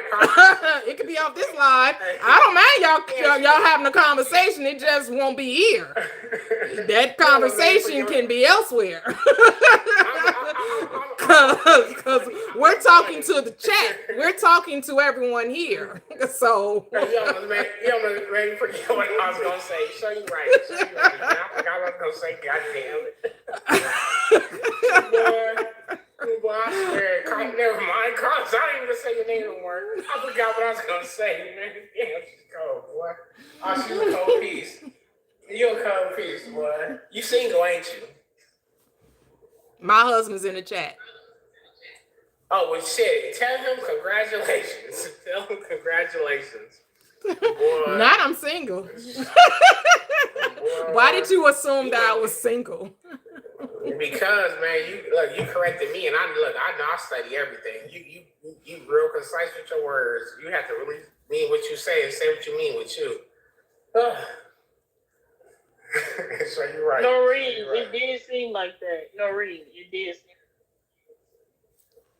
Yeah, okay. Right, that's basically like you too strong-minded. You could not possibly have a man. Shit. You projected on me once again. No, we're not projecting. We're not projecting. We're not projecting. Because instead of just saying what you mean, you trying to skirt around what you're saying. But hey, I speak bullshit too. I speak bullshit too. Hey, so this what I was gonna say, right? Like, okay, I remember. So like, if you get up at sunset and sundown, and you look at the sun when it's red, you're taking a certain wavelength. Of what it does is it creates serotonin, right? So if you hug like animals, baby pictures at night, you're going to what's called REM sleep, and during this stage of sleep, it's a beta wave. So what happens is your subconscious mind works out all your emotional traumas, and as a result, you're able to vibrate at a higher. Here's the thing. I'm going to cut you off, Yeshua. We're not talking about emotional traumas. You keep talking about emotional. No one's traumatized in this chat. We're not claiming any dis-ease in this reality. Salute. You can claim and write whatever story you want to write, but you keep trying to speak for other people. And I gotta cut you off at the head with that, because we're not speaking for other people. You can say you're traumatized if that's a reality you want to claim, but what you cannot do is say that we're traumatized, because again, we're trying to speak French and we speak English over here. There is no we. There's no we. There's only I. There's only I am. Boy. And so we're gonna have to raise our conversation. Bad communication corrupts good manners. Meaning, when you speak less of who I am, you are crucifying the Christ again. Every time you say that I am is less than who I am is. Because I am don't need healing. The I am is whole, perfect, complete, and lacks no good thing ever. So the question asked of the Christ, who do you say that I am? Because whatever you attach to the I am, that's what you shall be. So choose your words carefully. Yeah, there's like, even it tells you, right? Like, it gives you an example. If I am weak, say I am strong. And it's always going back to this double-minded thing, right? Because we want to use our words and we want to describe the situation, but you get trapped in that. Yep. So you have to be very precise with the words, because they're creating either life or the opposite. Yep. So what do you want to create in your reality? And it's as simple as living off of this law of assumption. Assume it to be true from the end. Yep. Love that. That's it. That's it. I used to wrestle with that, but you know. You got it. You got it now. You don't wrestle no more. I'm home. You know, I keep meeting like-minded individuals because I'm no longer miserable, right? And it's funny how words play. They say misery enjoys company. So if you're around that company, then you yourself are showing that reflection, right? And I say happy loves company too. Exactly. Like what? Like happy people love happy people. Like so, yeah, and you're like-minded. So it was interesting because you used an analogy. You're saying, I think it was earlier when I first came on, you were talking about the mirror, and that was presented to me a while ago, right? Where it's like you're trying to change the world, but you're not willing to change the self. And it's like you're going in front of a mirror, asking the mirror, would you smile, please? Would you just smile while you're angry? You know what I'm saying? It's never going to smile at you. You have to do it first. You have to be that. and then the mirror will respond. Same way with the world. Yep. Yeah, like So like you guys one are dropping like, bars, man. Dropping yeah, gems. like I one love it. teacher would say Abraham. I used to listen to Abraham Hicks when I first started, and I used to love when they would say, "You got to come up higher because we're not coming down to you." When people be like, "Oh, I speak to people on their level," I'm like, "I don't. I speak up here, and if you're not ready to come up here, then it's not for you, because I'm not coming down to you." Lift up a standard, says the script. You be the standard, and those that are ready to level up will come up higher, and those that don't, they're gonna scatter. And if we take it from an earthly perspective, right? Imagine you're trying to lift somebody up, right? You're reaching down, trying to pull them up. Before you pull them up, they're gonna pull you down. Yep. So don't Yep. do it. That's why you don't try to lift nobody up. I'm up here. You either coming up here, you staying down there. But what is not happening, I'm not coming down there. I know how gravity works. I'm climbing. I love you, sis. I appreciate you so much. Thank you. Lift me up. I'm sorry. Oh, yes. Danny says it's new to me, but know that I'm learning, speaking in the now after years and thousands of dollars spent dealing with. Ooh, yeah. The only thing with going, like, it's nothing against therapy and, those in that field, clinicians and, those, but we understand whenever you go to a therapist, especially if they're of the worldly mindset, they're always going to have you living in the past. It's always going to rehearsing the trauma, reliving the trauma, and some people have to go through that before they can let it go. I understand that. But how long are you going to keep talking about the past? So you have to decide, okay, I go to therapy. I got to just tell it one more time. Somebody got to hear my point of view just one more time. Okay. You got to tell it just once again, you got to relive this story. And then what? Then what are we going to do? What is the desired outcome? Because that's the state you should live from. It's already being whole. If you can come from the place to stop seeing that something was wrong with you. Because here's the thing. You have experiences, but you are not the experiences. You're just having them. You're just having an experience. But the experience do not define you. The I am does. And who was the I am? Whole, complete, abundant, prosperous, successful, love, peace, joy, harmony, compassion. That's who I am is. Everything else is things you attach to the I am. See, love is, peace is, joy is. You don't create that. You know what you create? Fear, doubt, and limitation. Those are illusions. Those are identities you attach to the I am that are just illusions. So you said you grew up in like this in church, right? No. I joined church in my late 20s. Oh, okay. So you know how when they used to say test them by the spirits? I used to hear that all the time. But when you go to read the spirits, the fruits of the spirits, it's gentle, kindness, love, compassion, generosity. I mean, but did you notice that the Bible doesn't say spirits? It say test the spirit by the spirit to see if it be of God. That's it. But and they're all good things. They're all good things. Anyone can partake in those things, right? Right. And that's what they would misconcept. Like, I don't know. It was very interesting to me. But yeah, the I am it's everything. It's amazing. Yeah. But use it in a good way. Otherwise, you're using God's name in vain.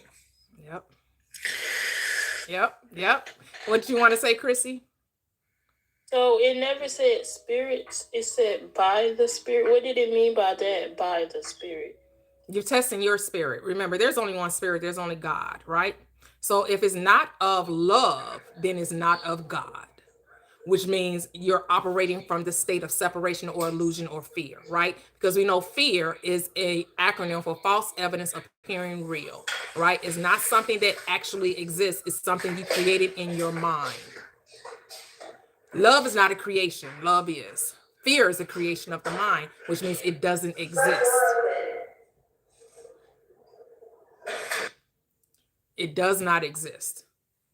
It has no power in and of itself. That's why Psalm 23 says, though we walk through the valley of the shadow of death, I shall what? Fear no evil. Because evil is just live in reverse. Is live backwards. Literally and figuratively. That's why, like, I don't feel bad when people try to like talk to me about traumas and everything, because I'm going to hold them accountable. Yeah, it's not your fault. It wasn't your fault then, but if you continue, it will be your fault, because what you're not changing, you're choosing. Yep. I Ooh, I can't sit love up that. here and sugarcoat it and just, because that's the reason why that you was in the situation that you was in, because you were surrounded by yes men saying, oh girl, but that's just the way that the world works. No, not over here. I can't feel bad for them people. And that might sound a little bit mean, but oh well. Children and disabled people is the only two people where I'm like, okay, they got the excuse.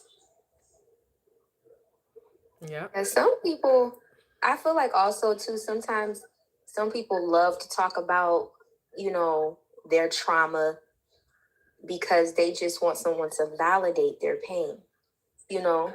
And it's like, okay, but what are you going to do here now? That happened to you years ago. Why are you still carrying that? You know, it's like they create their identity around these experiences that they've had. And it's like, you don't have to, you don't have to carry that with you. Yeah, okay, it happened to you, but let it go. Let it go.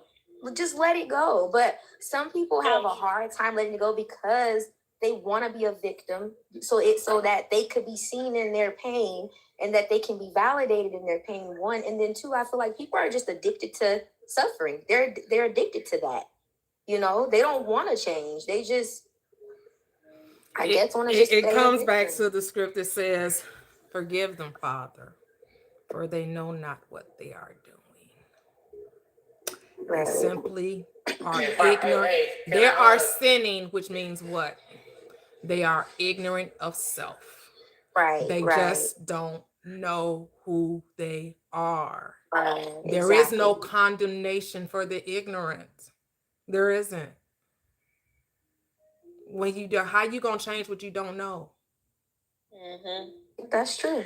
Well, Yeah, it's like this movie, right? So everyone's playing it. Since it is a perception, right?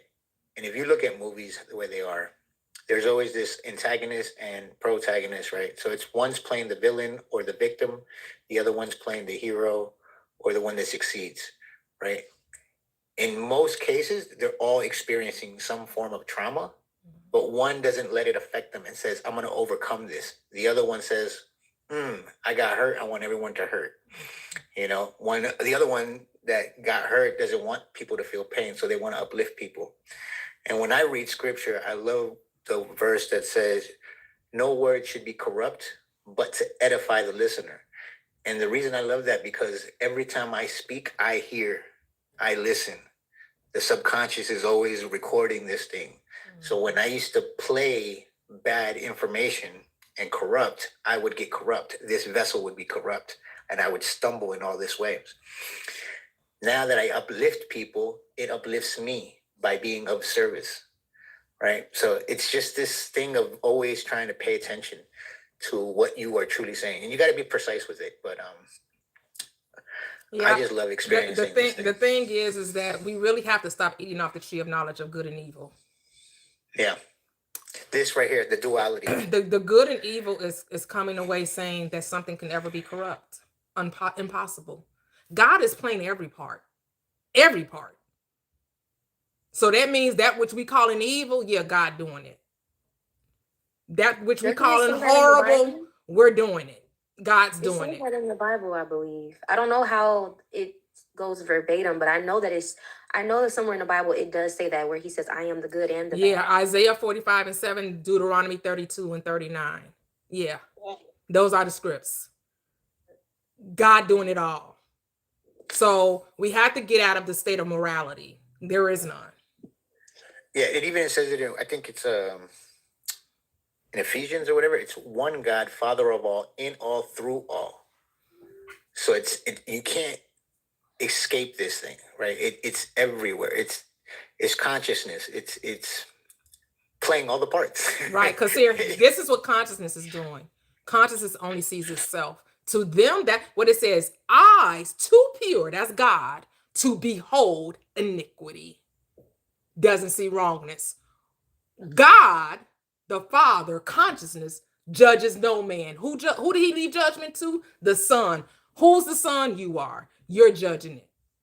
So if you judge it as wrong, then it's wrong. Because what did Paul remind us? Oh, I am persuaded of the Lord Jesus, that there is nothing good or there is nothing unclean in and of itself. But to him that deems anything to be unclean, oh, to that man is wrong, or to that man is unclean. So there's no right or wrong. There is no good or bad, says Shakespeare. Only thinking makes it so. We're going to bring Gail Wins into the conversation. Hold on, Yeshua. Hey, You know, I have someone new on the panel. So when I have someone new on the panel, I bring them up first. Next. So let's, Gail Wins, you can, hello, welcome back. It's been a long time. Come, unmute Gail Wins. Can you hear me?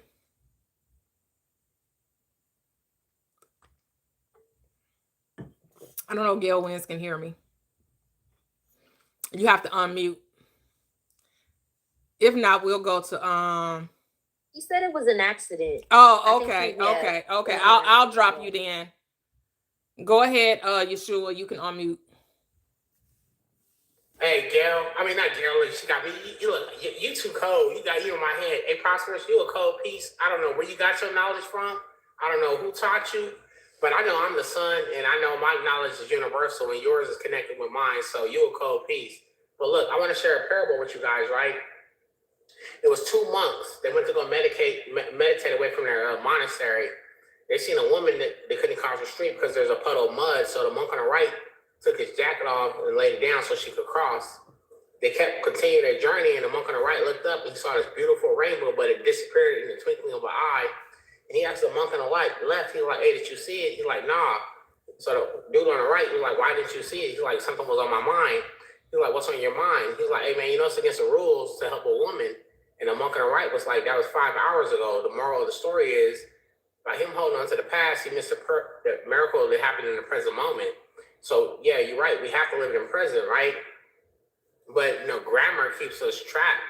And like the dude was saying, when you look at syllables, we all went to school and we learned syllables, but we never taught the history of syllables because it was a military application. It determines your perception, which is your reality, right? So, for instance, you have this name as a pharaoh. His name is Tutankhamun. You break it down into 3 syllables. You have Tut, Ankh, and Amun. Amun means God or hidden. Ankh means everlasting life, enduring generations of your cosmic intelligence, and Tut is the title. So when I put these 3 syllables together, I come to what's called the deep surface grammar, the living image of God. So when Greece conquered Rome and then Rome conquered Greece, we have the same concept, right? So once you overcome grammar and you understand that your God manifested, experiencing itself, you can interact with yourself in such a better way. But a lot of people don't know this. Look, hold on. Let me not say it. I gotta be precise with you. A lot of people are waking up to the truth, right? But there's a great majority of people that I've encountered that don't know this, but you do. And how do you reach out to somebody that want to learn, but they're being so held back in thought processes to where they can't see the other person for who they truly are because they don't see them? How do you hold on to somebody when you know it's going to hurt yourself? So do you think someone needs to be saved? Yeah, I mean, look, yes, you quit messing with me. Prosperous, quit messing with me. No and yes, it's ambiguous. You think you can save someone? Yeah, I got all authority to. I have the knowledge to. Well, then that's your conundrum. You got to solve their riddle. Because what I know, nobody needs to be saved. They just need to wake the fuck up. But you think they need saving. So good luck with that.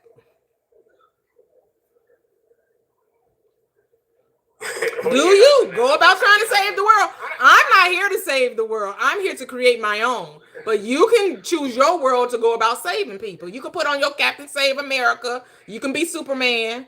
You can go ahead and be a superhero and try to save people that ain't trying to be saved. You out there trying to save somebody drowning that's wrestling with you, that ain't trying to go, and you're gonna figure out that the sinking man gonna take you with him, loose, So hey, you trying to give a life raft to somebody that don't want it. What you think gonna happen? You trying to give a life raft to somebody that don't want to be saved. What you think gonna happen? You're gonna drown with them. Well, thank you, God. Thank you for telling me what I needed to hear. Thank you. Oh, shit.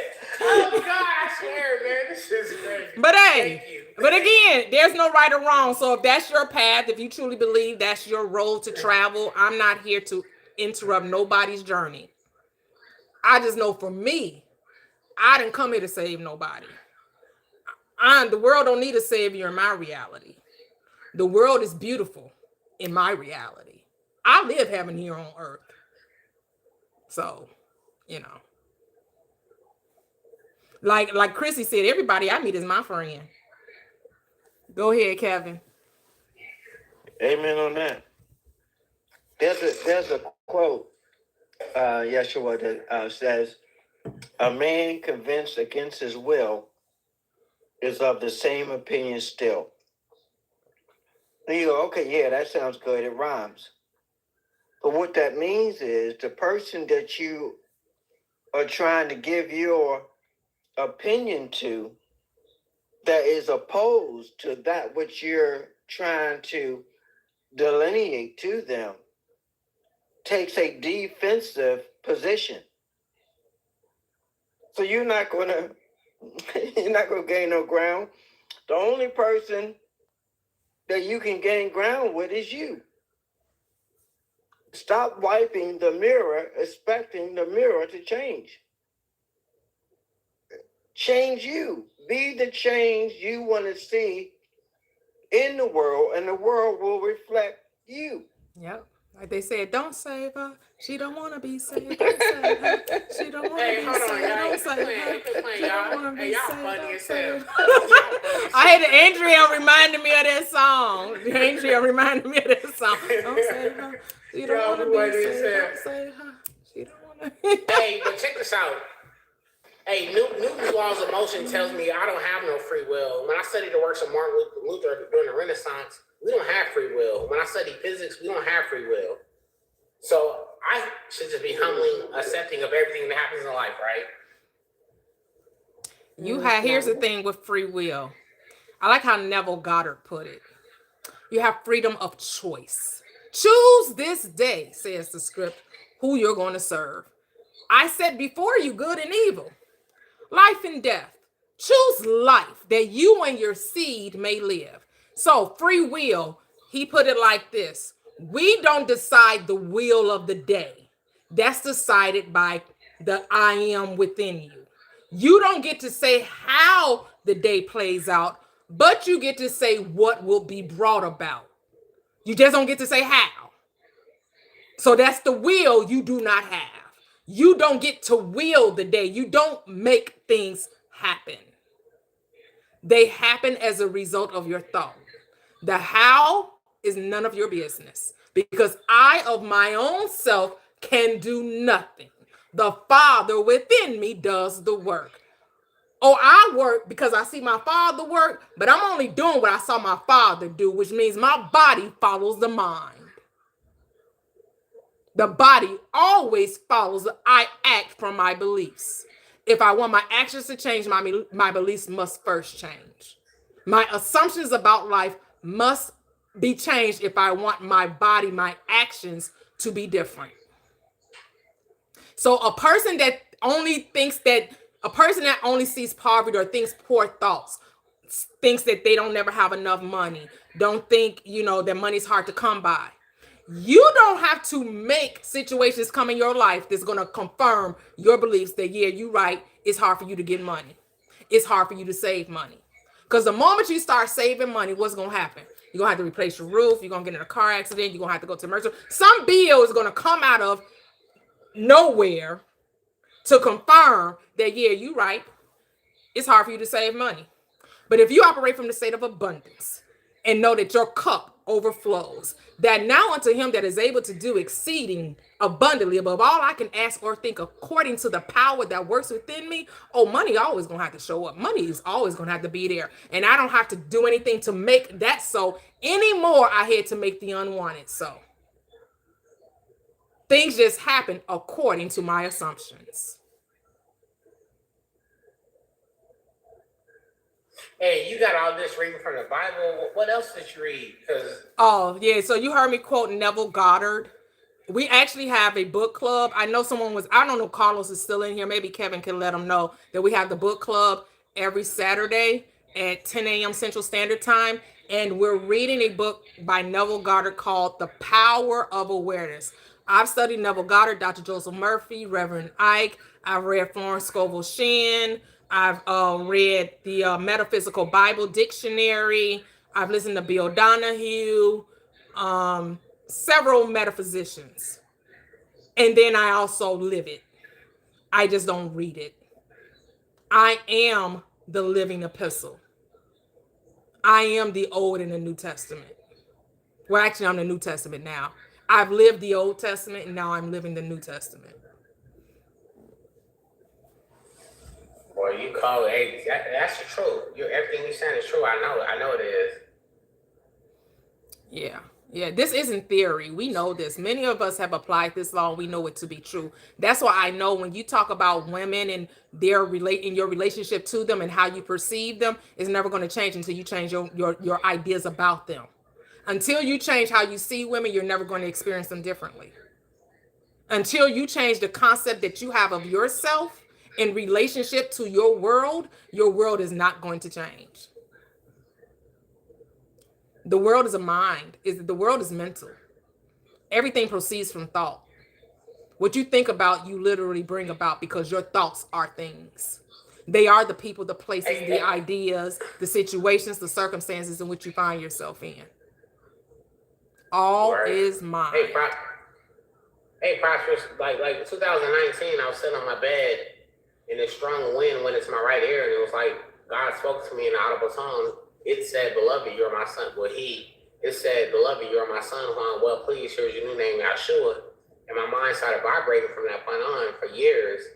And like my thoughts were known before I even think them. My mind would give me the answer, and it lead me to all this information. It'll guide me through synchronicity.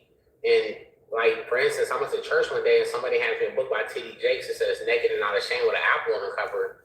And my roommate hands me a bottle when I get to my room, and it says "Naked" with an apple in there. And I hold the book up. I'm like, oh crap, these are synchronicities, right? So I started getting those for like years now. I still get them every day.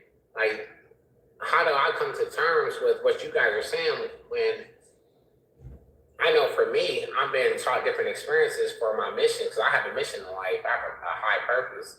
Well, like Kevin just said, you are convinced of one opinion. So nothing I say is going to change that.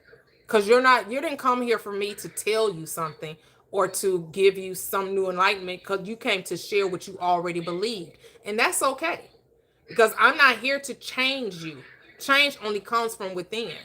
And until you're ready to accept full accountability for your choices in your life, life is going to continue to proceed as it is. So you say that your mission is to go out and save the world. Well, then that's the mission you're going to have to complete, because that's what you believe to be true.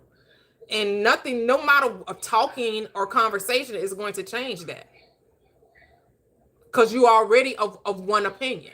And your opinion is, I'm somebody's Messiah and I need to help them save themselves. Okay. Just like T.D. Jakes think he's somebody pastor and he here to get rich off his congregation. Consciousness don't care what you do with your life. Consciousness does not care what path you take in life, because it's just a dream. It's roll your boat gently down the stream. Merrily, merrily, merrily. Life is just a dream. As Shakespeare says, The world is a stage, and every man has his interest in exit. We all come here to play a part in this movie, in the stage of life. You said your role is carved out to be a savior. Okay. I know whatever you say, you get. Whatever you believe to be true will be true for you. As the script says, it is done unto you as you believe. You are your own law. You wrote a law and said, women are traumatized. Women ain't gonna never see me. I give to women and give to me. They don't know how to receive me. They don't know how to accept the love I give. You're exactly right. You're right. You're right. You're right. In your reality, you're all true. There's nothing I can do with that. You get to have that story. And there's nothing wrong with it if that's how you want to live it. But I'm telling you, if that's not the story you want to live, then you have to change it. Do I have a choice? Do we have enough free will? I just told you, you get to keep telling the same story. You don't have to change you don't have to change nary a word. It's your reality. If you keep putting on your superhero cape, you're gonna always have somebody to save every time. And you say they resist you, so they're also going to resist you too, because you wrote the story that they really don't want to be saved, even though you out here to save them. You already created the reality that they really don't want to be saved, though. Because everybody you come into contact with, you trying to tell them who they are, they ain't trying to receive it. You're exactly right. Say, I didn't write that story. I say, when I'm sharing this, there are people who are ready to transform. There are people who are ready to be elevated. There are people who are ready to command their reality. And then those that don't, I have to just move along. So with you, I'm going to have to move along because there's no more conversation left. I'm not here to convince you of anything. And so you're not receiving what I'm saying. So then we have to stop talking about it. I'm going to drop you. I appreciate you. You've helped a lot of people realize where they are and maybe what they need to let go of. And you're the mirror to us, showing us where we may be lacking in our belief, in our understanding, because remember, you pushed out, right? I'm just surprised you let him stay up here that long. I don't know how he kept coming up here. Somebody kept bringing him up here. Really? Yes, because I was not going to bring him up. I should have told my mods don't bring him back up, because I wouldn't have brought him back up the 2 last times he came up. But I guess I could have just disconnected him instead of having a conversation with him. Yeah, because didn't he just get kicked off of here the last time or something? Didn't he leave? Yeah, he did. The same live. Yeah, he did. I was like, He did. He kept contradicting himself too. Himself a lot of He stuff. was straddling the fence. flirted so hard. That's why I gave him the Ben Franklin quote. A man convinced against his will is of the same opinion still. That was for him. Yeah. Mm-hmm. Yeah. No, yeah, but I understand the conversation is always for everyone to edify, to bring us up, to remind us, because he's not here by accident. No. There's no not by accidents. any means. There is no accidents. Right. He's here to reveal us to us. Yep. He served his purpose. Yep. We can laugh and make light of it, but he served his purpose. That's all you got to do, though. You can't just take this stuff too seriously because you don't want to beat yourself up like, oh my goodness, I can't believe we had that conversation. Oh my goodness. No, it served its purpose. It was for that moment in time, and then you move on. It's nothing to fix. It's only to be aware. Just change it. Be aware. Just change it. The power of awareness. I heard this somewhere. Yep. It's just about change. If you don't like it, change it. That's it. I think there's a book called The Power of Awareness. Yep. I'm gonna check it out. Make sure you guys come join us on Saturday, 10 a.m. Central Standard Time. 10 a.m. Central Standard Time. We're reading chapters 3, 4, and 5.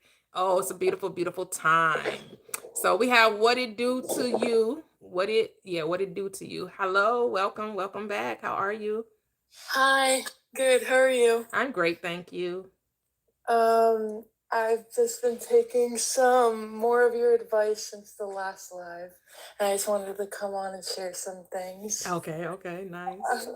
Um, so I was having a little bit of an ongoing issue with a friend of mine, and then I really, really have been locked in and like taking what you said, like really, and just being like jumping into like the parallel realities, not thinking about the past, not thinking about the future, just choosing the version of me I want and choosing the version of her I want in this friendship. And I noticed that I was having, before the last live I got on, I was having like a lot of judgment towards the actions she was taking because they were hurting me. And then I was like, what if I just came at this with all love and just really looked at her in the most loving way? And I was actually like unadded, like it was like something happened with her where she went back into choices that were really quote unquote not good for her, and it was like really scaring me. So I had a lot of emotions of fear and I was like judging the whole situation. But from your last live anyway, I chose to just look at her with love, look at it with love. She wound up, there was this whole bridge of incidents, and she wound up like we talked, and I'm going over to her house tomorrow and we're just going to talk about everything. And right when I started looking at her in the most loving way, I didn't even care that I was blocked. I didn't care about anything because I knew. And I swear, every time I've just known, like really just not looked at the outside and just known that it's all coming from me, it's instant. It's literally instant. That's, ooh, yeah, that's it. And my dad has been like a lot more sober recently, which I'm so surprised about. That's beautiful. Yeah, he's been like. But why are you surprised when you say you just know? I know. Sometimes it still gets you though, because you've been in that other. Continue to occupy the state. Continue to occupy the state. It can still be surprising at times, because it was already it in your mind. So when it actually shows up, it can actually still surprise you. Go ahead. No, it's so crazy. Like, even when I see my dad like drinking a little bit now, I know I have him sober because he used to be morning to night, and he used to be like so rotten to me, and he's been so much nicer to me now. And it's all of this is unfolding like with people everything, when I just literally am still and I just know, and I just love myself. And I remember asking you last live, I was just like, so if you know that your source, like what are the qualities? And you told me kind of the qualities of love, and I've been operating from them. And you explained to me in such a good way how we're not changing anything out there. We're simply selecting things. And like, I love the Bible verse where it's like, there are many rooms in your kingdom, or whatever it is. I can't, because we're just going into a different room. You don't need to change anything about that room. Yep. People get so tripped up because they literally think they need to like go clean the messy room. Yep. Oh, I love that. I love that analogy. Oh, that's it, girl. That's it. You don't have to clean the messy room. Like, I always thought, oh, but what if, well, my dad can like go in a car and hurt himself, and like, what if like something happens to him before I get like my success story? No, don't even enter that room. Just enter the other room, and then that's when the bridge of incidents happen. You have it now, and then everything outside of you has to unfold. So even if he gets in the car and is a dumbass for a night, you already have, nothing can mess up what you have. Yes. So I'm really learning, and it's like I get like the zoomies. I literally after work I had the zoomies. But I have a question, because did you know about the whole like Verizon shutdown that happened today, or no? No. Now I know. You just told me, Yeah. right? No, I had absolutely no idea until now. No, Verizon had this like huge like internet shutdown today. I was at work. I work with a bunch of kids. I was like alone with all these kids. I'm like, oh my goodness, I don't have a phone. Like, and I don't have any coworkers. Like, it's me and a group of 30 kids. So I was like, uh-oh. Like, I don't know. And so I kind of felt helpless in that moment a little bit, if that makes sense, because like I had no Wi-Fi. I couldn't make calls to my boss if I needed to, if like something happened. I just felt absolutely helpless. And like, I know I'm sourced and I'm limited, but in that situation, I just feel so limited. Like I feel like I can't turn on the service of the world, if that makes sense. You know what I'm saying? So like in those type of situations where like a whole internet shut down is happening, what I guess, like, if you could explain to me like how to perceive it. Yeah, like how us being source leads into like nationwide things, because it was like a nationwide Wi-Fi shutdown and like kind of like the CV-19, right, where the whole world was shut down. Yeah. Right, and everyone had their own individualized experience, even though the whole world was doing its thing. Right, is how you chose to perceive the reality in which you were experiencing. So you just come from the place that everything works out for my good. Not how it works out, but that it works out, right? All is well. I don't know what needs to happen. I just know it has already happened and it worked out to my good. Yeah, I was kind of saying, like, because sometimes, of course, like when you learn about all this stuff, you're like, oh, well, I'm source. Like, this thing should turn on in like 5 minutes. But then, So you were trying to say how it should happen or Yeah, when, right? exactly. You wanted the how and the when. That Yeah. part is not your work because that's the logical mind at play, and the logical mind loves to know. But that's the part you have to say it's not your job to know. Why do you need to know something that has already happened? Yeah. Since it has already happened, what is there to know? Yeah, that makes sense, because I was like, no, the Wi-Fi will turn back on. I won't need it for anything today. I was just trying to like tell myself things like that. And then on the way home, I didn't even have like a connection to anything, but my phone started miraculously working even though everywhere else was shut down. So I was See, like, there oh, you go. Yep, there you go.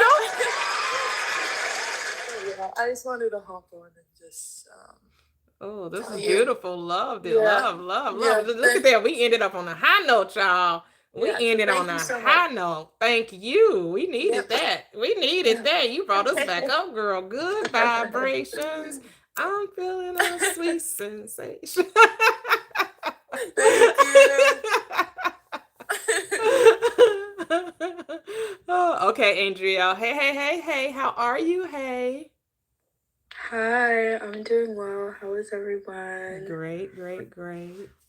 I was just gonna speak to the last speaker's point because that happened to me as well. Because I was on my phone, I was like, "What the heck is happening?"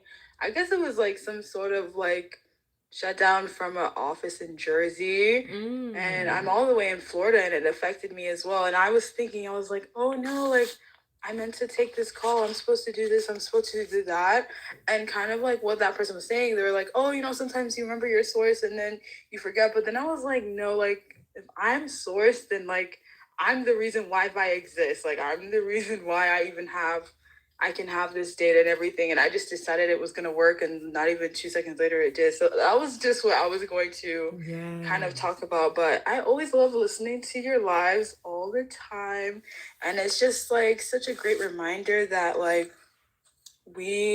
whatever we say we need to do, like you said momentarily a few moments ago, the body always follows the mind. I remember I lost a few things a few days ago, and I just told myself, okay, show me where you put them, because I'm not gonna deal with having to search for hours. And then I just miraculously found them. So it's always simple, and I think like when we try to if we look at it from like maybe like people will say like ego or like human perspective or something, that's when it can seem like a difficult thing. But I think realizing like everything is one, everything is consciousness and stuff like that, that it's just imagine is the same as a cup of coffee kind of thing. So yeah, I always love watching your lives.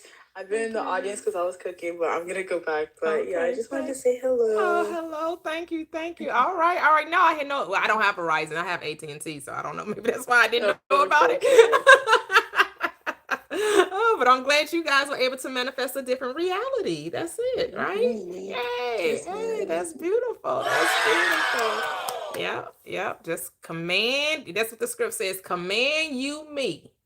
Tell the world what you want to see. And then because the world has never got to remind us, it's at your command. The world is at your command. The world listens to the voice of God. And what does the voice of God say? Let there be, and it was. And it was. Now you just gotta, let it be.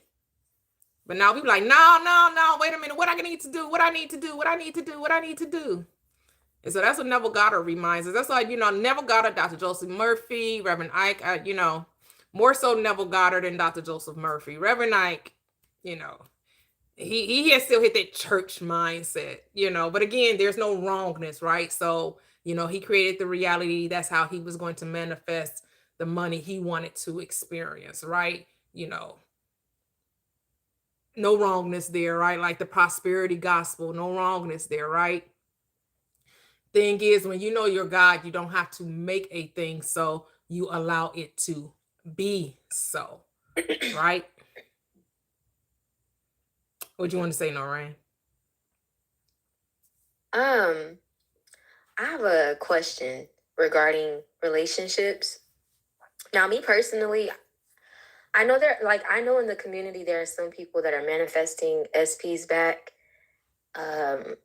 That were like I've seen some comments where some people were like, is it possible to manifest a relationship with someone who is abusive towards you, like physically, verbally, all of that? And me personally, I've never been in an abusive relationship, but knowing the law, I know some things, like, because I know that you can create whatever you want. I know that for a fact, but I'm just wondering, like, is it worth creating somebody, like recreating the story of someone who was verbally and physically abusive? I mean, because I look at the fact, like, it's 9 billion people on this earth. So for me, and I'm just speaking for me, like me personally, I wouldn't recreate the story of someone who was abusive towards me, because I just think that, like, it's not worth it. Even though I understand that it's all me, I would just move forward and, manifest a new person in. But I do know, like, I try not to judge people, like, regarding that, because I know there are some people who, have been in abusive relationships with their SP, but they still want to be in a relationship with them. So my question to you regarding that is, what do you feel about that? Like, someone wanting to manifest somebody that was abusive towards them. Was it someone was abusive towards them? Is that what was happening? Yeah, like, Or that like, they're for abusive example, like towards a person. themselves and that person played the role. Here's the thing, and I know that's very hard to hear, right? But maybe it's not hard to hear. Everyone is your mirror, right? Right. So what has to change? Does the person have to change, or do I have to change? I gotta change. So when I love me, am I going to draw someone into me that doesn't love me? Absolutely not. If I love me, is someone going to be able to abuse me? Nope. Impossible. So Right. once the person starts loving them, the world has to reflect that back. Who's ever in the world has to reflect the change that I've made within me. That's law. Right. That's law. So we're not changing the abuser. We're changing loving ourselves. Exactly. Because we weren't So loving you feel- ourselves when we allowed to enter, when we made an agreement and put ourselves in that contract of relationship. That was unloving. Because for whatever reason, we thought we didn't deserve it. Right.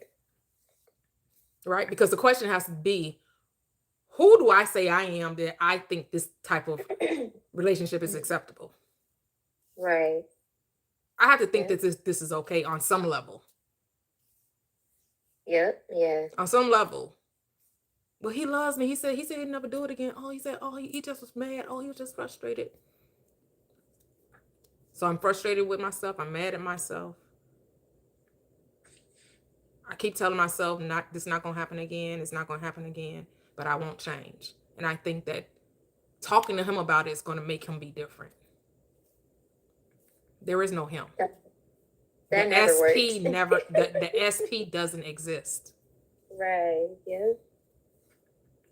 Yeah, no, that never works. Trying to talk to them, because I done had a many a times where I'm trying to talk to them, and like my experience with that was when I was Because trying to talk to forgiveness my isn't boyfriend. happening, right? There's no forgiveness there. There's only what's happening. Blame. Blame doesn't change anything. Forgiveness does. Repentance does. So it's once you love yourself, it will be impossible to draw someone in that would ever mistreat you, because you don't mistreat you. They're reflecting you. They're mirroring you. Yeah. And I get it when people have, when people get into that conversation about the narcissist and about the abuser, and it's like, well, we're not going to blame the victim. We're never going to blame the victim. But when do you decide to take accountability for choosing the narcissist? They don't never talk about Who that. chose the Yeah. narcissist? Oh, just because I was vulnerable, they shouldn't take advantage of my vulnerability. But you act like he entered the relationship by himself. Right. Did the relationship have him on? Was the relationship one-sided? One side? Yeah. What? That don't make no sense. That's why. But I get it. Those type of conversations are always going to have a great consensus, because the accountability, people is like, but as they tell you that, and when they decided to get by themselves and they spent 2 or 3 years by themselves, what happened? They changed themselves, and then they realize, oh, they just won't go that far and say, I chose this person. No, this person chose me, and he knew I wasn't right, and he knew I wasn't in the state to be in it, but he did it in, like, what? As if you didn't also choose to be there. Yeah, victims, to me, in my opinion, they are also self-aware. They're self-aware of their traumas and how they got there, on the reason why they chose the narcissist, and they look at the narcissist background and be like, oh yeah, this is how his childhood correlates to mine, and that's the reason why we ended up together. And it's like, okay, so fix it. So you're aware. So technically, you're the narcissist, because you not only abandoned yourself, but you abandoned him by letting him even be with you. You see what I'm saying? Yeah, that's my opinion. Yeah. We have to stop thinking we changed the world. Nope. The world does not need saving or changing. You just Yeah, it's gotta just like I had a friend who was upset, got upset with me because we had a conversation regarding this, and the guy that she was with, he was cheating on her constantly, and so I just, told her, what we all know, and she was like, that's not true. I didn't sit there and consciously think that he was cheating on me. Like, this man knows exactly what he was doing, blah, blah, blah, blah. And I'm just like, all right. Yeah, we think like, that the unwanted comes from us consciously picking it. Do you right, think and people that's good. consciously want to be poor? No. No. No one consciously wants to be abused or mistreated, or no, that is an unconscious thing that's happening. That's why it's called the power of awareness, because when you become aware of it, that means you can change it. But you can't change what you don't know. They're telling you what your self-concept is. Right. That's all that's happening. But yeah, of course, here's the thing. We are programmed to believe that relationships are hard and that men are just dogs. That's what we're told. Growing up as young girls, as women, especially if you didn't see a loving relationship expressed in your reality, whether it was grandparents or aunts and uncles or your own immediate family. If you let society tell you what relationships look like, oh yeah, you have a warped or distorted view on relationships. Yep. And then they'll make it seem like a dog is more trainable than a man. You can train a dog, but a man gonna be a man. But you can train this dog right here. That don't make any sense. What you have to say, hey, and then we'll go to Jags. I was just gonna say also to a little bit to Narain's part. I think it's also like it kind of reminded me just of like constantly how sometimes people also continuously, and then I think it's usually maybe people who aren't necessarily aware of the way their awareness kind of reflects out into the experience that they have, but constantly keeping something that happened in the past like as a part of your present, or kind of like Three Exclusive was saying, like as a reason for something happening. Because I think for me, like a few days ago, I quote unquote remembered something that happened previously. Then I felt the emotions of it, but then I thought to myself, okay, but it's not happening right now. Like I'm experiencing it and I'm actually crying because I'm choosing it, but it's not something that has to dictate how things happen for me going forward, you know. Okay, okay, Through Exclusive. Okay, but it's not something that has to dictate how things are gonna go forward for me or anything. It's just like a matter of if I'm deciding to choose this, and then if I'm gonna choose to be this person moving forward versus, oh, this is the reason why. Sometimes like I'll talk to some of my friends and we'll talk about things and they'll be like, oh yeah, you know, and then in the next relationship it's going to be difficult, you know, trying to figure out working out my trauma and then the other person's trauma. I'm thinking, why do you want to bring that and why are you expecting baggage? Like this is not TSA, guys. I need you guys to relax. But that's what I wanted to say to that point. Yes. Yeah, I agree. I definitely agree. Thank you. There are some people I want to say this one last thing. There is plenty of people actually, but there is people out here. I mean, there are people out here that have never in their entire lives experienced cheating, hard relationships, or anything. They have a great marriage, or their dating life is amazing. And it's like, that is not normalized a lot in society today. People think that is so rare. You know, that's why I have a friend who believes like her man is in Mars. And I'm just like, girl, no, your man is here if you call him in. Like, I just love the law because we can really have it our way, like in every area of our life. And I'm just like, this is coming from somebody who used to have relationships that were not good. But once I mastered that, like my dating life, 180. So I'm just like, I can't relate to the cheating and the inconsistency and all of that anymore. Like, I don't have those issues. And I'm just like, if that was so normalized in today's world, you know, a lot of people would, they'll really understand like, oh, I could really have it my way when it comes to relationships, because you can. You literally can. So yeah, that's just what I wanted to say. Yeah. Okay, this gonna be my last thing before what it do go, right? So I was just going to say like that I don't even talk about the things that I don't want or even write about it. I just change my thoughts because we're not finna keep writing that script. Not in my story. Okay, go ahead. What it do? That's beautiful. Yep. There's like, you guys know, does everybody know what Stranger Things is? I feel like a lot of people do that show.